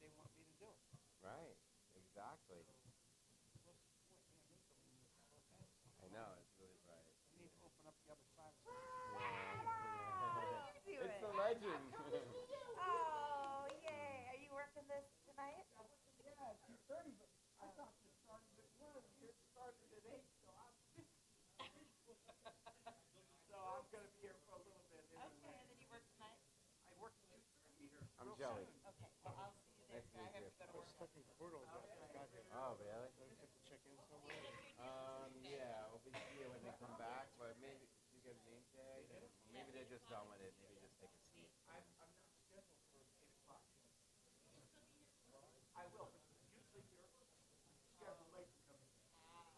I don't know if they'll, maybe they'll be busy, they'll come and grab me. And if I wasn't working, I'd be in the game, by the way. He would be. Yeah. I'll let you know. Joey shared something. Since I started working Aria, it is so unbelievable what's happening. I deal every fucking business. No. I push lots almost $1 million in cash. Wow. I mean, yeah. Okay. I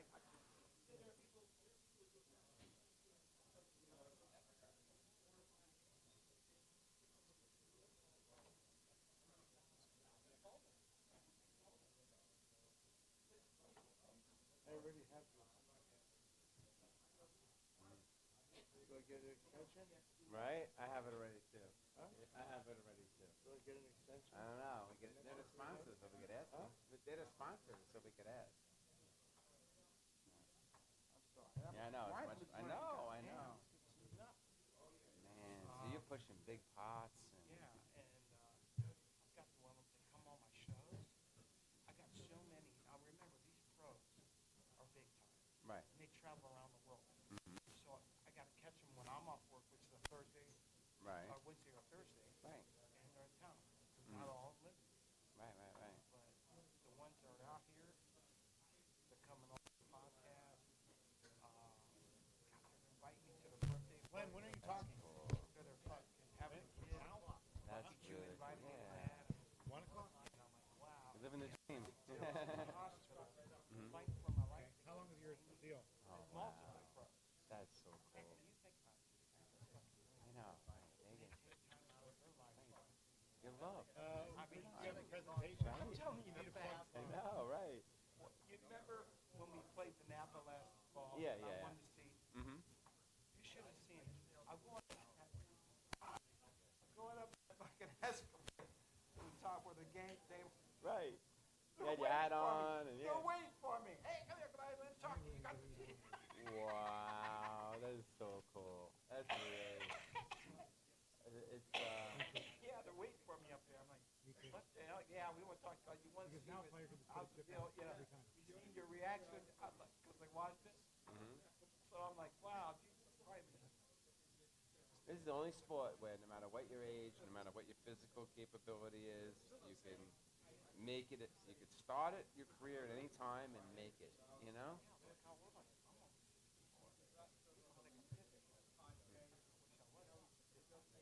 Doesn't matter. Poker doesn't know age. You know? At work, I still get a kick out. My bosses are all men, right? Sport people. Uh-huh. And catfish stick with you, and they get a kick out of it. Sometimes, for me to get a kick out, here, when you do that, I give my phone to my, hey, see what's your picture. Right. So, That's so cool. Get that thing back. I don't want to do it that way. I just want it on my screen. I was tired as hell. I got music on my car. Where's the music? And you're open apps. The boss. I said, man, I have no idea how. get out. Right. Okay. And just about looks at you, takes it. What the hell is this? They know you? I know, that's my life. I'm trying to, like, my fiance's like, who is that? I'm like, you find out for me. You know, introduce yourself, find out their name. So anyhow, Let's get you back to the thing. we need to have videos that I can't have the Oh, God. Yeah. Oh, look at that nice picture. Okay. I mean, how do you know what's running? If the dot is running, is that what's running? I'm serious. All right, and I said, well, what table?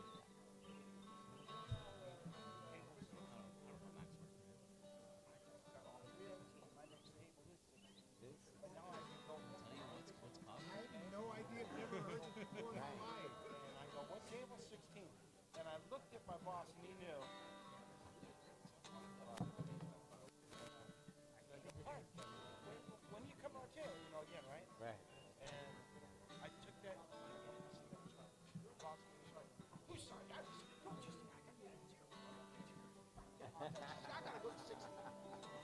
I'll be right over after the break. You can't make that up. No, the boss is so lovely. You are. You're lovely. He knew I was talking. Right. I go, hey, can't you see I got to go to but I don't know what makes you think that or come to my mind. But man, them guys were happy. You know what? They also took care of me. Where? Yeah, right. It's true. It's really true. Yeah, that's awesome. Really amazing, like I said. It really is. What a great journey. What is It going really on? is. You've never heard this before. I know. So many. Oh my God. That is so cool. That's really, really cool. What time is it? It's 2. The guy who gets skipped by the Oh, good start. checker. All right, I'm gonna go get one. Good to see you, brother. I'm gonna watch some of it, but I gotta head back home. Okay. And I'll be there. Sometimes you bet small to induce a race. You a Mac guy? No. You need to see a shit. Something to my instrument on the throat right there? Where did that come from?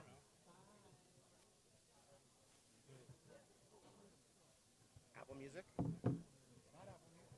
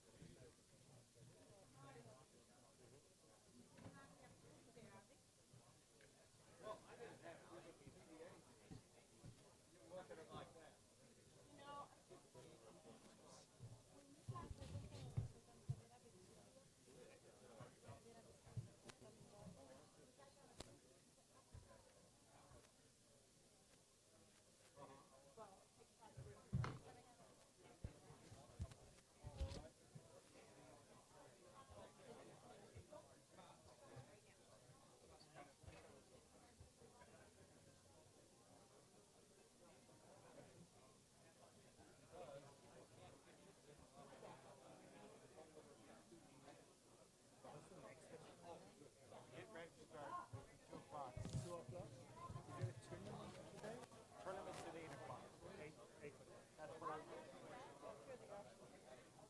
A gentleman has asked me twice now about the handicaps match having not as enough. It's like quite like 10 or 15 this year. Yeah. Maybe I've got it.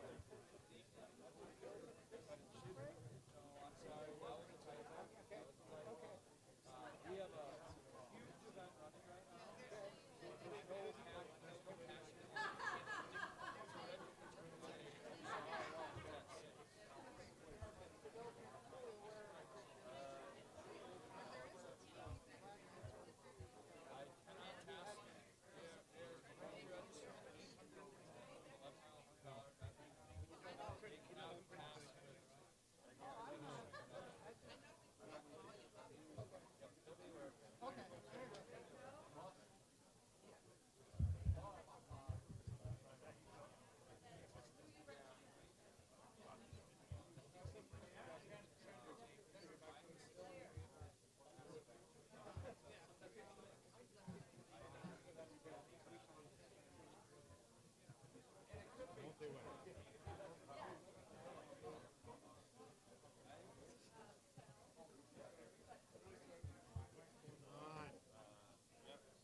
Read it so in.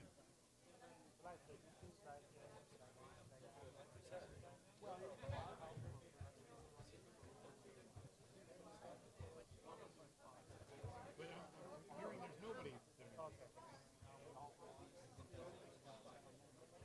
Okay, I got. Oh,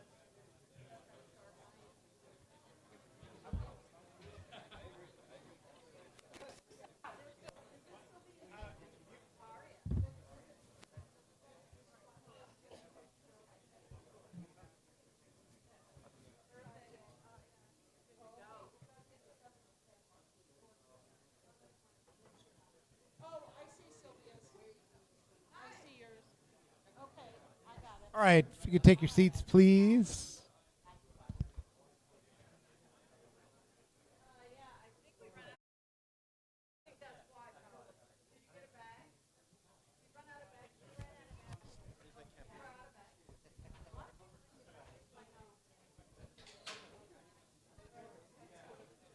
Had a lot of interesting conversations during the lunch break about the two proposed changes. So we'll get back into that. Before we do, I'd like to introduce another one of our sponsors, and it's going to talk just for a short time about Guerrilla Gaming. I'd like to introduce Glenn Crory. I'm sure a lot of you know him in the room. Give him a round of applause. Test 1, 2. Well, hello. Hello. All right, for those that don't know me, my name is Glenn McCrory. I'm the founder of Guerrilla Gaming.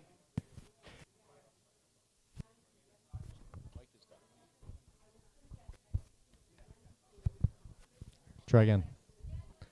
All right, for those who don't know me, my name is Glenn McCrory. I'm the founder of Guerrilla Gaming, and we helped sponsor the event, and Matt was so generous to give me 5 minutes just to introduce myself and what we do, where our company came from, and how we can help you build some amazing poker experiences.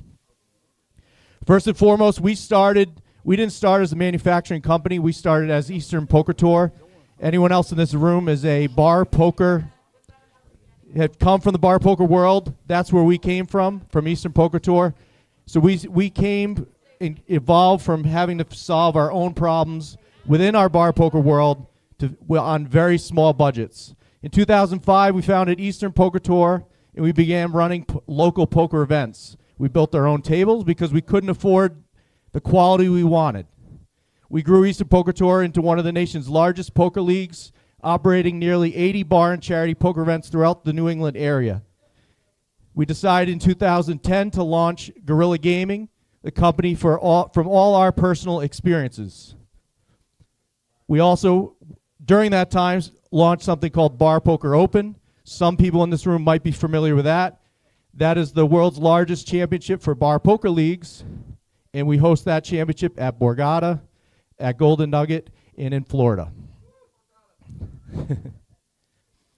Every step of our journey for the last 20 years taught us how to create better poker experiences. Everything that became Guerrilla Gaming started by solving our own problems. For example, wobbly, unreliable folding tables. Guerrilla Gaming folding legs. Not only are the Guerrilla Gaming folding legs found on all our tables, but some of our competitors also tend to use the Guerrilla Gaming tables. Tables damaged in storage. A lot of the big properties deal with that. Smart stacking design. We ship the tables in the same way you can store them. Felt changes. Not everyone in this room has a full upholstery department at their disposal, so we created a Velcro felt. The entire back of this Velcro is backed with the soft side of the Velcro. You can put the hard side of the Velcro on the perimeter, on any holes in your table. turning a 45-minute felt install from 45 minutes to about 5 minutes. 3 if you've gotten really good.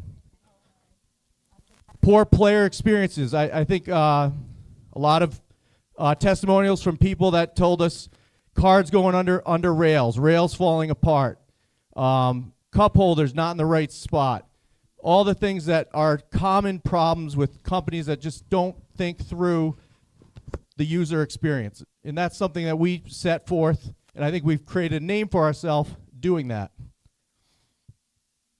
Aside from our Velcro felt, we've also have 4 felt types.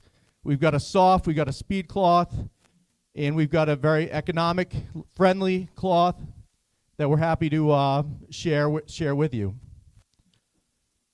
Another thing that we've also, we're one of the first adopters of live streaming poker, and that was through Eastern Poker Tour. We actually produced and hosted our own televised championship back in 2005.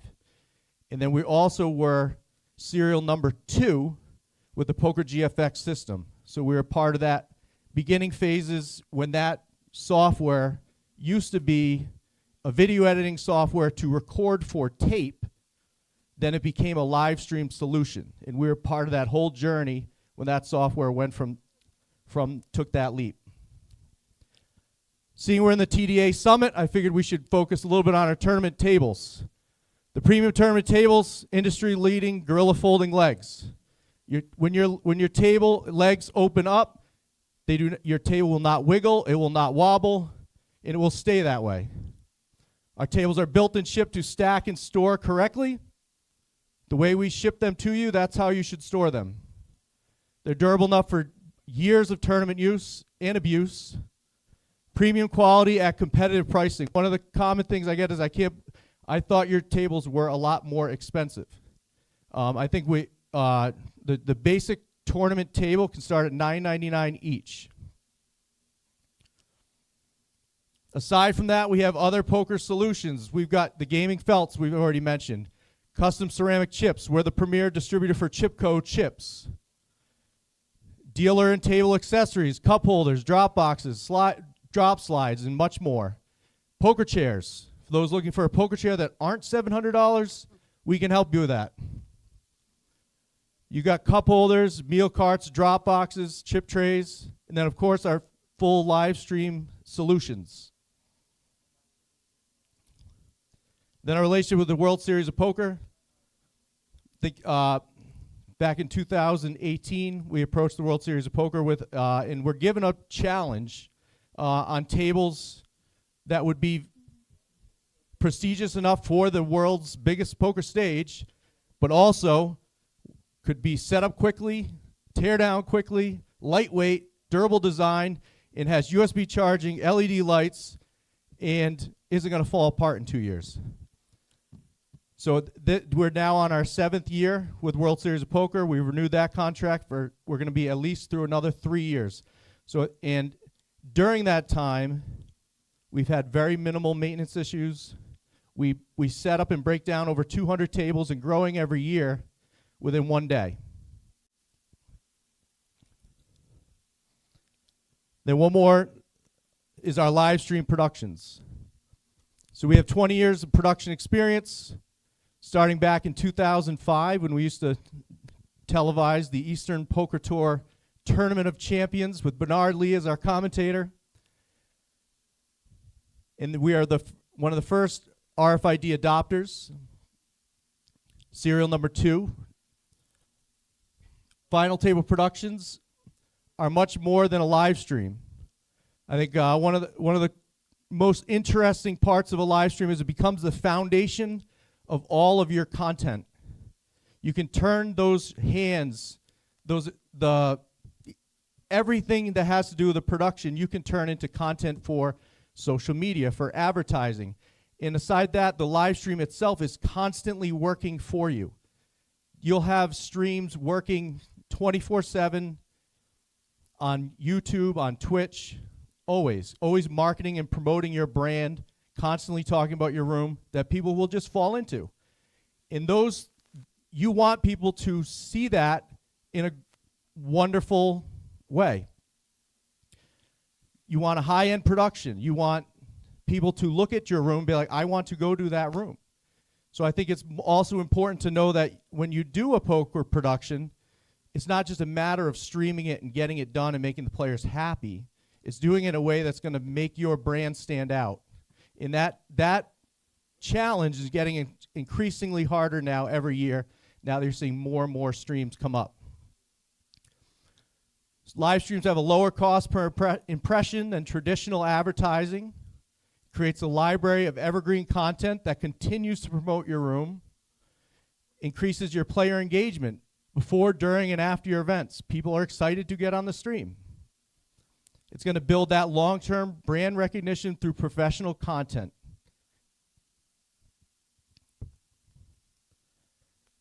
Long story short, we don't just understand your challenges, we help build solutions for you.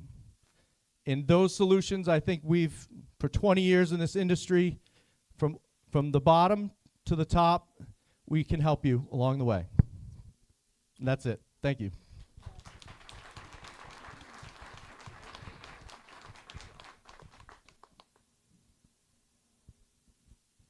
Glenn's going to be here tomorrow as well. If you want to talk to him.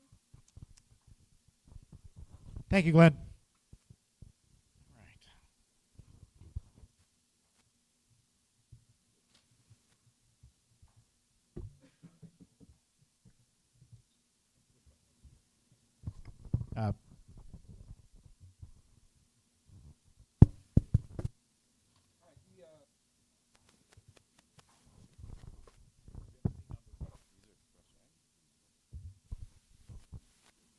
All right, the TDA tournament tonight is a $200 buy-in, no limit event. It starts at 8 o'clock. We're going to open up registration at 6 o'clock.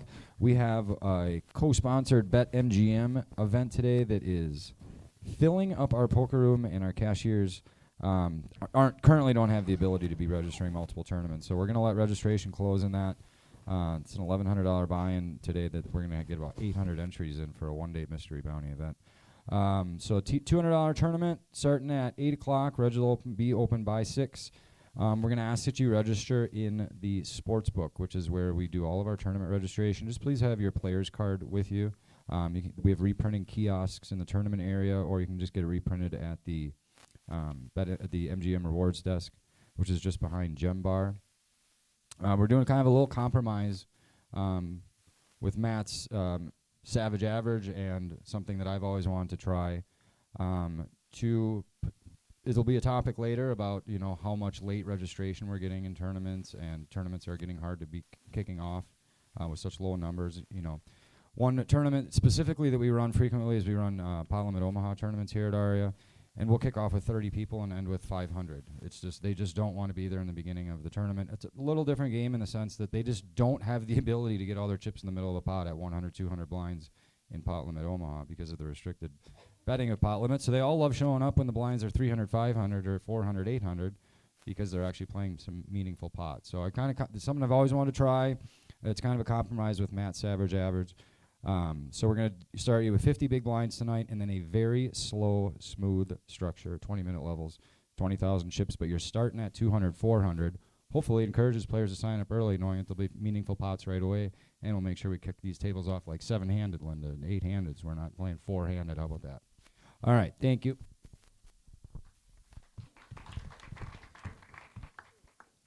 All right, so I had some interesting conversations during the lunch break with people about not only the last one about the not making the player call with the one chip. When a player puts out a call amount out of turn and not making them continue after the same action happens. Like how am I saying this?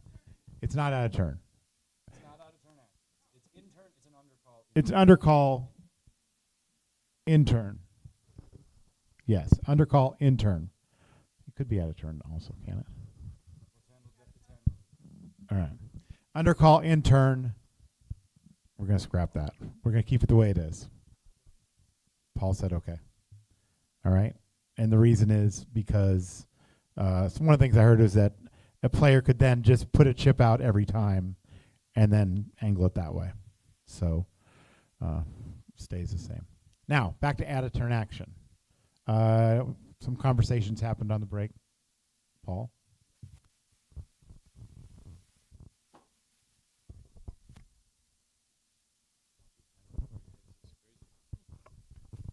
All right, so I talked to a few of the players and tournament directors from around the country on break regarding our proposal of out-of-turn action and passive being passive. Again, if you're aggressive out-of-turn, you still do have all your options available. I do think both sides do have some reasonable points. So my new proposal is that passive remains passive in heads-up situations. I do think that that is by far the highest frequency of the angle. And I agree that in multi-way pots, it is almost always an accident, and it's far too risky to try to angle in that situation. However, the heads-up situation, where I have a big hand, and I check out a turn to induce Matt to bet into me, is almost always an angle.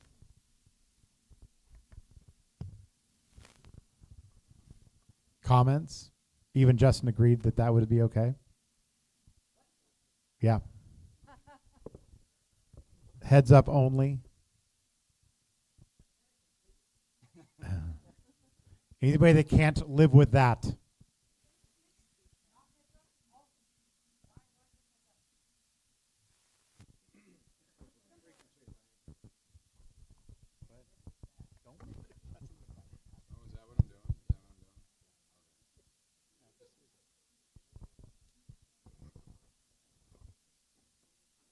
I do agree. But, Rob Perlman brought up a really good point.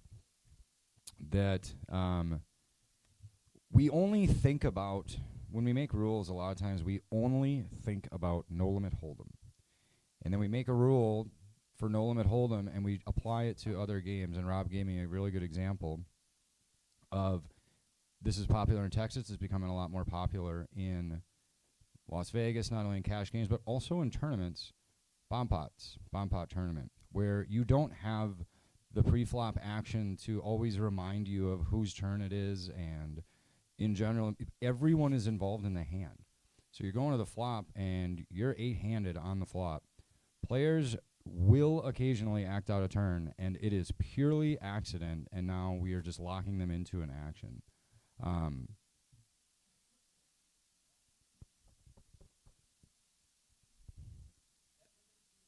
So I know. So I agree that in multi-way pots, the frequency of it being an angle is very low, almost zero. In heads-up situations, the frequency of it being an angle is way too high.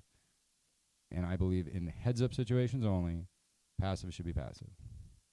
It is an angle, heads up, so frequently that I do think it needs to be addressed. And again, players are requesting this. These are intelligent players requesting it, and it's always the seasoned player angling a novice player. Intelligent players and Jared Jaffe. Can anybody not live with that? We want to hear from you now. You guys are all in decision. We're making a rule here, a rule change. Looks good. All right. Good. Move on. Okay.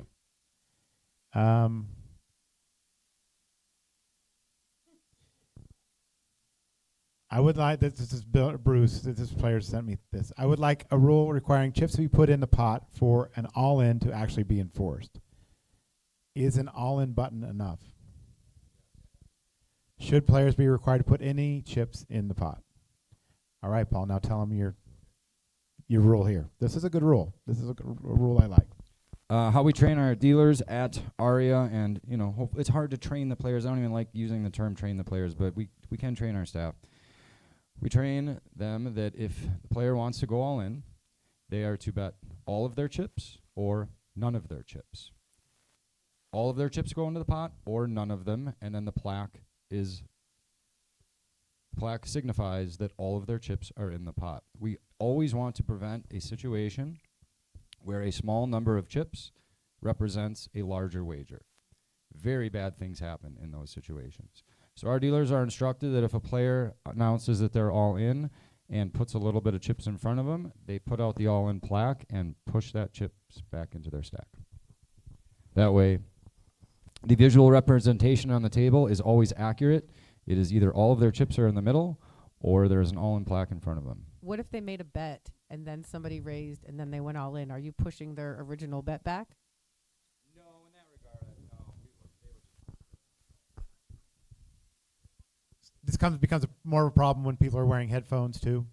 When somebody puts out a small amount and they don't hear the all in, the player says all in, but puts out a small amount.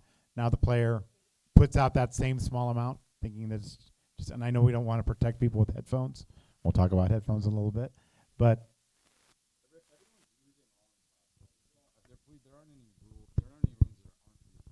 Everyone is using all-in plaques, right? is anybody not using all in plaques? Not. Yeah. You have a question? Okay. Here we go. Microphone.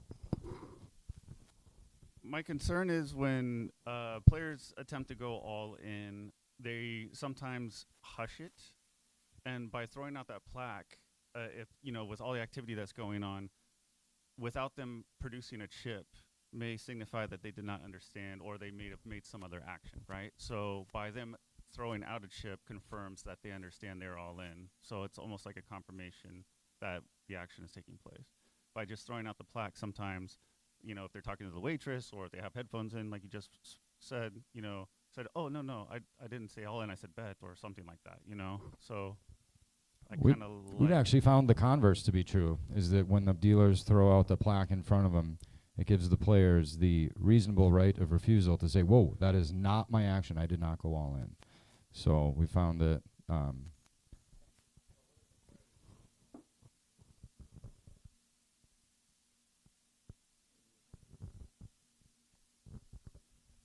we just make the best ruling available at the time. Then I rule one. Instead of a player throwing out a small amount and then a player not hearing the all in, or the dealer not putting out the plaque, and then the player puts out a small, hey, wait, I said all in. Yeah, the converse is way worse, where if I have 100,000 in chips and I announce them all in, but I only put 10,000, and then Matt snap calls and turns his hand over thinking he's only calling 10,000. So I'd rather have the other ruling than this ruling.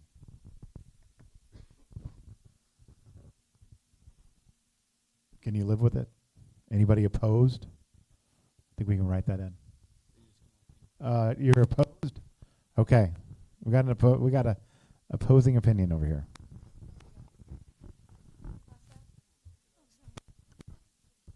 Voice. Hi, Thomas McGee. So what you're saying is that the all-in plaque is not signifying to the entire table that the person is all in, and that you would rather push their chips back if they made a bet where it looks like they didn't bet any of their chips. Is that what you're saying? No, not at all. Because you said if a person put out the 10,000, your dealers are instructed that when they put in the all-in plaque, to push the chips back into their stack with the all-in plaque. The all-in plaque stays in front of the player, signifying that they are all in.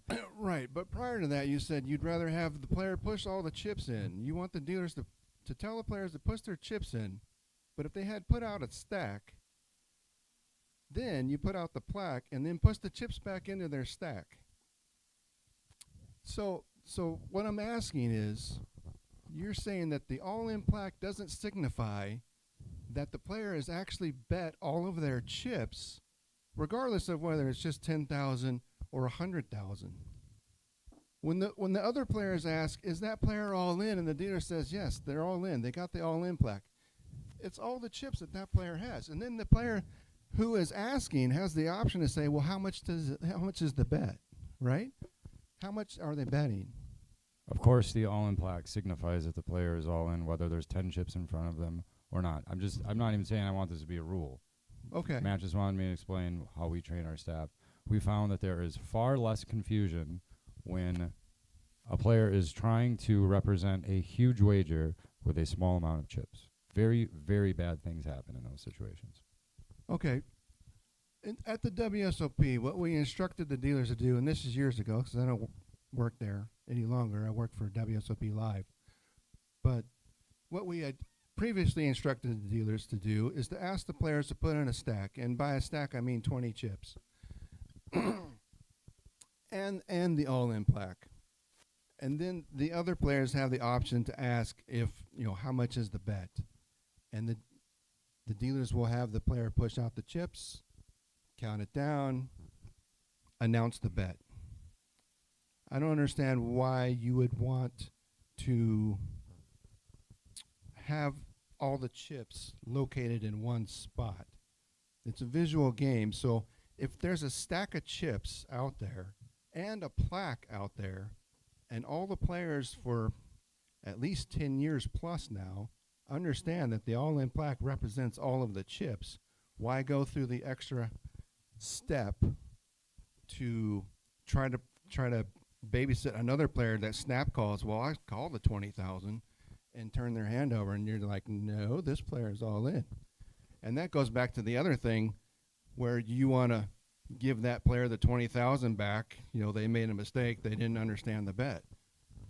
Where for years, we're like, okay, you don't want to call the all-in, great, you're surrendering the 20,000.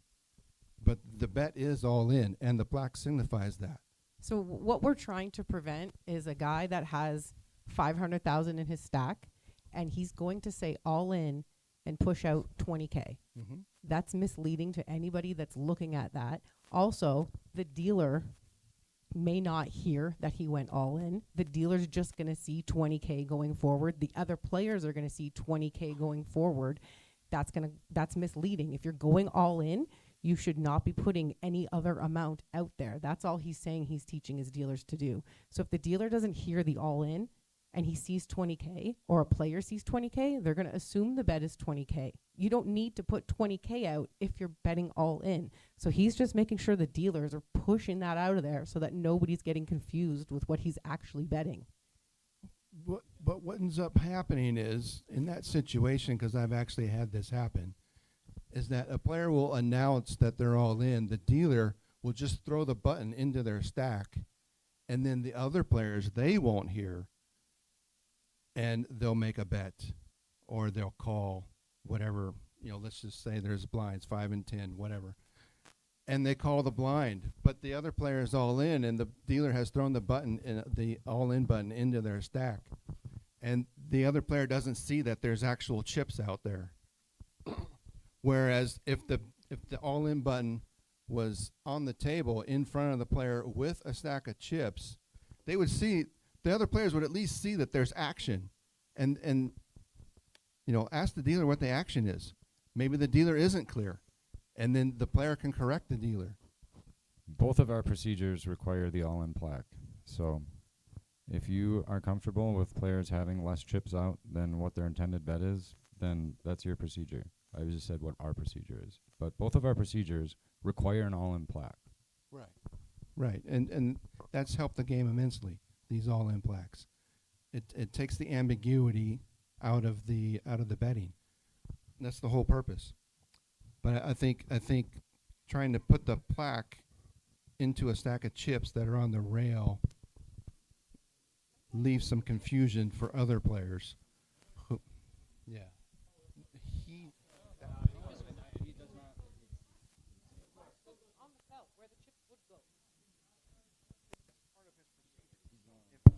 Thomas, the plaque's still going the same place it always does. It's not going into the player's stack on the rail. It's still going directly in front of the player. It's just The location of the plaque in my procedure and your procedure are probably identical. Right. The difference is that, as Jen stated, I don't want an all-in player betting 20 chips because players see that and they are trained to look at chips. If somebody bets 20 chips and the all-in plaque is behind the 20 chips, I probably think I'm calling 20 chips. That's probably what I think I'm calling. However, if he bets all of his chips, I think I'm calling all of his chips. If I simply see an unobstructed all-in plaque, I also know I'm probably calling all his chips. But if I see a number of chips that is not consistent with the number of chips that that player is wanting to bet, that is a problem. Well, I agree with that, but I'm just saying that if the plaque ends up against the rail with the other person's chips, that it may be obstructed view for somebody else. That's all I'm saying, especially if the dealer doesn't hear the announcement and the player doesn't make the announcement loud enough, especially in a loud room, for everybody to hear.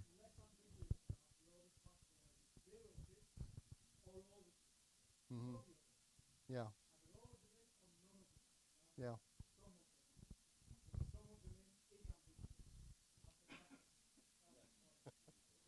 I understand the point. I'm just saying, as a visual representation, that I think we're good. There'd be action. I think we're That's what I'm saying. 99.2% in agreement. All right, let's go. All right, introducing a single chip. How many of you have a rule that you have to have if you have one big chip or introducing a new chip that you have to keep it on top or out in front? How many of you have that rule? I don't. How many of you don't have that rule? It's got to be visible. I don't want to have force people to keep those chips on top. It causes mistakes. Plain view, visible. We have a rule for it. Moving on. One quick thing, Matt. How many people are actually introducing a single chip to a table? Like, I'm assuming everybody is. You don't put in just 100K when you go to a table, right? Shouldn't be. People do, but they shouldn't be. Okay. I was gonna say that. Then, as an SOP, you should only. If you're putting in 100K, you should be putting in 100 of them. You know, you should be putting in 50 of them. Like, don't. This came from a couple of people of when they put one chip at a table. Well, no table should have a single 25K on it or a single 100K. All right.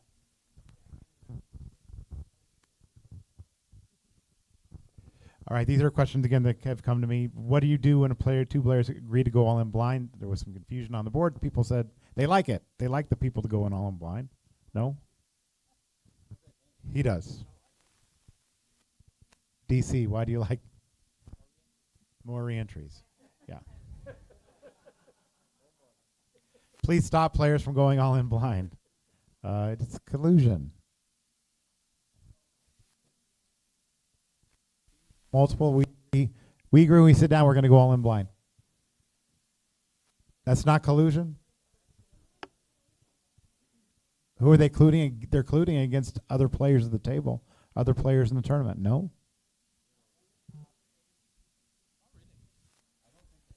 No, you don't think they are?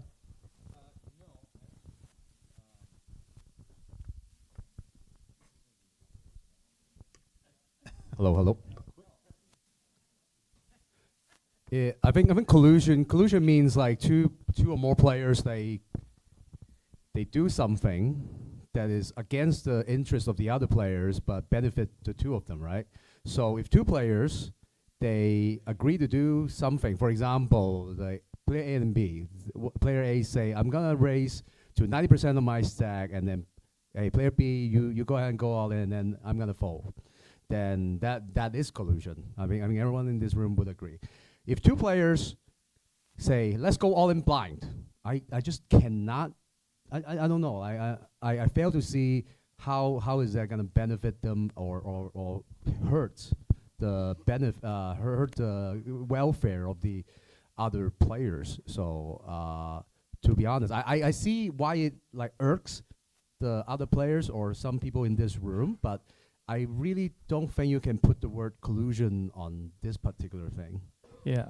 Semantically, I don't think it's collusion because all the other 6 players at the table have the option to also join in that colluding. So it's yeah. It's just you have your chips, you can bet your chips any way you want. I do absolutely think it's collusion, and I can see a scenario. You and me have 50% of each other, and we sit down at the tournament, which has rebuys. I go all in, we both go all in. The result of that is one of us has double the stack of everyone else at the table right from the get-go. Well, we wait until we're the last ones to act. You know, the question is about an agreement. Two players agree to go all in. That's you're gonna have usually assuming nobody else does. And yes, if somebody else does, their trick didn't work. But or maybe it worked better than they think if one of them wins. But the point is, I'm saying I want to double one of us up right from the get-go and the other one rebuys, and that gives us a better chance of cashing.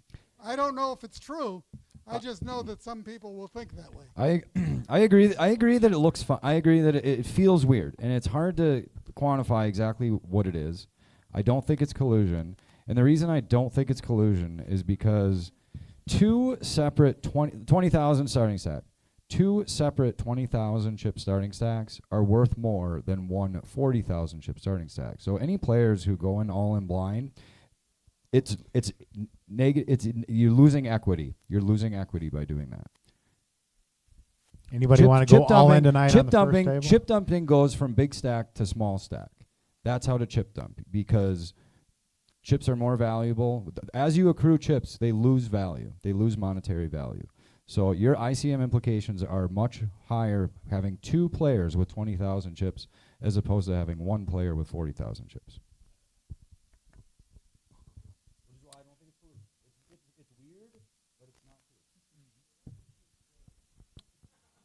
So if a whole table agrees to go all in blind, that happens. That's happened in satellites. Yeah. Rich Lehman, Pops Poker, Richmond, Virginia. I think what we're maybe overlooking is a clearer definition of exactly what collusion means. If 2 people want to collude together to check it down when someone's all in, that's clearly, we would consider that collusion. I would say that this falls under a similar definition if we consider that the definition is more than one person, 2 or more people, let's say, commit to a future act prior to the action. So in that way, it's kind of the same thing. I'm committing to checking this down with you. Check, check, check, check, check. I'm committing to going all in blind with you. You and I have made that commitment before the action has taken place. I think that could be considered a better definition of actually what the collusion is we're trying to prevent. Thoughts?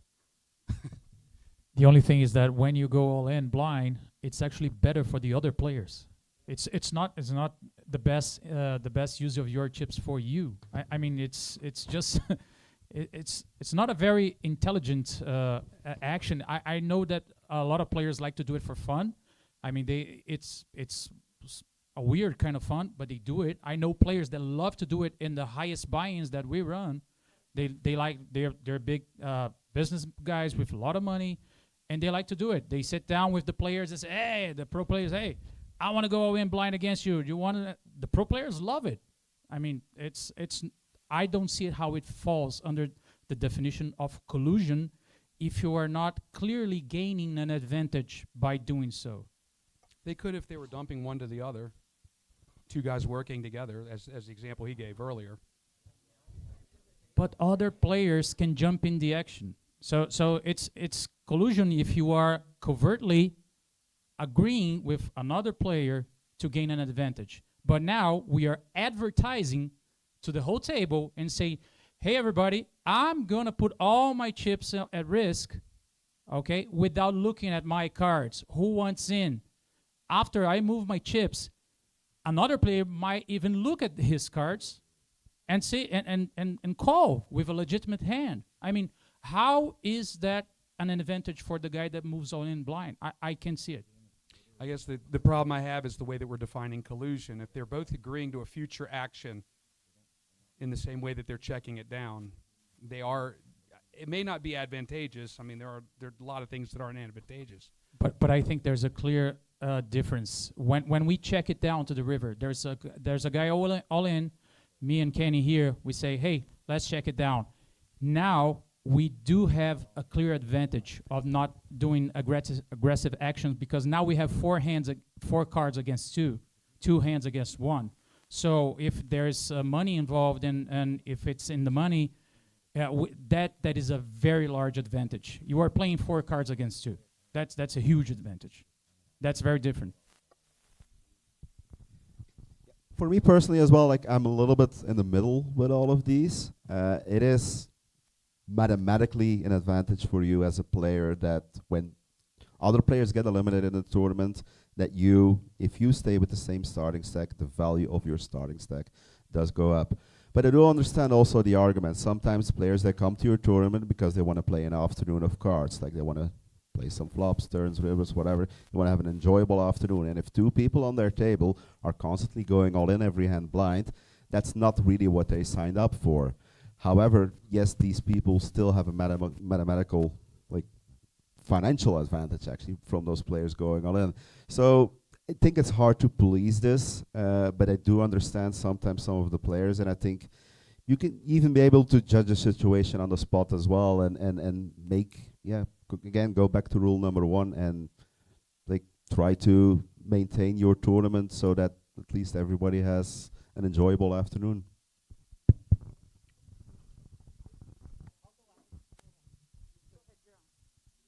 Okay. Is it not still an out of turn action? If seat 3 and seat 7 say, okay, let's go all in as soon as the cards are dealt, what if I'm under the gun with 1.5 big blinds and I'm now automatically facing 2 bets in a very silly way? And yes, but you know what the players will be doing. It's to your advantage. You know that maybe you're not going to shove in with your pocket deuces, but you will go in with your jack 10 suited. Right, but they're doing it by agreement, which is the dictionary definition of to collude. In a way, yes, it is. In a way, in what way is it not?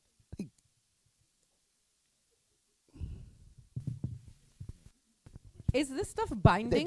Is it They're binding? not that they say colluding they're to get an advantage towards other players or towards themselves. They're people that just want to have some fun in their own way.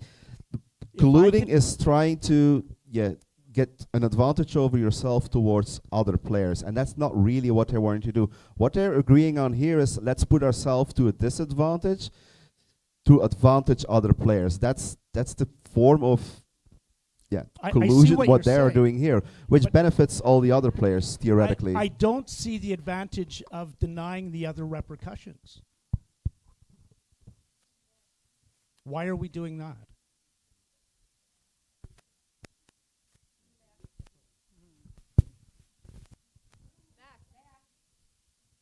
Let's go. Are we saying that this stuff is binding when they say it before the cards are even pitched? These 2 guys say, I'm going to go all in blind. Yeah, I'm going to go all in blind. So seat 3 and seat 8 have said, we're going to go all in blind. Is that binding? Do they have to?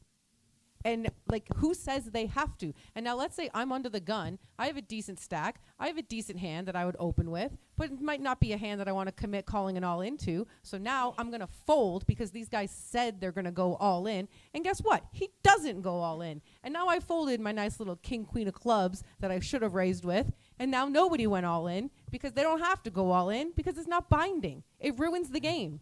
If someone stated that they were going to go all in and the betting amount doesn't change when it comes to them, they will be forced. No, they're agreeing to it before the hand They're happens. technically acting out of turn, but The cards aren't even pitched yet. it's still out of turn. It's a conditional statement too. We have a rule for so that. it's not binding. We- So that no, kind the of conditional statement says it may be binding. Yes, may Yes. be binding. I would make that binding. So if the first guy goes all in because he said he would, I a would couple make- people fold, and now the second would guy make the is guy like, go all nah, in. I'm not going to do it. I'd do it. I'd make them go all in. Yeah, I think, Jan, there's a difference in that scenario that you put, is that many times when this thing happens, players going all in blind, everybody at the table is having a laugh. Okay, if somebody at the table starts seeing a real problem, it's our jobs as tournament directors go there and say, hey, you are going to be bound by that action. We can do things if it starts to alter play and somebody gets annoyed by that. I mean, we have a huge amount of options at our disposals if we think there is abuse going on. But as long as players are having fun, other players at the table are thinking that, well, there's free chips being thrown around, I don't see a problem. Got a comment in the back? Just really quickly, I would say rule number 1 and next topic. Sorry, I noticed we're on page 31 of a 93-page PowerPoint. And I don't think we're going to get agreement, but we're going to get several more specific examples of why it's right or wrong. So, sorry, not trying to be a dick about it. It's just, I think this will come down to rule 1. You're not going to hear a floor call. These players keep going all in blind. No dealer is calling that out. So, with love and respect to the opinions, not trying to be All right. disrespectful to anyone. Yeah, we have a recommend. Sorry, he does have his. He Oh, does have the go mic. ahead. Sorry. Regarding the argument that this is a disadvantage, going all in blind is a disadvantage to the person who is going all in, do you think all players would agree to that statement? Because I know some people would think that, for example, in the first hand, 2 players going all in and making a double stack, we know that this is a mathematical disadvantage, but I don't think every player would agree to that statement. I think that some people would definitely think that this could generate an advantage for them. So I don't know if that's going to work well with the players. All right. We have a recommended procedure already in place that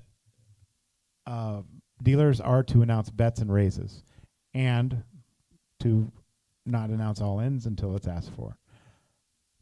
Many properties are not doing this. Why? You changed? Oh, you're doing it now. I was looking right at Seminole Hard Rock. Matt's looking at me. No. So we don't announce the bets and raises unless asked for multiple reasons. One is we don't want the dealer to make a mistake. That's the first one. The second one is, for the most part, the count is not required, so it would waste time. And the third part is it's more wear and tear on the dealer. And those are the reasons why we don't announce it, essentially. And I think it helps the dealers pay attention. Yeah, I think it helps the dealers pay attention. And it speeds the game up. It slows the game down. No, Speaking from home experience. I disagree. It speeds the game up. It does not speed the game up. Not at all. It slows the game down. Playground, speak up. Playground is the best run tournaments in the freaking world. Their dealers count out every single bet. They announce every bet in English, every bet in French, and they are quick and their games run very quickly. So you guys cannot say that announcing bets is slowing the game down, because if anyone who's ever played there is going to tell you it's faster. People aren't always asking questions. The dealers are paying attention when they are calling, when they're counting bets and they're announcing bets. Your dealers know what's going on. They're not watching TV. They're actually paying attention. It speeds the game up. Mic drop. It speeds the game up.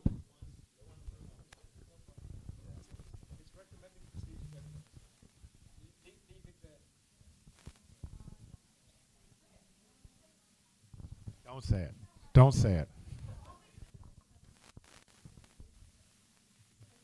Thank you. They for years they never did it at Seminole Hard Rock. Now he says they're doing it. I've been begging. Yeah, I've been begging Bill to do it for years. Thanks, Bill Mason. All right, next. All right, here we go. One chip behind. Oh my God.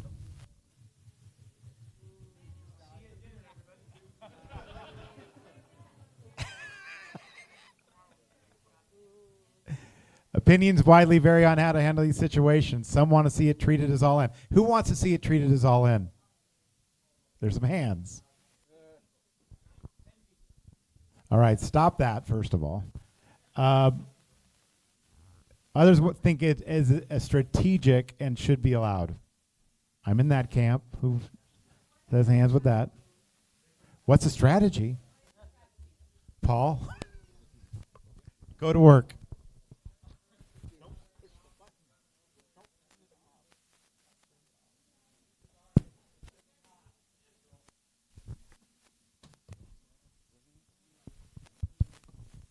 So there's a couple of reasons that players have started leaving one chip behind. We have a TDA rule that in the event of an all-in and a call, all your hands must come up. And I think it's a good rule. However, the players started realizing that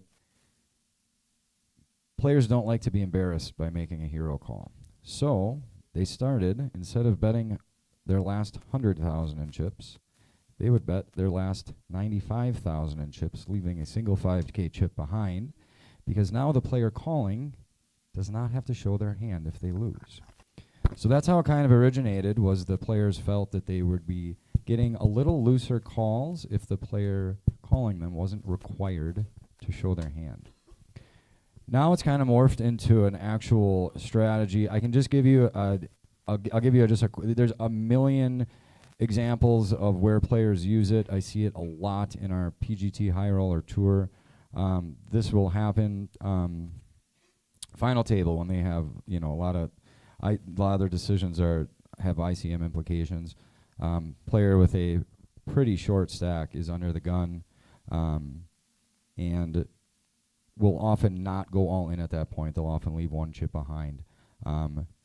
To see what the action is behind them. Maybe they have a hand like ace-8 offsuit or something like ace-8 offsuit. It's probably, you know, if you follow the charts, it's probably a shove in that position. I'm not an ICM expert, but however, that hand shrinks up quite a bit if the action goes, the second chip leader raises, chip leader re-raises, and then a medium stack goes all in. Your ace-8 is dead.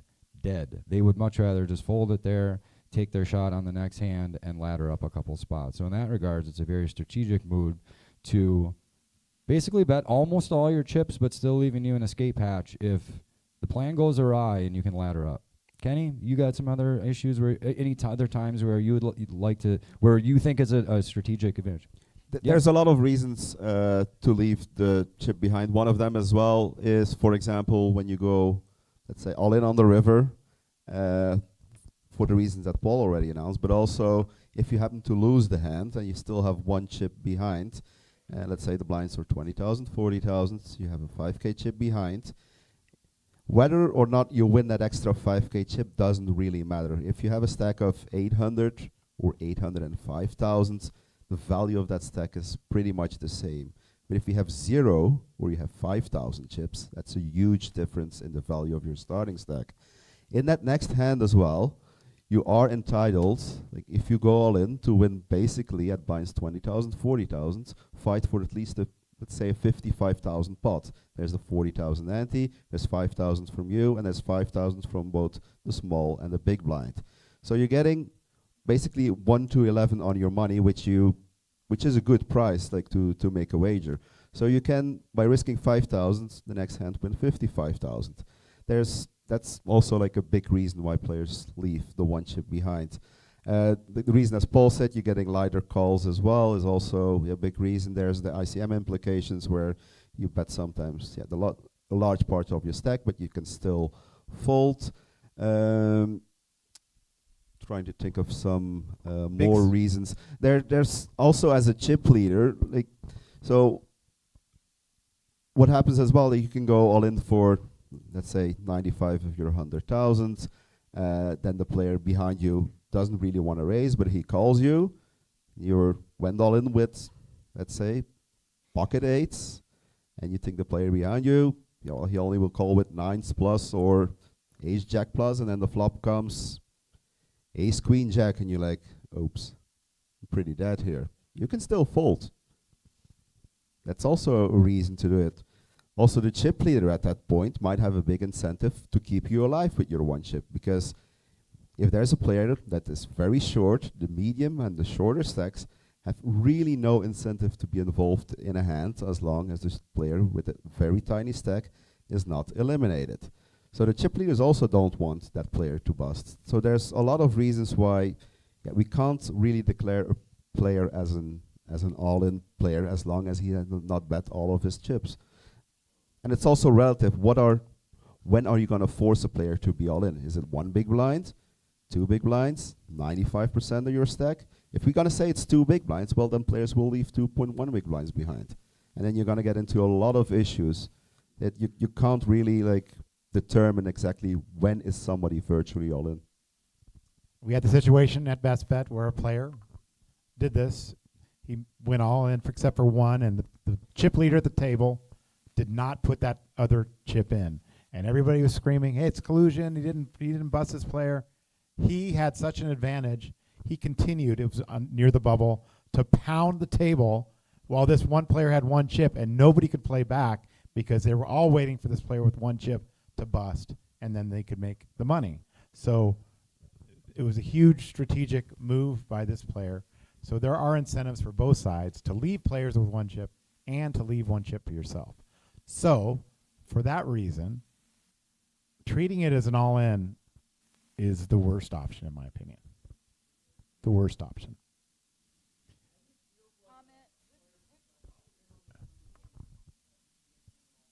No, there's places that are treating it as all in. Yes. We have someone back here who's been waiting. Go ahead. I don't know that I want to treat it as an all-in, but I think the concern that I haven't heard expressed yet is when they're using it for stalling. And I think that's the reason it actually came up in question at all, is that you have the player that 100% has intention of going all in. He leaves the chip behind so he can stall for the first time, wait for the action to come back around, hit him again, and he stalls for the second time as well. And it's just slowing down action so he can try to ladder up with something else potentially happening. It's on there, and we're going to talk about it, but it's number 5 here. I know people in the back are having trouble seeing that, but it says stalling for a pay jump without an action clock should not be allowed, and what should we do? So we have more reasons to discuss that. On PokerStars has a rule for it. They're calling it virtually all in. We haven't got there yet, but we'll discuss If it. we go ahead. Am I on? So my name is John. I'm with the Icelandic Poker Federation. The only problem I see with this move is when the player who leaves one chip behind leaves it kind of concealed behind his hand so it's not visible. So my question would be, should we treat that as an automatic all-in? Or should we penalize the player?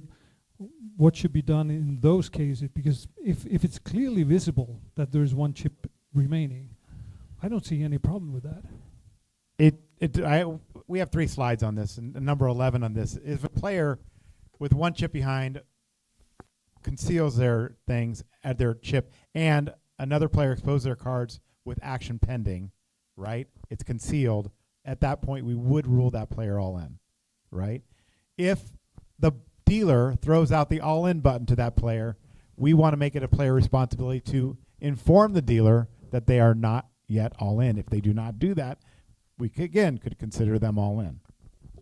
I think this is a very important reason to have all-in buttons. And if the dealer throws out the all-in button and the player with one chip behind does not correct the dealer immediately, he will be entitled to an all-in.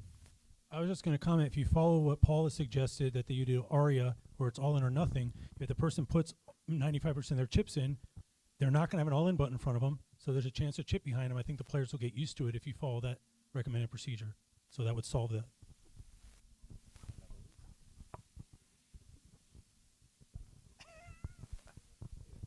Paul might actually know what he's doing. Yeah, just going back to the issue of players leaving one chip behind and then trying to stall to get ladder up the money. So we introduced a rule maybe 2 years ago now that if you're virtually all in, and we will decide if you're virtually all in, because if we allow you to decide it, then you'll just leave that, 1 chip, 2 chip, 3 chips. So we'll decide if you're virtually all in.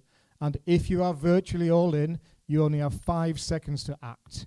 Therefore, yes, sure, you can keep 1 chip behind to give you that escape hatch, as in the Kenny, and I think there's many other reasons why people do want to leave that chip behind, but we will not allow you now to run the clock down for 30 seconds, throw in a bunch of time bank cards, hoping people are going to bust on other tables. So you can go virtually all in, but then you cannot abuse the time, essentially. And we've been doing this now for a couple of years. Some like it, some don't, but I can guarantee that the players at the table always love it when we do this. Yeah. Well, for the moment, it's 5 seconds and they cannot use time banks, but there's some discussion between us up here, and I may be allowing people to use time banks in the future. The reason being, a time bank is a personal resource. DC has changed my mind on this. Time bank is a personal resource, and the clock is a shared time. So I might be changing something like that. But essentially, the point is that we will not allow a player to waste time to ladder up the money. And at the end of the day, when you've got 1 chip left or you're virtually all in, who needs more than 5 seconds? You know what you're gonna do, right? So So the player doesn't need any more time. The player does not need any more time than 5 seconds. So don't let them ruin your tournaments like that. And I understand that most of you do not use the time extension. So in those cases, you can reduce the amount of time. And what I'll do, if we're on a pay jump or if we're on the bubble and somebody chooses to stall, then at that point, I, as a tournament director, will go to the table and say, we know what you're doing. if a player busts out on this other table, you're going to split the money. So therefore, play faster or make your decision, right? But there are situations where a player will say, okay, I'm going to do this, and is an advantage for the rest of the players at the table to not call the clock on that player. Happened with Ike Haxton at the World Series, where he said, I am going to do this. If anybody wants to call the clock, do it. Nobody called the clock. But the floor was standing right there and could definitely say, all right, it's been too long, you need to play. But there are strategic reasons for doing that. And with action clocks and time extensions in play, players use their time. Is that acceptable? I believe it is. Toby and his group think it's not. But again, I use the caveat of telling the other tables, this is what's going on. If somebody busts out and it's a pay jump or a bubble, they will split that prize. But I do think that those time extensions are strategic, and you should be able to use them as ever you see fit. Paul agrees with that too, and so does DC. I super agree. I think the last decade we've had two of the largest contributions for poker world through the best inventions. First of all, Big Blind Ante was fantastic, and second of all, action clocks. I've been using action clocks on my tournaments, all tournaments, since hand number 1, since 2018. For those of you that think that you need complex software and tablets on all tables, we started using kitchen timers. So, I mean, you can use it. It solves a huge amount of problems. And in our poker rules, in our tournament rules, we say that the first time that a player has to act, the first 30, 20, 15 seconds, whatever, it is a privilege. So if you abuse it, it will be reduced. The time extensions are a right. So it is a strategic tool that you can use whenever you want, because once they are a scarce resource. Once you've used them, they don't come back. You might get new ones if you get to a certain point of the tournament, but if you use this time bank, it doesn't come back. So I think you can. It is a strategy, and if you use it to gain a payout place, I think it's fair game. Tyler, Asian Poker Tour, kind of along the lines of this. Right now, Rule 16 essentially says all hands will be tabled without delay once a player is all in and betting action is complete. Well, with this one chip behind thing, players from across the table think the other player is all in. They call, they flip over their cards. Can we please have a rule that says that players may not expose cards or should not expose cards in an all-in situation until the dealer instructs them to? I think it will be hard for players to teach them that, because players are used to all-in call, they flip over their hands. They're not waiting for the showdown necessarily to happen.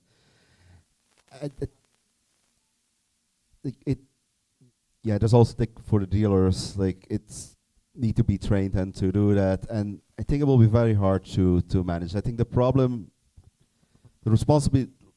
responsibility still lies with the players themselves to make sure that the other player is all in. Like if we all would use all in buttons, like as long as there's no all in button out, no player is all in at that moment. I think the responsibility should be a little bit for the players in that specific case. And even if you put it in the rules, players will just flip over their hands. And if you need to make a decision at the moment as a floor, because the player has left one chip behind, you might be able to make a decision. I would never penalize the player that flipped over his cards because he thought the other player was all in because he left one chip behind. But it does create confusion. But as said before, we can't force a player to not leave a chip behind as well. So we need to make sure that our players and dealers and staff are all that they're getting a little bit used to this relatively new procedure as well, I think. And if a ruling needs to be made, then if necessary, go back to rule number 1. Yeah, I get what you're saying, and I'm in complete agreement, but it would be nice if at least there's a rule to fall back on that, hey, you should have waited. Whether they wait or not, that's their responsibility, but hey, you should have waited for the dealer to do it. We have many tournaments. At this last festival at the APT, we had, I'd say, maybe 10 situations where this actually happened. And yes, it's partly the dealer's responsibility. It's always the player's responsibility to know what the action is. But I think in large moments, important moments, it should be like the dealer should be telling the players to expose their cards. Whether or not that happens in practice, that's a different story, but I think that should be the official procedure. Our players get very excited when they go all in. But would you then penalize the player because he exposed his cards too early because the dealer hasn't instructed him to do so? I mean, there could be penalties depending on the situation, but this is just, yeah. I would rather the players wait for my dealer to instruct them to expose their cards. I think in a perfect world, yes, but in practice, it feels very hard to police. We've instructed, like we told players, like there's an all-in on a call, just show your hands, and players are flipping over their cards because they're thinking they are all in, and yeah, having to wait for that extra signal of the dealer might be a tough thing to do. Like, yes, there will be dealer training, but like in general as well, like some of them work with very experienced dealers, but there's a lot of venues as well that also use the TDA rules that are working with occasional dealers. So it's not always easy to find like a very uniform rule for this that will work for everybody on a global perspective. We do have that rule that you do need to turn your cards face up when all in. So we expect the dealers to be enforcing that anyway.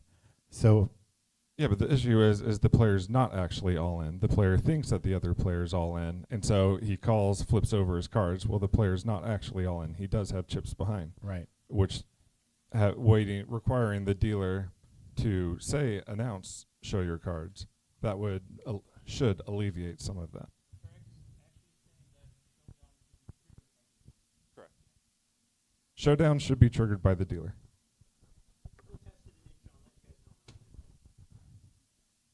Okay, spoiler alert, but I hate that. I don't want to add anything that's going to make things take any longer than they already do. I don't think we need, most of the time when someone's all in, people know to flip their cards over. If we make a new rule and say, we would like to slow everything down and have you sit there and wait for us to do it. Here's what I've had dealers do that I think is great. When somebody bets all but one chip, the dealer will just say, still has one chip behind, and then look at the other guy who's next to act. So they're thinking about it.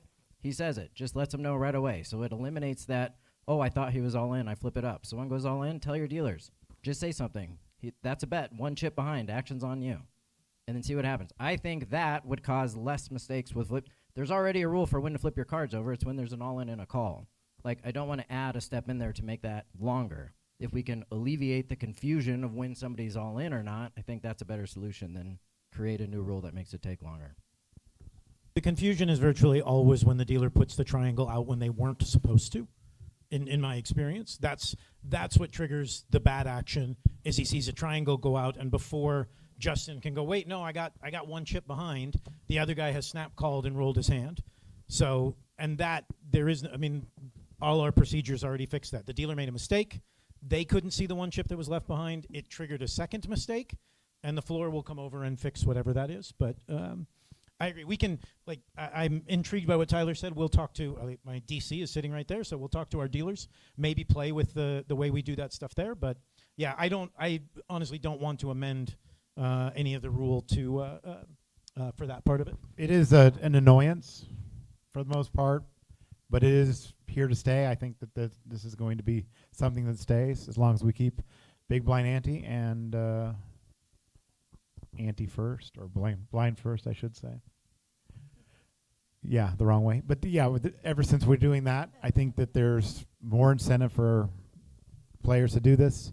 And so the couple of the things I did put on here was, if the player with the one chip exposes their cards with action pending, then we will force them to be all in. We've had both players turn their cards up when that happens. If that does, then they're accepting themselves as being all in.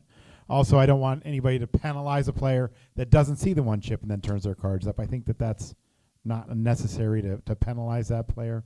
However, If they do that pre-flop and then they continue to just say, well, I'm not going to bet anymore and check it down, I think that's a little closer to something you could penalize, because now it may have affected action on later streets, but I got disagreement there.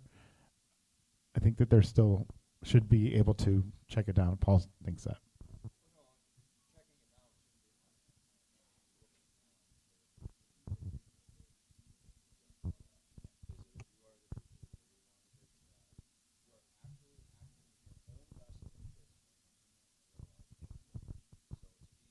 He's saying you're at an advantage by keeping that player alive if you have a bigger stack in that, and I agree with that. So.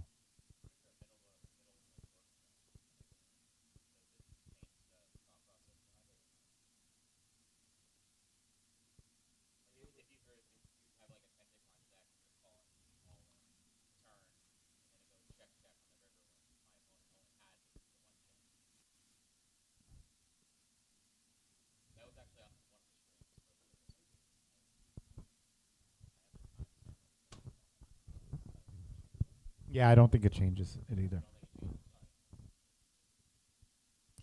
If the player turns his cards up before actually saying call, the second player, not seeing that the player had one chip, do we still give them the chance to raise? I say yes. You're still giving them a chance to raise. The player leaves one chip behind, pushes his chips forward. The other player turns his cards up without saying call, thinking that they're all in and he's going to call afterwards. We still give that player a chance to raise. We're not accepting the fact that that player just has the one chip left. If he still has action left and he has not said call or put any chips in the pot, we're still allowing that player to raise. Yes.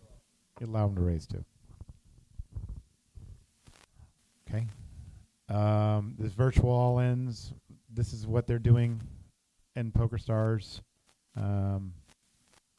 We don't want to go by percentage of chips or one chip, because then they'll just go to two chips.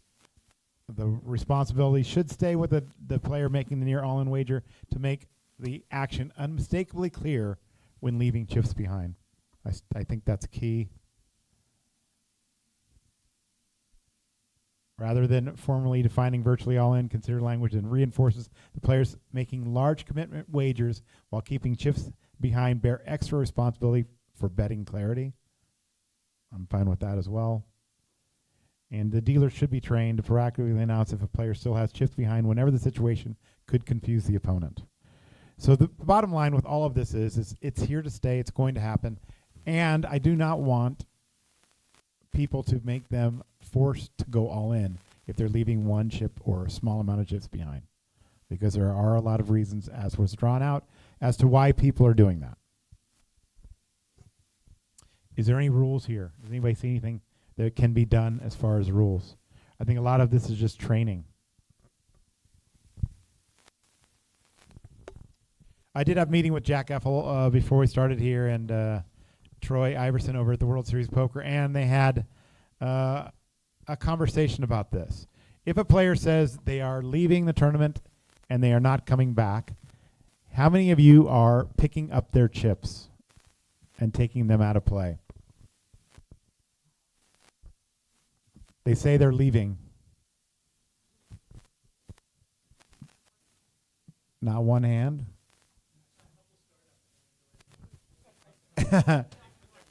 We discussed this yesterday, and we said there are reasons for you to pick those chips up, because it leaves the other players at a disadvantage at that table that are in certain positions not eligible for those chips. Meaning, if you're, if that person is to your left, you're going to be at an advantage or a disadvantage based on where you're sitting at the table.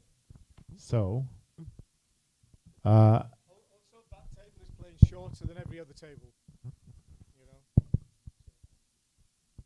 Also, that table is playing shorter than every other table in the tournament, so it's slightly unfair also.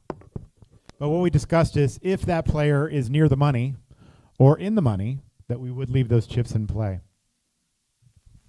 I was always for leaving the chips in play no matter what, in case the player decided to come back or whatever.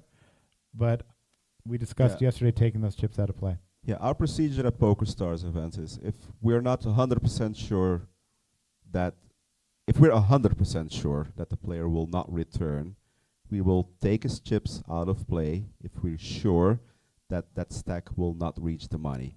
Even if there's a small chance that that player will come back, or even if there's a small chance that that stack will get into the money, we will leave the chips in play.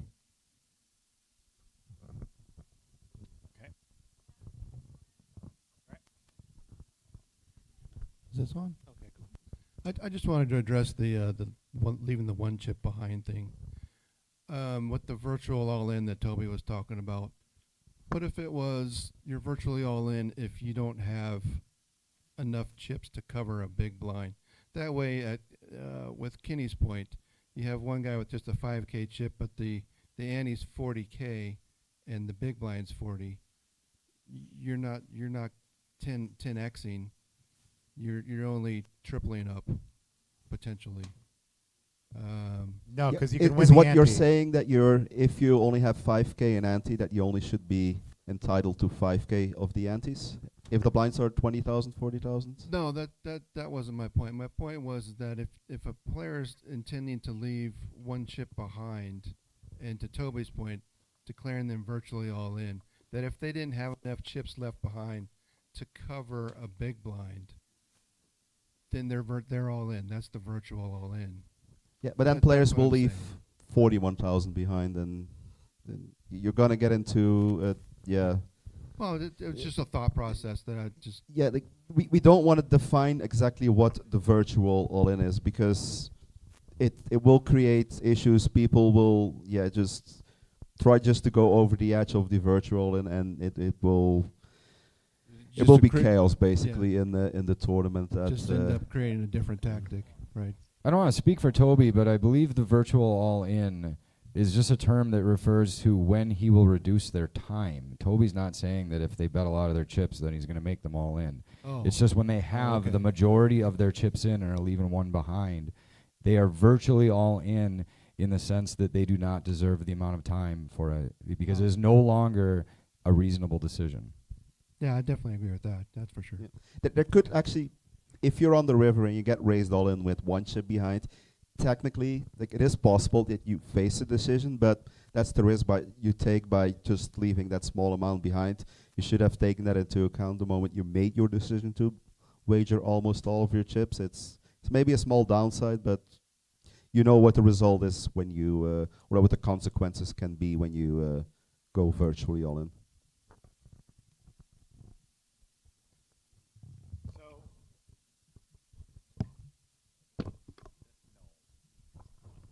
All right, this one. So disqualification, remove the chips immediately if in the money, no payment is made.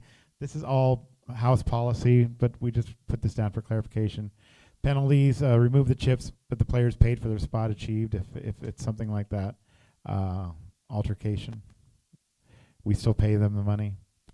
Personal reasons, leave the chips in play. I think this is something that you guys can do on your own, but they're going to take them out of play. I generally will leave them in play.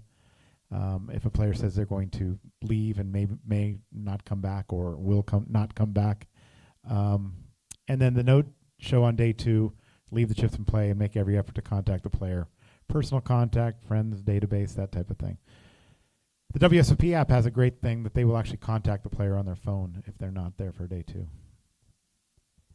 Illness, emergency, and death, leave the chips in play if possible if they're going to make the money. If not, if they're not going to make the money, you can take them out of play.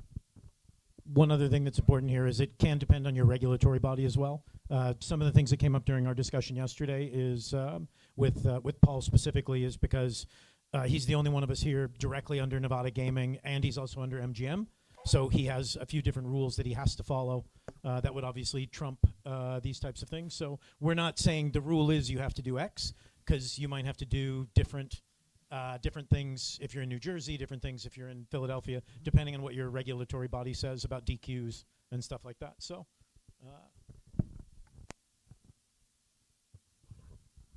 Now we're going to talk about. Matt, question: is there a procedure for removing chips at this point, or no? No, I don't believe so. Nope. No. All right. It's house policy or whatever. So with Poker Atlas, K Hold'em, WSP app, or anything else, we shouldn't. If you're breaking a table and it's in sight, should a dealer wait for that player, or be forced to wait with the big blind seat open to avoid stalling or dodging of the big blind? We discussed this yesterday. Said no, we don't think that there's anything here, but there's been some suggestions. Matt Waxman made one that if we're at a smaller number of tables, 10 tables less, 6 tables or less, if you're breaking a table, should you announce to dealers that have a big blind position open to wait so that all tables are balanced? And Paul he says that he will wait with 3 tables or less. With 3 tables or less, you will wait for all tables to be full. It's an arbitrary number based on what tournament? It's an arbitrary number based on whatever tournament. One of the players suggested that at 10 tables, that when a table breaks, they wait for all the players to get to their seats. But he's referring to events that he plays, which is WPT events, WSOP events that are getting fields in the 500,000 range. So yes, of course, at that point of the tournament, you should be making sure all the players get to their tables because you are approaching the money, you are deep into the money, and yes, all the players need the opportunity to lose their chips. You can't have players paying blinds, being eliminated, while players are walking around the tournament area. But you can't do it at 10 tables when your tournament is 90 players and you're only paying 1 table. That would just be a waste of time. Obviously, there is really no incentive at that point to not be playing. You actually want to be playing to accumulate chips. So it's just a number that it seems fair at that point of the tournament.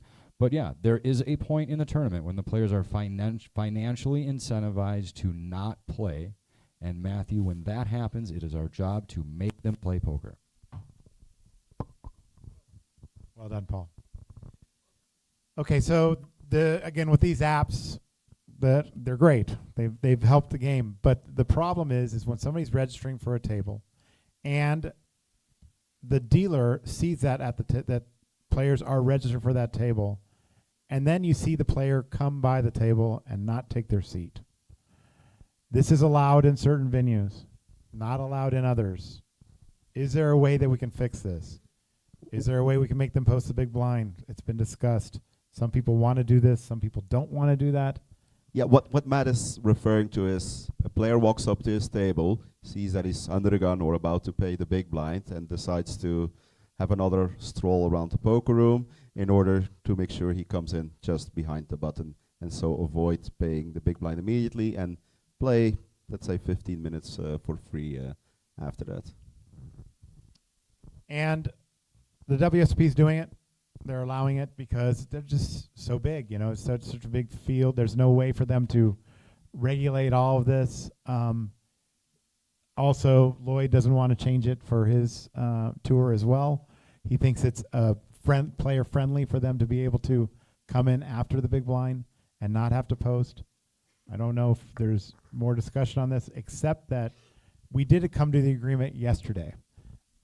And Jason, you're one of the properties that I know at Summer Hard Rock, and we suggested that if you have chips, you must go directly to your table. So they give out chips to their alternates. So I think anybody with chips in their hand or in a rack needs to go directly to their table. Is that your current policy?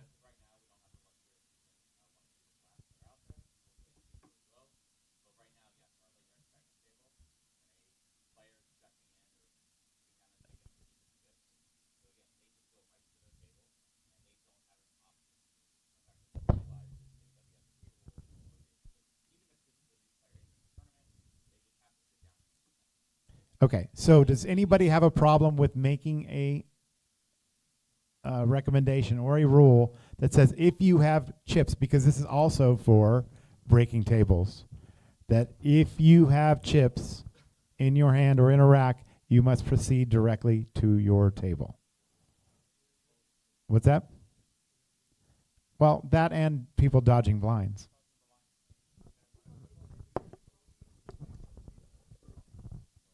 We're not okay. We're okay with no. Right, but if you have chips, Also security It's reasons. both sure. security reasons and for avoiding people to not play any hands while they should be playing any hands. Not with chips. I think that It always adding with has been chips. actually a rule that players, when they come from a broken table, they should go to their new table. That's when they have chips in their hand. But also, there's still venues, for example, at Seminole in Florida, where they get chips at a separate table when they enter, and then they have to go straight to their new table. I think that should always be the case. But now, the question that we will ask them in a bit is, what should we do with players that don't have chips yet? But it should be a rule. I think it is a rule. Maybe it's not as defined in detail as it should be in the current rules, that if you have chips, tournament chips in your hand, you should always go straight to your new table. I think that's a good one, and I think we can just add that, Mike. I don't. Right now, the rule being 33, players who intentionally dodge any blind will incur a penalty. So we could add the players with chips in hand must proceed to their table. Yeah, That can because just be dodging added. blinds. This rule is not in effect for a World Series of Poker, because you are allowed to dodge your blinds. Yes. Matt, you're only allowed to dodge your blinds as a new player, right? As a new player. Well, I'm saying in yours, you would not be allowed to dodge blinds.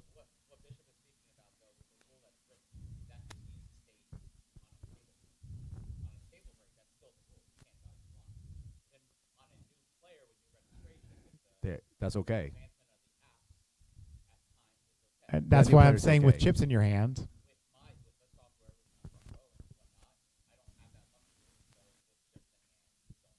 I think that's what we add, though. Okay, if you have chips in your hand, because you don't want people walking out of the room with chips in their hand ever, even if they're a new registrant or from a broken table.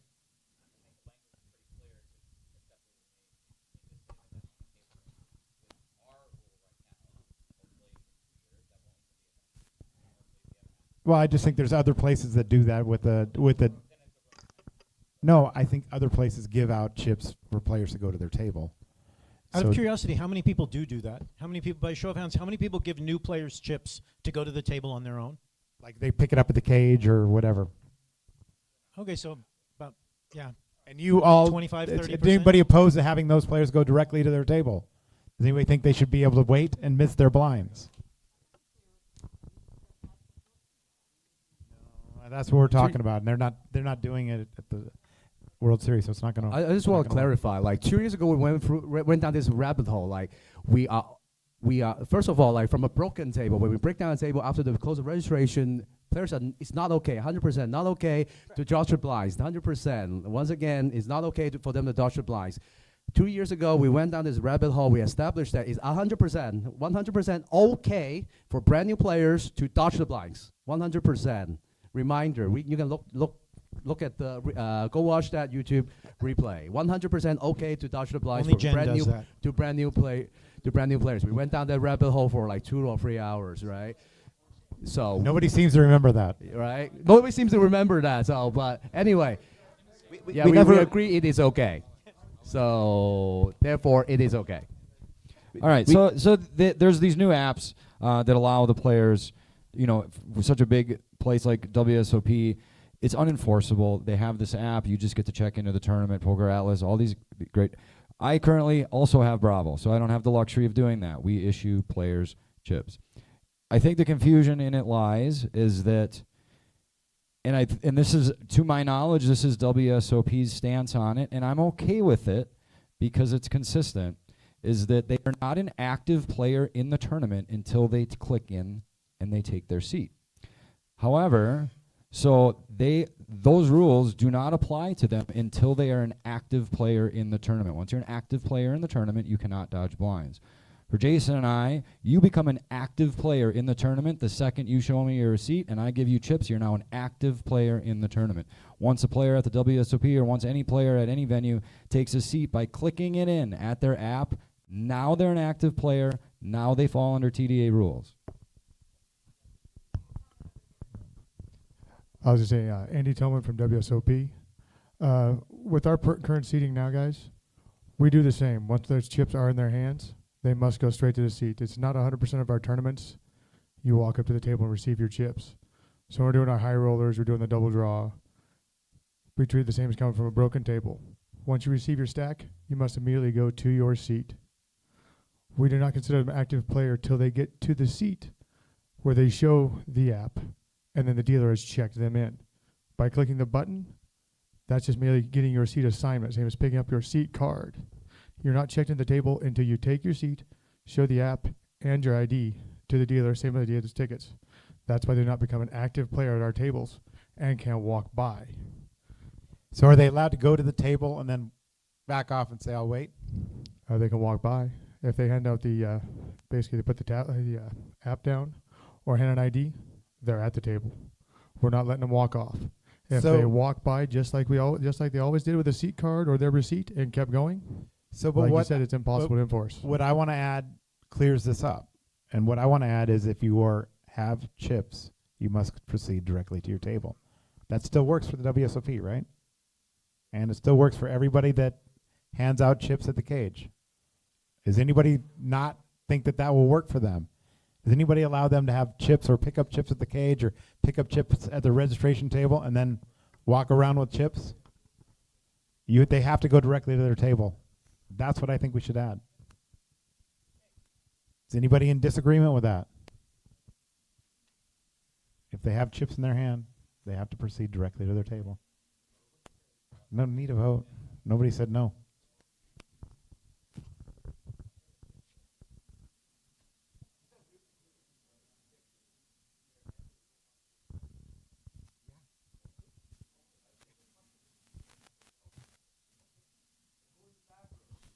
All right, we're moving on.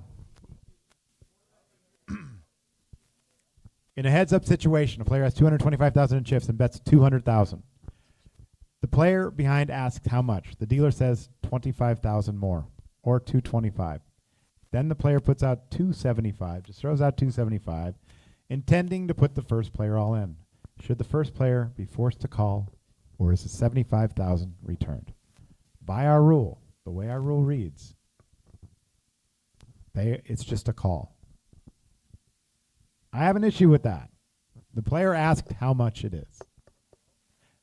The other player asked and then threw out 275. Because they asked, they did the thing of asking. A player said with one, or it's more common, they said, I have 225,000. Then the player puts out exactly 225. You want to return that 25 and not let the player put the other player on.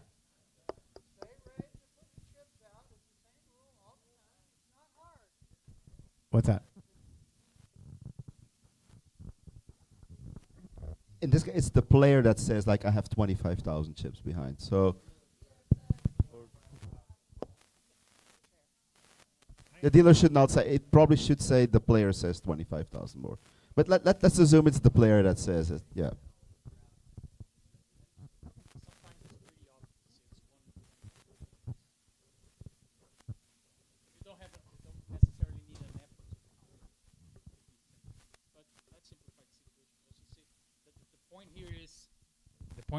The point here is not if the dealer is counting or not. The point is the guy asked how many chips, put out a larger amount, and should we hold him to a call, or could we consider it a raise, putting the other player all in?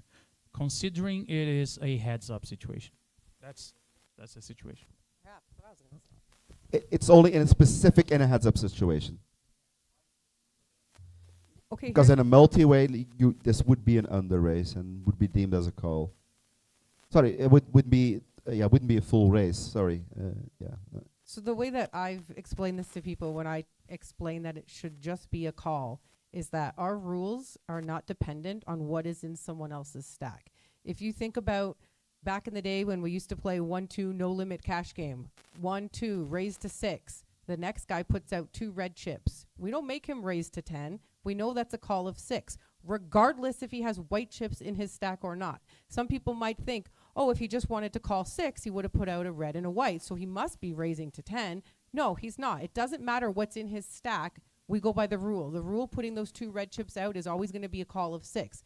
When this guy throws out 225 or whatever it was, that is not a raise, regardless of what is in the opponent's stack. Somebody's stack does not dictate whether my chips made a raise or not.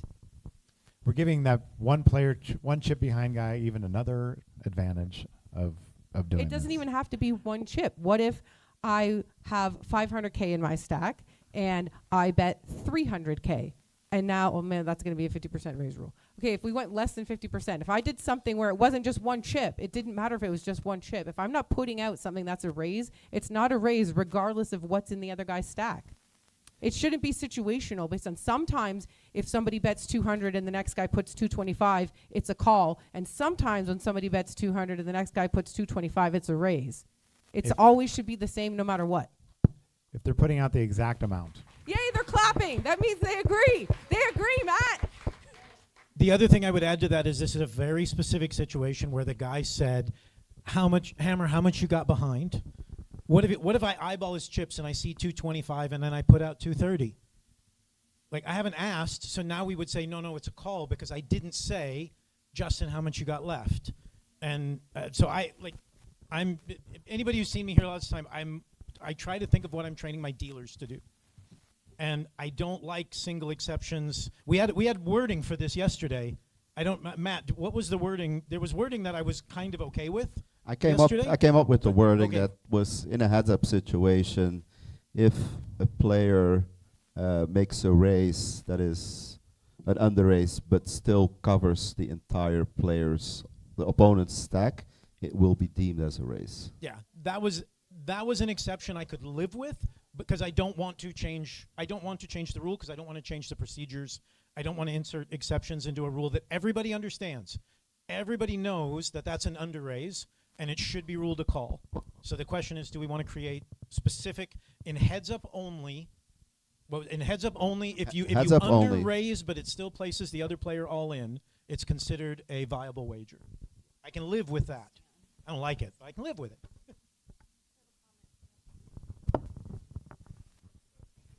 Hi, Matt. Just clarification. If you have a player who is able, how many chips do you have? Is it the responsibility of the dealer or the player to answer that question in a no-limit tournament, or is it just, I have this many chips? I don't actually have to give them a count. So with that being the case, it doesn't matter, right? Whatever the amount of chips that I put in the pot, what's on the regard that you're all in, I simply need to say, right? Because regardless heads up or nobody has the right to ask for a count and have the dealer count the chips down for an exact count. In no limit, the answer is it's this much. You can see it's visible.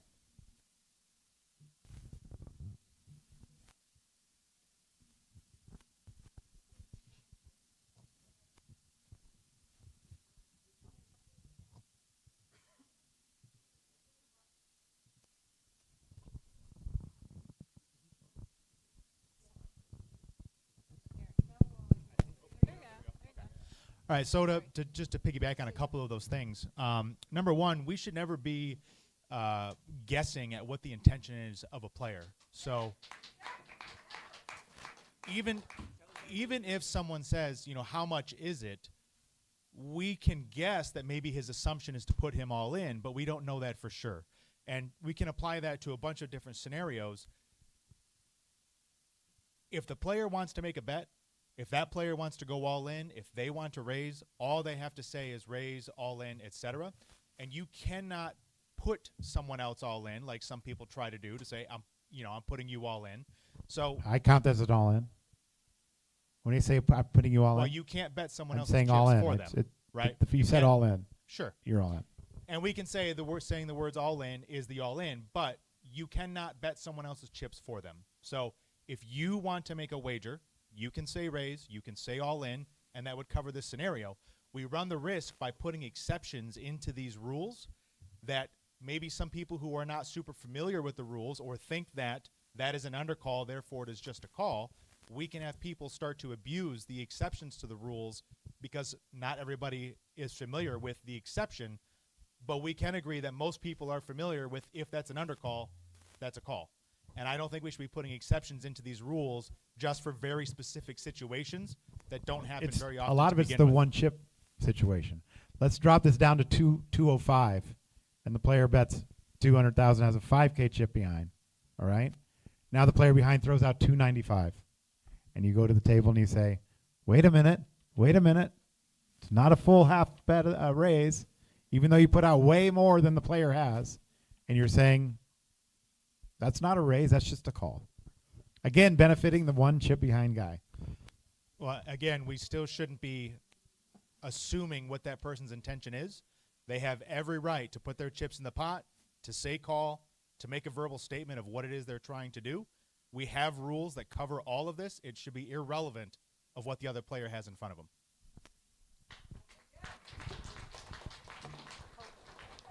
them. He said everything I was going to say.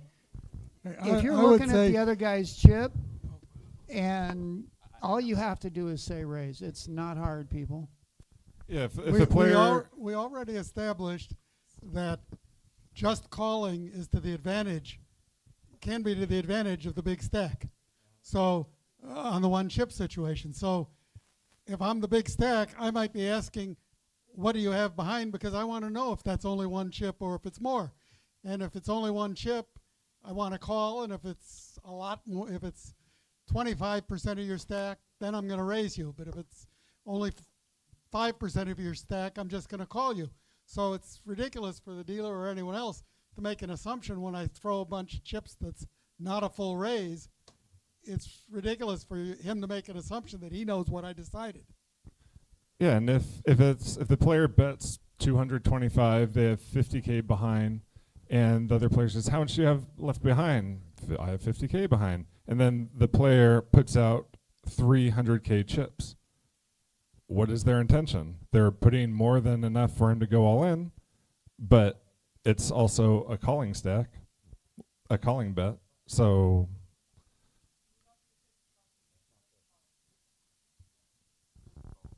it's a call of 225, but they've asked and he's put in more chips. So what, he has to put in 305?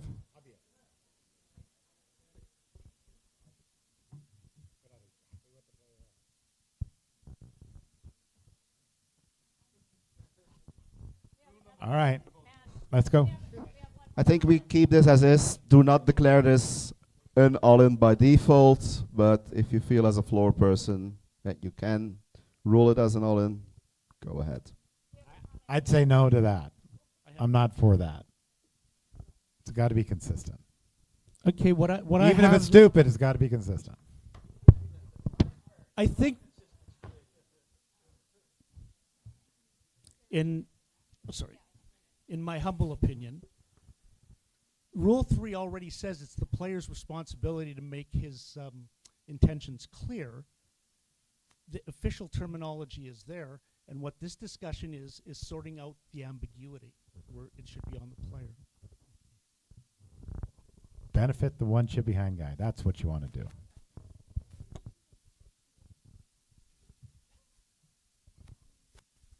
So you guys have been in poker for a really long time. Why did the 50% or more rule come around? Like, why did we decide when somebody is facing a wager and they put in 50% or more, we are going to force them to mandatory raise? At some point, we made that rule for a reason. And right now, we're trying to look at a rule that we might possibly force a full raise in this incident where they're heads up and one guy has one chip behind or whatever this case is. Like there's an obvious reason why we are discussing the rule and changing it. Why did we originally decide to mandate 50% or more? It was a clear number. It's a clear marker of the line, I think. Is there a clear marker in this case in order to deal with this individual circumstance that's come up in the last 2 years since we met last? Paul and I think there is, but nobody else seems to think so.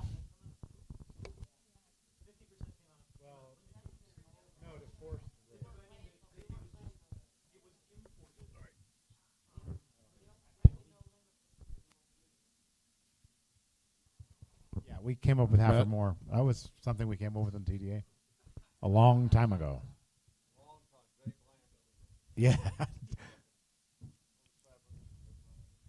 Yes. Matt, I agree with everything everybody's saying. Every point everybody's making is correct. Pretty much all of them. However, the reality is if somebody bets 225 and they only have a total of 275 and somebody else is going to put them in, regardless of how many chips they put in, it's going to be 275. It's not going to be more. It's not like you can put in more because they only have 275. So while I agree with every statement everybody's made, I think Kenny's description makes perfect sense. I want to add one thing to that because my base issue sometimes is the depth of the exception that's required.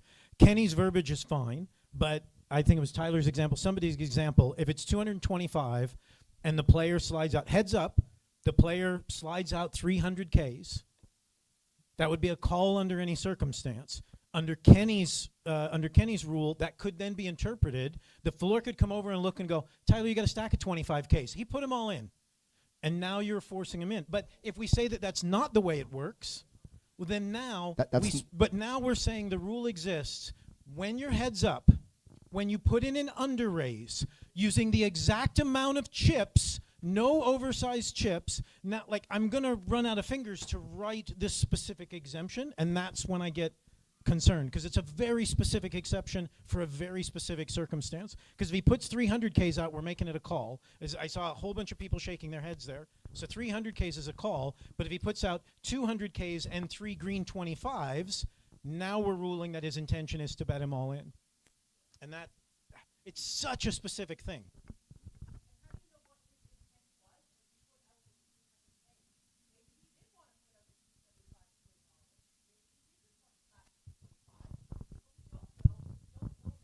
But that's not a race. It's not even an under race. It's a call. It's a call because. Well, then he should have been more clear.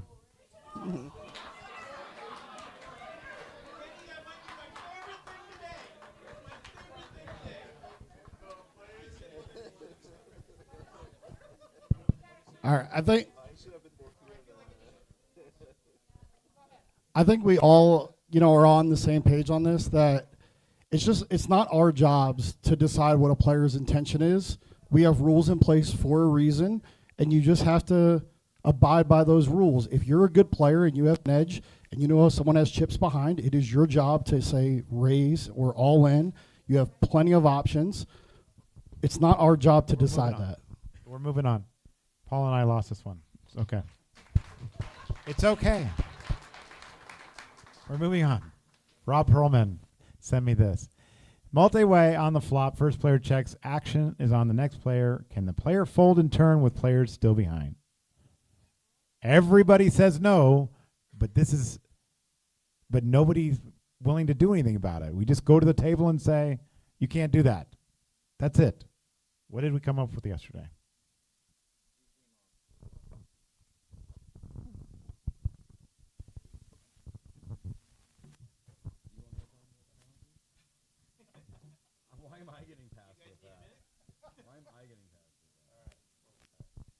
So there's a problem with this rule. It's not unenforceable, but to my knowledge, no one in the history of poker has ever gotten a penalty for it. I've never issued a penalty. I've issued a warning. All right, it's a multi-way pot. If checking is an option, you are required to check. You're not permitted to fold in this situation. Has anyone ever issued a penalty for this? Yeah. Yeah. So I don't know. I don't know how much discussion this rule needs. It's a rule that really has never received a penalty to my knowledge, and like Justin said, they're just unaware because in cash they do it, they play a tournament, and now it's like whoa, you can't fold if checking is an option, and they grab it back. So in heads up situations, they're permitted to fold, correct? I'm asking everyone. They're permitted to fold, right? Correct. Okay. So I just heard a lot of arguments over the last 10 minutes that we can't be making rules for specific situations, like when players are heads up. We already do. We already have rules specifically for heads up. Heads up, you can fold out a turn. You can just fold. You can just relinquish the pot. We just pushed for a rule that in heads up situations, a passive action out a turn is a passive action in turn because we feel like it is angle shot way too frequently. However, when we just discussed this situation, Kenny's verbiage is perfect. We can, and we do have the authority to rule this situation different in a heads-up situation because it is different when it's heads up. And you're also, we want to cover a rule at a critical juncture of the tournament. So a lot of times we have rules for the best operating of the tournament when you have so many tables going. When players are utilizing the one chip behind, it is at a very critical point of the tournament, and there is nothing wrong with having a rule that covers that specific situation.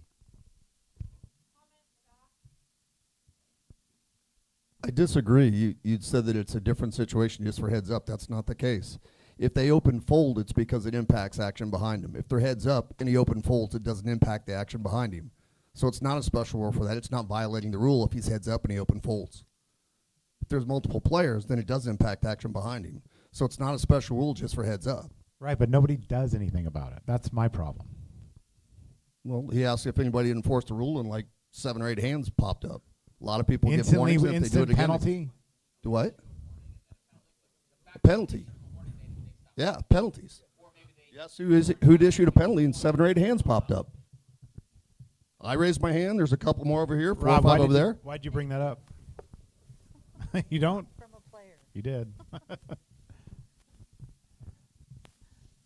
I'm going to take this time to bring up something because we'll have a day to discuss it. And what are you doing, Toby, for penalties now? He's not giving round penalties. Okay, so over a year ago, we stopped. Well, I won't say that we stopped giving round penalties, but we try to avoid them because I personally think there's a better way, which is chip removal from your stack. And yeah, and the reason there's various reasons why it's better than having the player away from the table. It maintains table balance. You know, that table now isn't playing one less short than every other table in the tournament. If you're in the money, this player now can ladder up while he's on a penalty. And what was the other? Oh, the up there. Yeah, there you go. Thank you, Matt. So look, you could if everybody can read that, it maintains table balance, ensures consistency across situations, has impact on bubble play. There is some disadvantage of a chip penalty, but arguably not as strong as the advantages. One of those is that when you're on a penalty, you should not, you're away from the table, you don't get to see the action. Okay, that's part of the penalty. So in this situation, you're going to remain at the table. We've been doing it now for over a year. We don't give many penalties. So for those that are going to argue you're taking chips out of the tournament, affecting the tournament equity, it's negligible. Until perhaps you get to the final table, you've got 20, 30 average big blinds left, then it becomes obviously a little bit more important. But most of the time when you're giving penalties, you're going to take off. Let's say you want to give a 1 round penalty, that's going to be 2.5 blinds you're going to remove from the player. Okay? So you take off his 2.5 blinds, but he still continues playing at the table. It's not something that I particularly wanted to bring to the TDA. We just got talking about it yesterday. Matt liked it. We all ended up discussing it. Everybody ended up liking it and wanted this to be brought up tomorrow. So it'd be interesting to hear any opinions on that. The last thing is we've had no problems with it. We go to the table, we explain to the player the new penalty, why we're enforcing this penalty. We put the chips out in front of him, we make it so they're very clear on what we're doing, and then we take those chips away. And I haven't heard one complaint, and we've been doing this for the player a year getting the player getting the penalty would prefer this too, because then they don't have to leave the table. They don't have to miss hands. They've gotten their penalty, and they're done. Where? What? Sorry, one more thing. I'm not suggesting that this is the only way you can give a penalty. If you still have a disruptive player that you want away from the table, send them away. No problem. It's in your arsenal to do this if you want. But like I said, personally, I think it's a better way because of maintaining table balance. Those player can't lose his chips. Every other player on the table cannot win that player's chips. So I just think it's, for the most part, in most parts of the tournament, it's a better way to do it. One thing I'd like to add to that, which I think is interesting, because I hadn't considered doing this until Toby brought it up yesterday, but for those scenarios where you get somebody, like what we literally just discussed, folding when facing no action, somebody who does it a second or a third time, it's like eventually you have to do something, but for the silly penalty that's 1 hand, 2 hands, 3 hands, if that penalty became a small blind, it's like, now it sucks for us because we got to count how many bloody chips are in the tournament and do all our chip security. So it's a pain in the ass if you're picking, you end up taking 30 blinds out of the tournament over the course of 2 days. That's annoying from our side. But as an actual wake the player up, yes, you're doing something wrong, and yes, there's a consequence to it. That has a bit more immediacy to a player. I've been nursing my 30 big blind stack, and all of a sudden I only have 29 big blinds because I folded my cards to run to the restroom completely out of turn and stuff, and they penalized me a big blind. I agree with Toby. It's just an arrow in the quiver, but it's something I like now having added to the possibilities of what we can do with repeat offenders and stuff like that, especially somebody that you don't actually want to take out of the tournament. They just did something that you have to respond to. I know some venues have a default 2-hand penalty for acting out of turn or leaving your seat when it's not your turn yet. A 2-hand penalty can be a different penalty for a different player, or it can have different consequences. If you're in middle position and you miss the next 2 hands while you're under the gun +1 and under the gun, it's really almost no penalty. But if you're getting a penalty for 2 hands while you beat a big blind and a small blind, that is a very huge penalty, which is, I think, mathematically maybe 3-4 times as harsh as for the player who's not paying any blinds. So therefore it's more consistent as well. Like when you take chips out of the tournament, it benefits everybody else in the tournament, not just the people at that table where that player made a mistake. That's also way more fair. If you're playing at a table and your neighbor is on a penalty, like if you're in a small blind and he's in the big blind, your small blind is in a tremendous attack. You're at a disadvantage because that player actually made a mistake. It keeps everything way more fair for everybody throughout in the tournament. Also, that player now can get even eliminated. Like imagine you're in the money and you're on a 1-round penalty. During that 1 round, you cannot get eliminated. You might even ladder 2-3 spots. Who knows? Now you have a chance to be eliminated. That's why we found that giving chip penalties was more consistent than handing out a number of hands or number of orbits of penalty. Yeah, I want to add that first heard about it yesterday, and I'm sold. I really love the idea. For me, it's in the same category of big blind ante and action clocks, chip penalties. Great innovations. I think it's good because back in the day when we had everybody anteing separately, when you gave them a penalty and they were away from the table, they were losing chips on every single hand that they were away. And now, like Kenny said, this was what I was going to bring up as well, if you're in the cutoff and you're on a 3-hand penalty, you lose nothing except looking at 3 hands. But when you're in the big blind, small blind, you're going to lose all of those chips. So I feel like just taking a bunch of chips from somebody for the penalty is the most fair way to do it, because some penalties, this guy's going to lose his big blind, his ante, and his small blind, and this guy's going to get a penalty and lose absolutely nothing. So I feel like we should do chips. I think it's the most fair. Yeah. I also said there's a couple things that he did not add to his list. One of them being if that table breaks while you're giving a round penalty, somebody could actually get hit with the blinds twice. And you don't have to look for the player.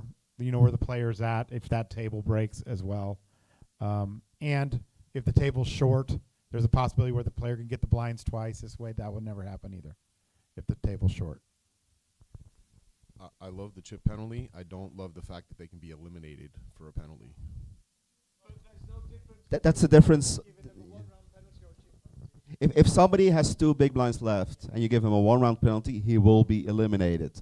He can even make some pay jump. If somebody makes an offense now and you want to give him a 2 big, like let's say 2.5 big blind penalty, he will be eliminated in the moment itself. No matter what, he will be eliminated. The only thing is you eliminate that person in the moment itself, which I think is better than letting him ladder a few places, potentially. Not a hill I'm willing to die on. One thing, if like we said, this is not something we say that will be a rule. We just say this is something that you can do as an operator. Like it's definitely not going to be a rule or anything. Well, the way this could tool in be my toolbox for sure.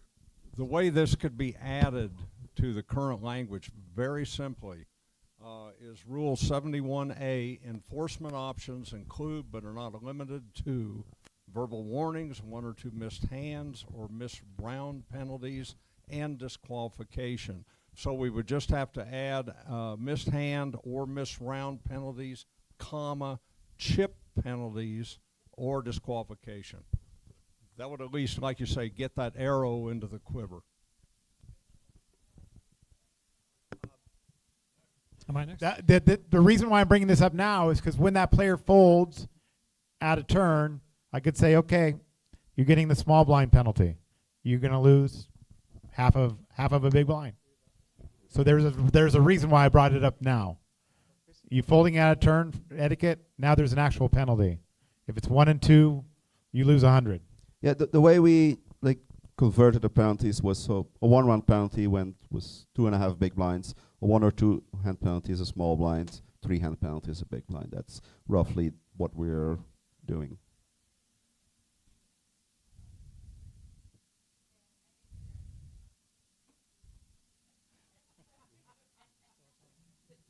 That's your price, right? Am I next? Yeah. My name is John from the Icelandic Poker Federation. So one thing we have done home turf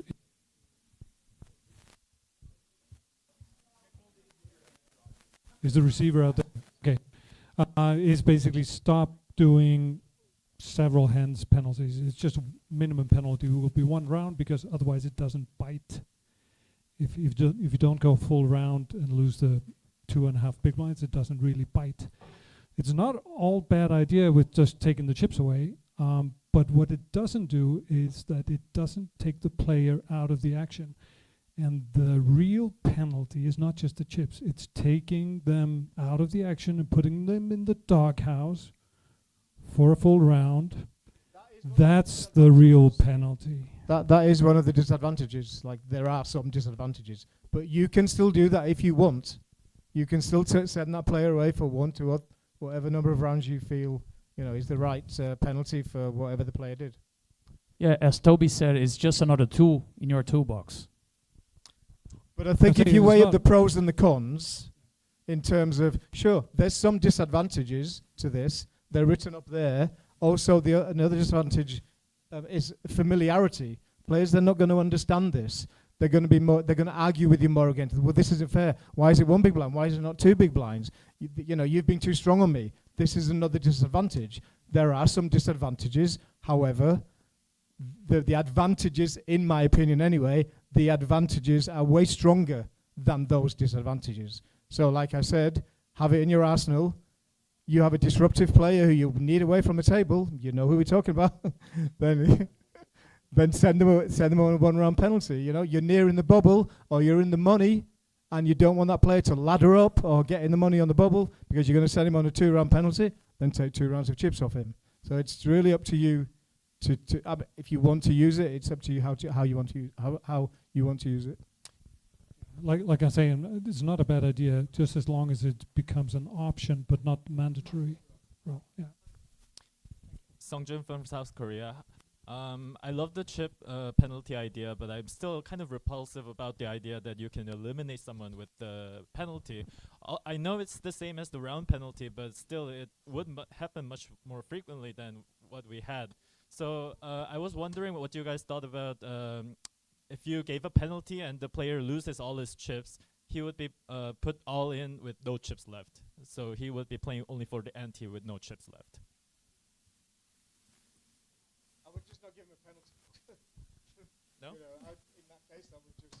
Well, we issue penalties because someone has done something wrong, right? They had not followed the rules. Well, yeah, but now he. That's the basic definition of a penalty. Yeah, but now he gets to win much less of what he would have won if he had the remaining chips. But I still feel like very repulsive about removing a player by directors.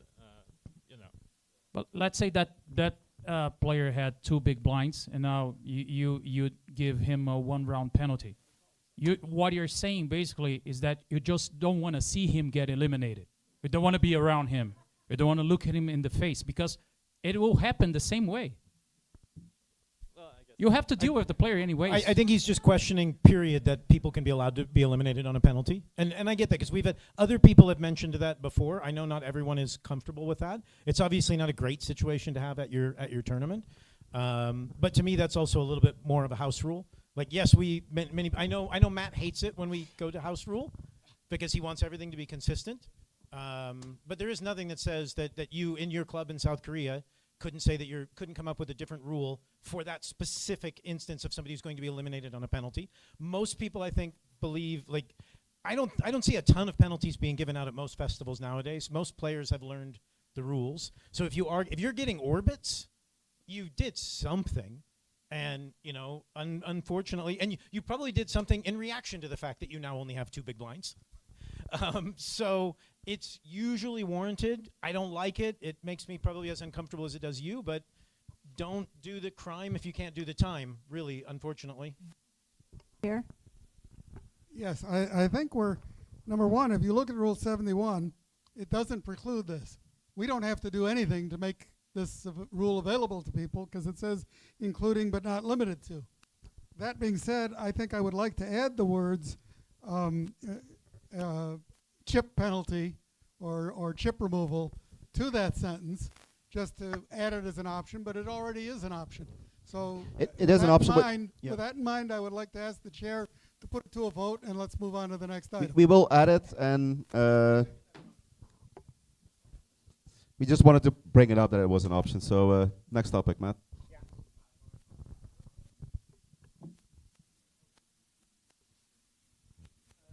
Sorry, I don't know your name, sir. Paul. Paul's asking if there could potentially be something added to RPs that gives an idea of what you would give. Like, when would you do a small blind? When would you do a big blind? That's something I'll let Toby and Kenny do because they've been doing it for 2 years. Congratulations, Toby. All right, so just some questions raised from the industry. Thanks for bringing that up, Rob. The win floor had asked me, playing to a final table end of day, should we draw for the button before we bag and why? And we all agreed, no, you should not draw the button until the next day.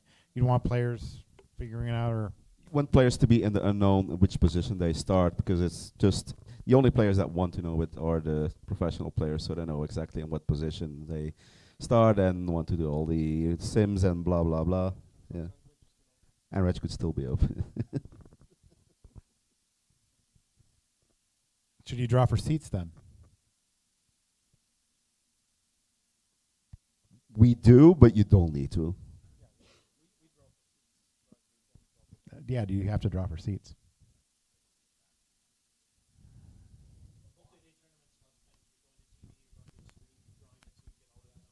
Okay. No coaching tournament area. Win has a strict rule. Andy, is Andy still here? Ormsby? Andy? Oh, he left. Okay. Not you, Andy. Do you have a rule for this at the World Series for no coaching? Not in the tournament area. At any point? Okay. It's a tough one. Not in the tournament room, Andy. Is that correct? Yeah, tournament room. I think that's a very specific thing compared to tournament area. Tournament area is a very relative thing. Is that around the table? Is that between the ropes? Just outside of the ropes? The tournament room is like, this is the room, so to speak. But if we would say the tournament area, if I'm sitting here, can I get coaching while the table's on the other side of the room? It's a little bit more gray. So tournament room is more defined than tournament area. Another question I get a lot is the update, the forward motion rules. People want some kind of update on this. If chips are moved forward in a way that reasonably looks like a bet, The full amount should be binding whether released or not, especially if it induces action. This is from Greg Jennings. I disagree with this, but I do get this question a lot. If somebody moves chips forward and then the person behind says call, what are we doing? What are we forcing? Are we forcing anything? Many believe that it must be the full amount that you have in your hand. Some say it must be at least a minimum bet. Our TDA rule is it's not a bet until it's cut from your hand. So I think the quick caller is angling, and they should wait for action to be complete before they act. And I think that person that's moving those chips doesn't have to do anything. I don't think they have to bet anything because the person's saying call. Anybody disagree with that? Hammer. Yeah, Hammer thinks that you should have to bet something. I know this because we've argued about it. It's true, and you're still wrong. I don't. I think most of the time it's the guy who says, oh shit, he's going to call, I'm going to change my mind and do nothing. That's the guy who's angling, not the guy who calls. The guy who changes his mind because the other person acted out of turn. People don't say call to angle. They say call because they see a big stack of chips in the middle of the table and they think they're betting them. They're not in the middle of the table. They're in their hand. His hand. His hand, which is holding the chips, are both in the middle of the table. We don't have a betting line. I'm not saying it's right. I'm not saying that the guy was intending to bet. I'm saying the other guy, the reason he says call is not because he's an angler. It's because he assumes it's going to be a bet because it's in there. I'm not saying that should have no repercussion. The repercussion is the guy's probably not going to have to bet as much as he is. But I'm not letting people take big stacks of chips, put them in the middle, wait to see what the other guy says, and when he says call, say, oh, I'm pulling it back because you're the angler. Because that's what Matt Savage says. Acted out of turn. Okay. And I know we all want to punish people to the max for that, but here's the thing. No. The angler is going to be the guy who changes his mind. That's going to be the angler. The other guy's going to call no matter what. The guy who's angling here is the guy who's changing his mind because of what happened. Or you could say they're both anglers, but whatever. I agree with your point, but I've played at rooms which have a rule like this. And the angler is going to angle, and we found, and by we I mean all of us players plus the managers of that room, that the rule was virtually impossible to enforce and actually allowed for more angling than the other way. And the reason being, what would happen quite often is the player who knows the rule has a stack of, 30 chips in front of him, grabs a bunch of them, puts them out there, changes his mind, acts like he's changing his mind, puts it back on the top of his stack, and his dealer says, that's a bet. Well, how much did he bet? We don't know. We don't know how much he put back. Secondly, the players who were angle shooters, and we knew who they were, would consistently do that sort of thing in order to get that, to get the player to think that he didn't really want to bet. So he got looser calls because the opponent didn't think he would want to bet. So yes, there is the possibility of putting my hand out, watching to see what somebody does, and pulling it back. But at least with experience, and this was at a casino not far from here, a local casino, we found that the angling, that angling didn't happen anywhere near as much as angling by taking advantage of this rule. So they dropped that rule. So while I think the angler is the guy that's doing the quick call, I also think that it opens it up. It opens it up to that player saying, okay, you're calling and I've been nuts. I'm all in. Are they allowed to do that? Are they allowed to say all in because he said call? Sometimes I move my chips up forward and say I'm all in. Yeah, exactly. I want to try to shed some light on this, because we made this bet. There's no forward motion rule years ago. How many? That's an important point. The answer to that is yes, but the language that has replaced it in Rule 40, 41, 42, 43, 44 is pushing out chips. Yeah. It doesn't say pushing out and releasing or pushing out in a forward motion. It just says pushing out. Now the intention was to get away from forward motion, but I think this could be clarified. It would be to say pushing out and releasing, or some other language you might like. In contact with the table. I'm Because trying to that came out from the World Series when somebody slid the chips like that, and then somebody said call, and they just pulled them back. Exactly. They were in contact with the table.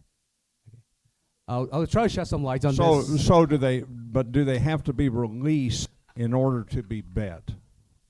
Yes. So if that's the case, I would recommend saying pushing out, releasing, to clarify that, because otherwise, forward motion is a form of quote unquote pushing out, even though it involves you're still in contact with the chips, but you've gone across some imaginary line. We got rid of the idea of the imaginary forward line, but I think this still leaves it up in the air to people. If we just specified and releasing, it would clarify the TDA position. Okay. Ray, you were going to say something. right? I was going to phrase it nicer, but I'm going to phrase it differently now. This is an old people problem. We really do need to update this, and here's why. Let me shed some lights on this. I've been playing poker for about 20 years. I started playing poker in this fantastic country, but for the last 10 years or so, I've been playing poker and run poker tournaments mostly in Asia. And let me tell you, in Asia, fewer than 1% of the players would have a problem with this. Like for example, let's say you are facing a bet of about 30,000. Fewer than 1% of players, young players, would grab a stack of 5K, like a full stack of 5K, move it forward and try to cut chips, and try to cut 6 chips of 5K and try to call. Nobody does that. Who does that? Like when I start playing poker, I would watch high stakes poker after that. I would see players like Sammy Fahar and those guys. I respect those guys, and they're very used to it because they start playing poker. They play limit pokers. This is what they do. They grab a whole stack and they cut chips. This is what they are used to do. So that's why I say that's an old people problem. It is a typical thing. Respectfully, an old people problem. This needs to be updated because young people really don't have this habit. Like nobody does that. Like nobody no young player. So why do we grab a whole stack and cut it? And for when my you say about experience, angle, only veteran players does it. There you go. For me, it's veterans. I really was gonna frame it nicer, but because you guys keep cutting me off, that's why I really have to frame it this way. Yeah. But from my personal experience as well, it's something typical, I would say, for poker on the North American continent, like Asia, Europe. You don't really see it. Like when people take chips in their hand, they will always bet all of their chips. They never cut out any chips and pull some chips back. We have a speaker over here. Okay, never mind. He's done. Go ahead. I was just going to add. Sorry, Jen. Go. We got rid of the betting line for a reason, because it just turned into Angle Central. It took about a minute and a half for people to start going over, and then somebody saying that's a bet, and going no, and then rolling over aces when they got called by 3 people. It just instantly. That's why we all got rid of the betting line. If you start, anytime we force a bet because of a player's action like that, we're just building in the angles. And so I don't want, the way it sits now is fine. And I think to Ray's point, it's also, I can't think of, Tyler's TDing my events. I'm not TDing him. I can't think of the last time I heard somebody get called over because somebody slid and, slid 3 stacks out and then pulled 2 stacks. That's the pump fake thing. But when they're in their hand, by the way, I always put a full stack of 5Ks out and then cut out 30. Because you played limit. Because I'm old. You play limit. Because I'm old. But I do Limited that. mixed players Yeah, mixed players. Yeah, limited that's mixed exactly players right. do that because you're cutting, it's 4-8. You're doing 4, 8, 12, 16. I do that. Yes, I do that. No limit too. I just want to clarify a couple of things. So we talked about this a few days ago, and your example was the person is coming out with chips in the air, right? And then the other guy says call, and you don't want to make this guy bet. You say he can do whatever he wants. He can come back and he can check, right? So let's pretend it's a different situation where that guy doesn't say call. So now I'm a player. It's my turn, check or bet. I come all the way out with a stack of chips. I do not put them down. Are you going to let me check? You No, are? but the You other think guy it's acted out of okay turn, for it- but the you other think it's player acted okay out of for turn. a player to come all the way out when it's their turn to act with a full stack of chips? They haven't put them down yet, but they're coming forward with chips. And I'm going to get a reaction out of the guy, and That's now why I I'm asked going to say here. check. Does it have to be a minimum bet or I don't think that's some okay, bet? regardless if that guy says call or not. Secondary, when he says releasing chips, we didn't say it had to be releasing chips. They have to make contact with the table. So if I come out forward with chips, the second they have made contact with the Cut table, from your hand. regardless Cut from if your I hand. have started cutting or not, right? As soon as they touch the table, now I have to bet. I don't have to bet everything in my hand, but I have to bet something. But he wants to write releasing chips. Touching the table surface, I haven't released anything yet, but I've touched. Pushing forward while they're on the table, that is a bet because I'm sliding them forward and they've made contact. But out in the air, I'm still able to do everything. Is that what we're saying? I'm out in the air with chips forward and I can be a douche and look at you and be like, just going to check. Never mind. Because as soon as I come out, he's going to start reaching for chips, getting ready to call. And I can see that. So I'm going to be like, never mind. I check.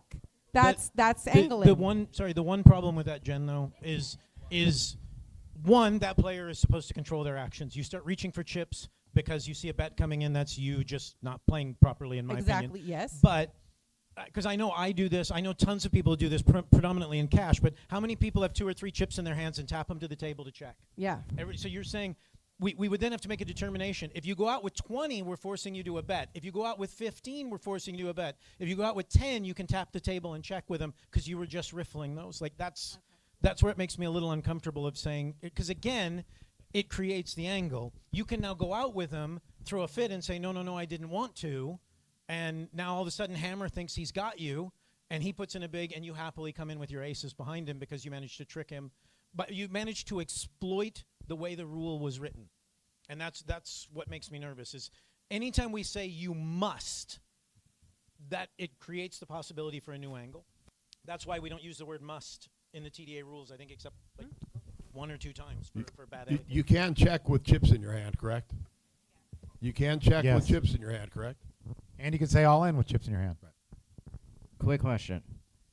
If somebody goes forward with chips, in my opinion, they're clearly going to bet. But the other guy says call, so now he changes his mind because he's an angler. And he checks, per the new rule, the guy that says call, are you not letting him bet now? He clearly wanted to put chips in the pot, but he showed a passive action. I would let him bet. But I'd let him bet. Oh, we didn't? Okay. I submit another piece of evidence into why that shouldn't be the rule. I'd let him bet.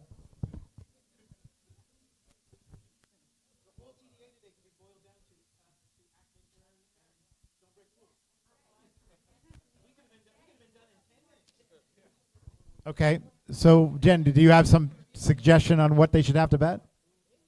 Jen. Something.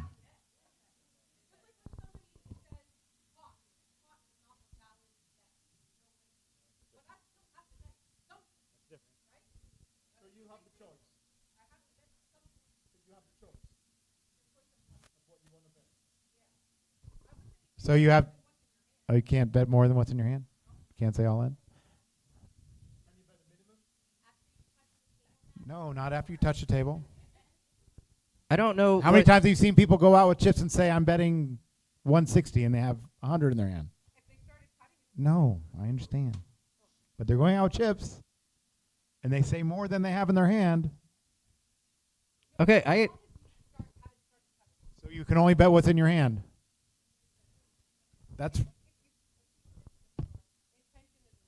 I can tell you what I do in this exact spot. And of course, everyone knows this is a mistake that's happening. Poker would be better if no one made mistakes. We agree.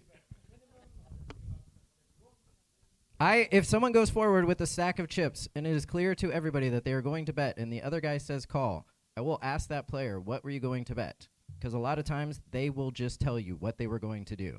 If they try to lie or say something different or doesn't make, if they say a number that's 4 of the 20 chips that they have in their hand, the bet's 4 and the other guy calls. If they say, oh, I know he's calling now, I'm all in, I treat it like changed action and I let the other guy call or not.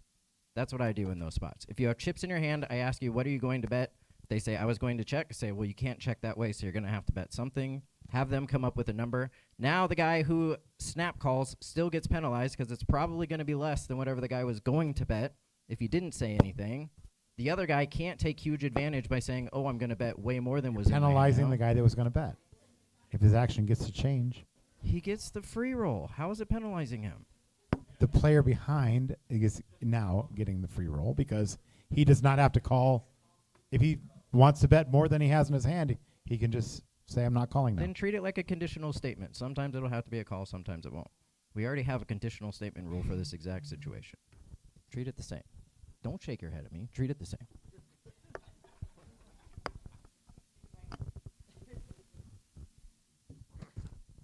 To go back to this language that we have in four rules, pushing out chips. If we say the chips have to be in touch with the table, then the next question is how far do they have to be pushed out? What's that? What? I can't hear.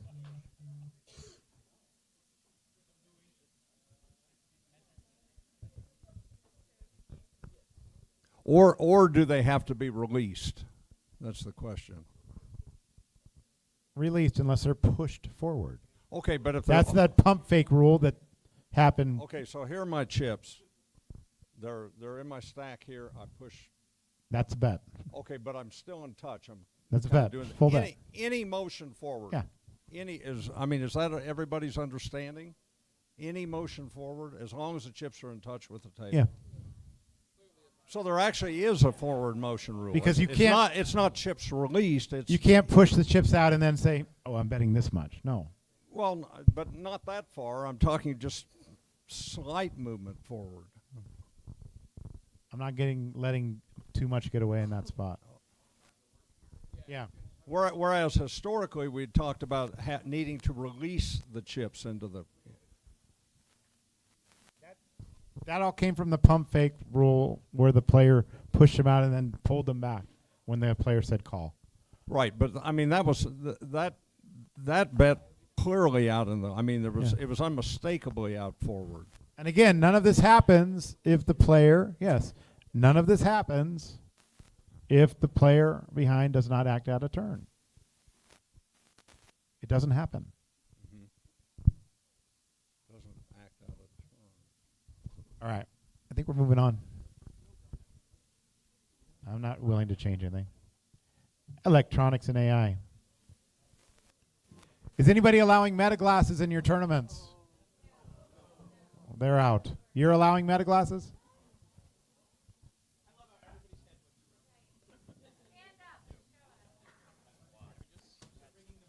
Okay, hold on.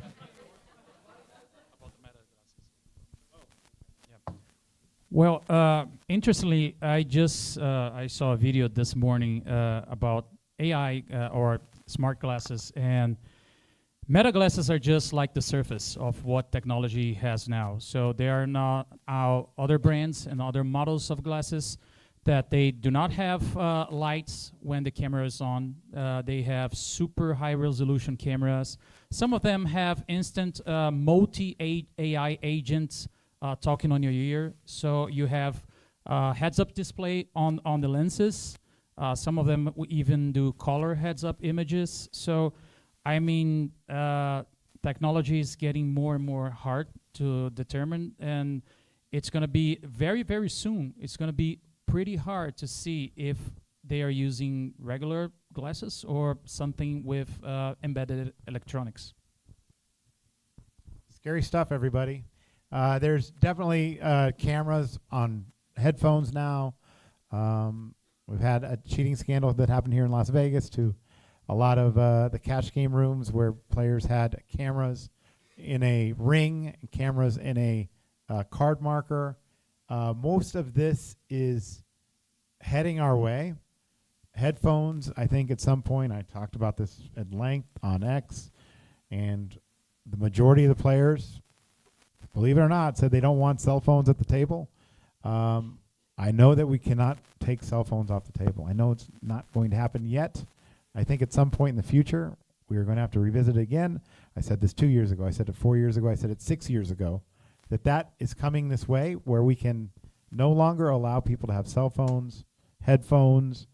There's definitely already voice to text. I can text Jason and tell him, hey, I had the ace of spades. If you're thinking about calling here or whatever, when there's 4 spades on the board, and it'll go right in your ear, and it'll say ace of spades, whatever.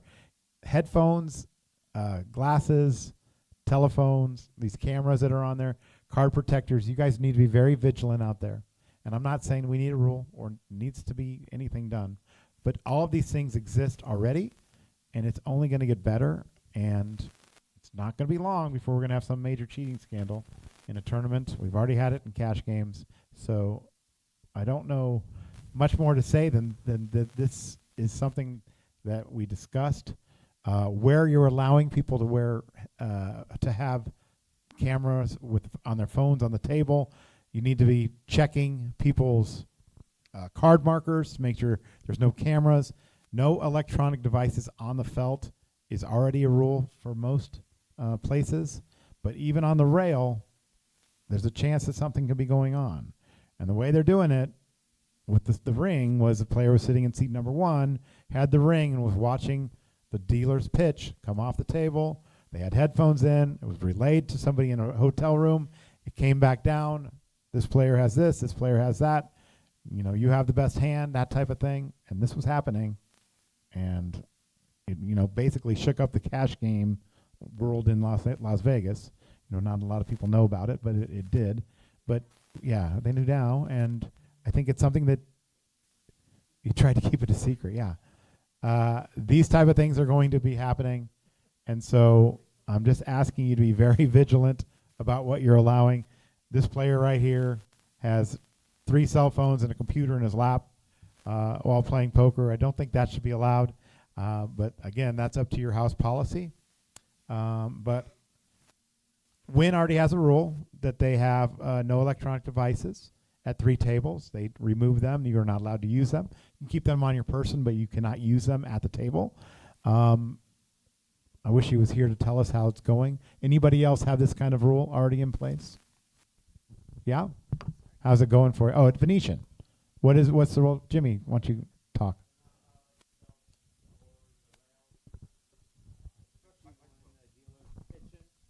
Your microphone. Please take a microphone. Give him a microphone, please. Yeah. I think he said they're not allowed on the felt or the rail. That's correct. The problem is on the rail when they're laying the phones, because they can actually record the pitch.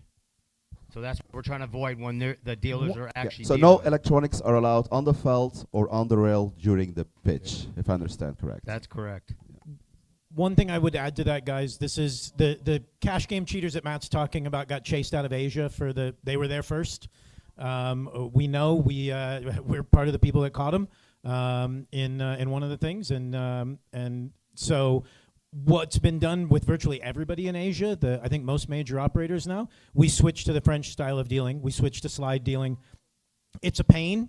I know that there's been resistance in America. Like I was a dealer for a long time. I don't like slide dealing. I've tried. Lloyd, who's not here, created a great little box that the deck itself fits in. I know Toby's got some. I think DC got some as well. We use them on all of our APT events.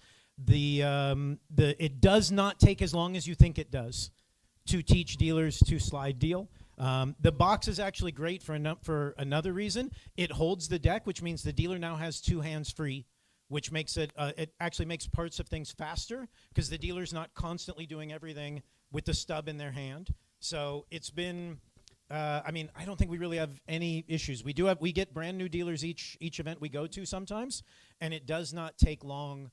So like if basically I'm saying if that's holding you back, you don't think your dealers can learn to slide deal. We taught 200 dealers how to slide deal in basically a day, and it can be done. And it eliminates this problem entirely. The whole issue of being able to film the pitch only happens, like I've been watching, I haven't been able to play very much, but I've been in, I think, 9 rooms since I got here. It's the same thing I saw even when I was a dealer. Good dealers can get in a rut, and they start helicoptering that. You know, they're doing their thing, they're in their zone, whatever game they're playing, and it starts coming around. If you do the French style dealing, the slide dealing, it eliminates that angle. And I think what you were saying with phones, I think that will eventually come everywhere. I think there's a few places in Vegas We're already starting doing it slide here dealing. in Vegas. Jason Sanborn, I see from South Point back there. Thank you, He's starting Jason. it August 1st, right, Jason? Yeah. It's well worth your time to train your staff to do it. Matt, It eliminates that angle. Venetian is looking at changing to the slide deal. August. I have switched to slide dealing. I would like also to thank Lloyd Fontias because he introduced us to the dealing shoe that he developed with a factory in Asia. I think it's fantastic. It protects the deck. It literally takes about 2 hours for a reasonable dealer to learn how to deal with the box, with the shoe. Then we actually measured throughout a series of tournaments the speed of hands per hour with and without the shoe. There is absolutely no change whatsoever. So you get the same hands per hour, get safer pitch, especially if you're dealing a lot of mixed games or 5-card Omaha. We do a lot of 5-card Omaha in Brazil. So it's a lot of cards flying around during the deal. And it's a lot safer. Dealers now have both hands to cut chips, count bets, bring bets in. I think it's way better. And I have a video that I can show tomorrow if anybody want to see how it's done. Just for the record, I did go to a dealing school here in Las Vegas, asked them to put this into their procedures for teaching new dealers. They did it for a few months and found out that it was too difficult because of the felts. Some of the felts made it more difficult, and he didn't think it was as ergonomic as it was to have the dealers pitching. So he already gave up on it. But so it's very tough here in the U.S., I think, to get all of the dealers that have been dealing this way for so many years to say, I'm not going to do it. But again, a lot of those dealers are really good at dealing, and so they don't have the issue of the high pitch. But at the same time, I just think it's too ingrained in the United States. Ergonomically, you do have to adjust but we found it's no different than teaching that dealer that pitches like that, the one who blows their elbow out because they're, like, we all know that everybody's laughing because you all have seen those dealers who that's how they're pitching, versus the person who can literally pitch as they're moving, which keeps your elbows and all of that stuff. We've seen people slide dealing that same way, and then an hour later they're going to Erica and saying, my elbow hurts. And it's like, yes, because you're doing it wrong. But, I mean, being honest, we operate last year we did events in Incheon, in Jeju, 2 in Taipei, 1 in Manila, and we were in Vietnam just before that. So we went to 5 different venues. We probably had 800 dealers across that, none of whom really had slide dealing practice before we got there. And yet we ran all of those. And our festivals,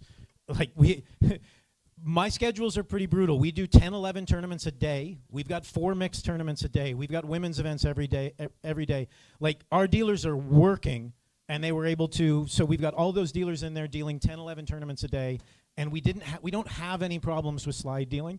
I understand the resistance there will be from ingrained dealers and properties in America.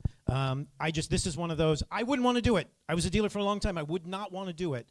But this is a safer, better way. And for the people looking at the bottom line, which I know we do have to consider sometimes the bottom line, a dealer with 2 hands free in a cash game works a lot faster than a dealer who's protecting the stub in a cash game. So you will get more hands.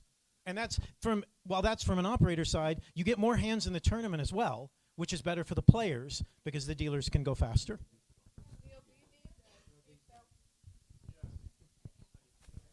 Speed felt?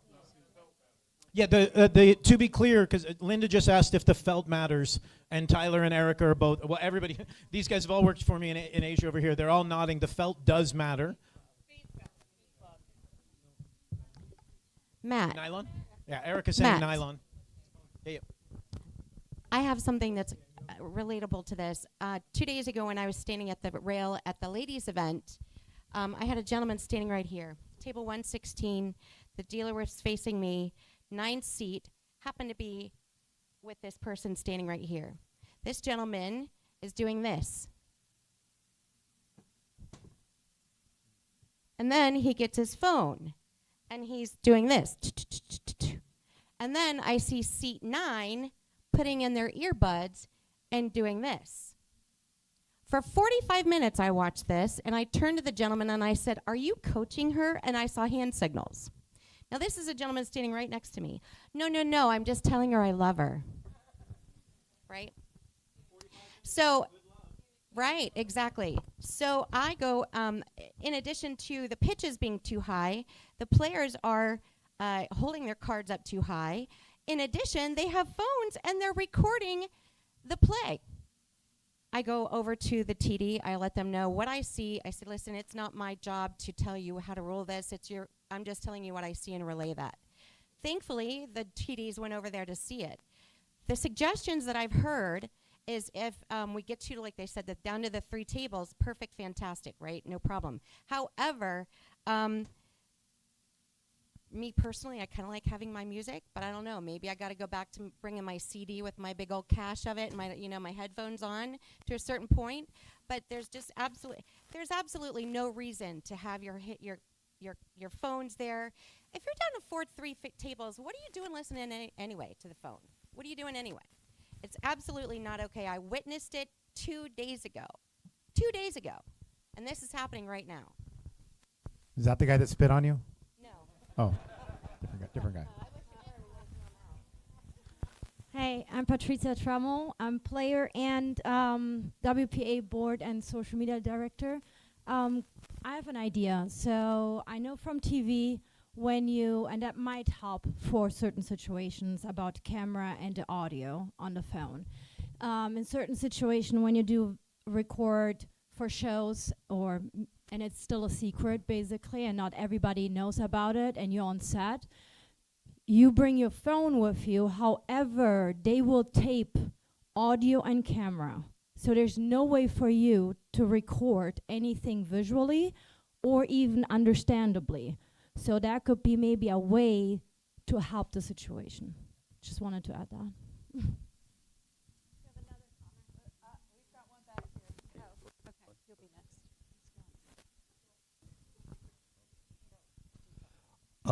Just briefly, we started off on the electronics version, and I do a lot of the tournaments as a tournament director for Run Good, and we made a policy about a year ago that when we get down to the final table, we tell them to put all electronics away so they don't have any earbuds, earphones, phones out, iWatches, anything that transmits a signal has to be put away so they can't be hearing anything or getting a signal anyway. And quite frankly, the players have been very, very receptive. I think the last year I've had one person complain about it the entire time. Most folks are like, we think it's a good idea. So I don't think it's as hard as we think it is to take the electronics away. There's always that one guy that complains, but again, in a whole year, I've had one complaint about it. Folks have been fine with when we get to the final table, there's some real money there, and electronics are going away, period, end of story, and it's been very, very well received. I will say I agree with that. I think most operators that I'm aware of, I know we do this as well, when you do get to a final table, certainly in your main events, in your things like that, most people are taking electronics away to an extent. World Series used to do it when you ITM'd, right? Where all the electronics, all the headphones, everything had to go away when you ITM'd at the World Series. I don't think that's still the rule. But yeah, and to what Wynn and Venetian are already doing, I think it's something that's going to expand out.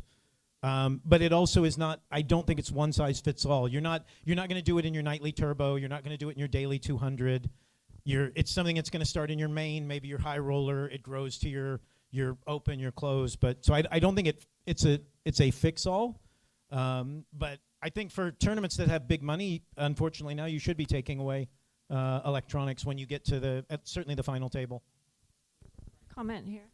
Triton's already taking stuff away for. I'm going to go into this as depth as I did 2 years ago.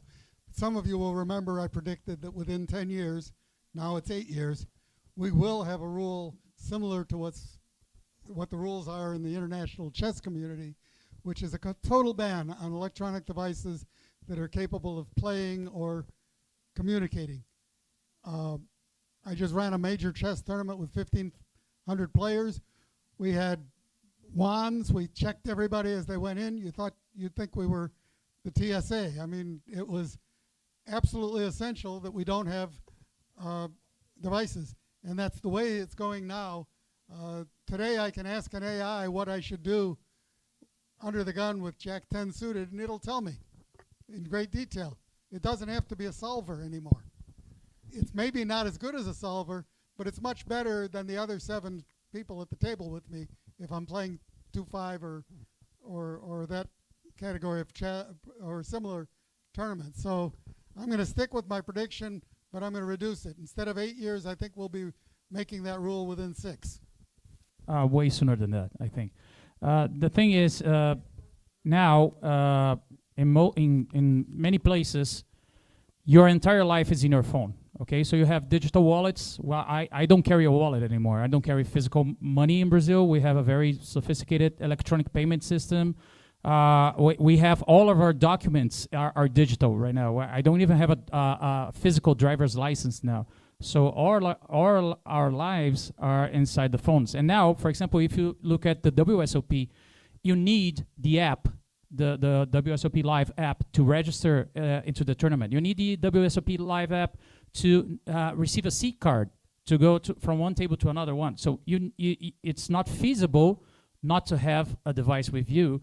The thing is, how are we going to protect gaming integrity with all that technology? It's perhaps a problem for the TDA of next year, TDA of maybe a couple of years in the future, but this train will get here. Comment in the back. Yeah, I'm Caitlin Onwine. I'm a player, and I've also hosted some tournaments. I think that poker is different, than chess. Because in chess, it's like very, very highly competitive, whereas poker is more of a social thing. So if you're looking at it from a player perspective, if slide dealing can make people who are anxious, ADHD, if we really want to grow the game and make people be able to come in with cell phones and headphones and stuff, then we should have slide dealing then. Because from a player perspective, if slide dealing prevents people from being able to record and stuff, and we can keep our cell phones and our headphones, and I can text my nanny and check in on my baby while I'm playing the main event, I think you don't have a problem when it comes to the final 2-3 tables or the final table, because then people's mindset are different. Now they're focused on the money. But if you have a recreational player coming to walk in and you're trying to take everything away from them, they're going to leave. They're already intimidated to play. I hear it all the time from people. They're already intimidated to sit down. Even big security guards are like, oh my gosh, you're playing? So I think, these are different things to consider from a player perspective. Thank you as well. I think for the comparison to chess is that in chess, the action is always going on and it's always a heads up. Whereas in poker, you're with 9 people on average sitting at the table. There's a lot of that time. There's 2 people playing a 10-minute hand. Like, you sometimes want to be a little bit distracted. You want to be on your phone. You want to listen to some music. Like, we need to find a good middle ground in all of these. And I think we have had some good suggestions already here, like taking maybe certain electronics away at certain stages of the tournaments. Again, it's up to each individual operator to think what's best for their local community to implement these rules. Like, we can't really force it to make it a specific rule, because every tournament is different. Every series has different procedures, has different needs, has different ways of operating. But I think it's good to have this conversation going in general and hear ideas from other operators that we can learn from. Okay, I want to respond to 2 things about that. Number one, at my tournament with 1,500 players, I'd say all but about 50 were recreational. We're there for fun, even though there's big money prizes that make it more fun. But in terms of the WSOP devices, I had that thought when they came out with them. In the chess tournaments, the international rules say, we have devices where you can keep your score on the device, and then we broadcast them with a delay and all that. And the international rules say those devices can only be used if they're provided by the organizer. I can't use my own device, even though the software is free, and broadcast. I believe it's going to come that way. The World Series of Poker, of course, if they want us to use those devices, which they would, they'll either lease them to us or include them in the entry fee or loan them to us, but we're going to have to use their devices. We can ask Jack, but I don't think he's going to hand out 10,000 devices to players here at the World Series. They will. They will. I predict that will, if they continue using the devices, that's what will happen. All right. I don't even know if I should. So I Hold on. definitely believe that cell phones, our discussion over getting rid of cell phones is obsolete at this point because technology has already surpassed that. And so dealing with people's social devices and their connection to the world, it doesn't matter because we're worried about buttons and people putting it in card protectors and wearing earphones that we couldn't even see. Like, why are we worried about people's Spotify headphones? Technology is beyond our social devices. So thinking about taking them away does no one any good. It does nothing in our market any good. That's my perspective. What's your name on Twitter? Yeah, I definitely do agree on that as well. But I think for a lot of people, like it would make them more confident of playing if they see that we actively, for example, take away all phones, headphones, whatnot, electronics, all objects from the table. I think at our Poker Stars events, we're very strict with what's allowed on the table. There's actually nothing allowed on the felt at all, apart from a small card protectors, no drinks, bottles, rings, iPod cases, lighters, you name it. It's nothing. We just aren't allowed anything on the felt, and we have slight dealing, and people are happy with the way we care about our game integrity. I would say it's also relative. Like, it's one thing for Triton to turn around and say nobody's allowed electronic devices. Those players are playing for $250,000 apiece. They want no electronic devices in their tournament, and there's only 60 of them. It's a lot different to say for your daily 200, like I said, or your weekly 1K or whatever. To even for something like ours, we do it for the streamed events, but I have 150 events. I take the electronics away in 5. And so I completely agree. Technology is going to get so far ahead that it's not going to matter what's actually happening with these. But I also agree that it's important for us to have these conversations because everybody here has a different player base than I do for the most part. And so getting to hear what everybody is doing is always helpful. I've been saying this for the entire time. You've been saying they're going to take all of them away. I've been saying that taking them all away would be, and for general use, taking them away would destroy our poker rooms the way we think them. We literally had a presentation from Hammer and John about how you're going to use your phone to do everything. And now we're going to take it away. It's how you bought in. It's how you're getting paid. And now we want to take it away. So I don't think. All right. QR code everybody's forehead. Just no, we're just running about perfect on time. Couple announcements. I would like to take a group photo. It's going to be a little difficult. There's a big amount of people here, but I want to take a group photo before we leave for the day, which is in 5 minutes. And I want to make the announcement that tomorrow from 9 to 10 will be mixed games, rules and procedures, which many people have been asking for. However, if you don't run any mixed games at your casino or card room, you can come in at 10 o'clock tomorrow. You should start running if you don't have them. Okay, so that's going to be tomorrow from 9 to 10 o'clock. Hopefully we can get most of it done by that time. But what we're gonna do is we're gonna come up. All of us have run mixed games, even at Jack at the World Series. We're gonna work together to get all those mixed game procedures, add it to the TDA. So hopefully we can get that done.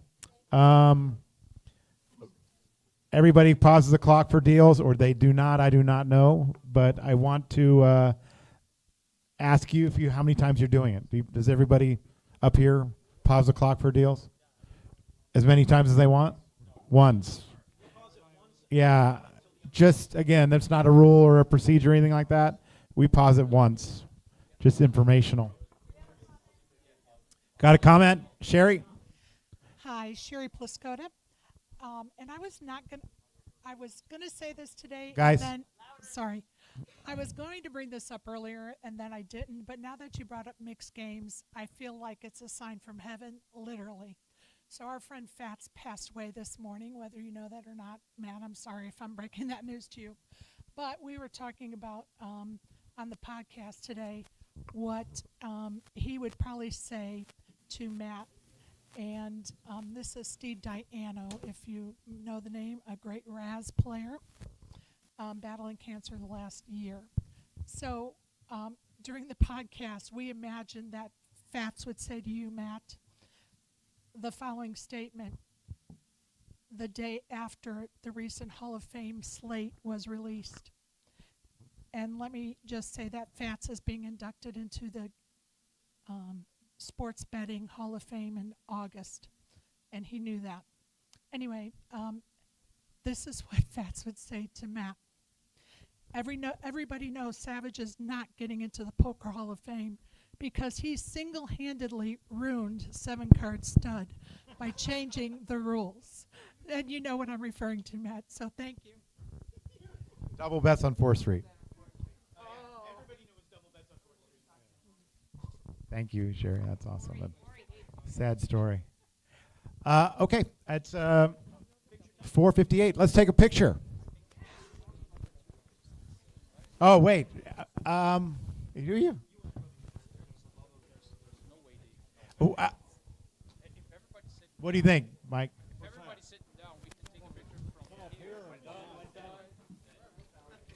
Okay, just keep your seat. They're saying keep your seat.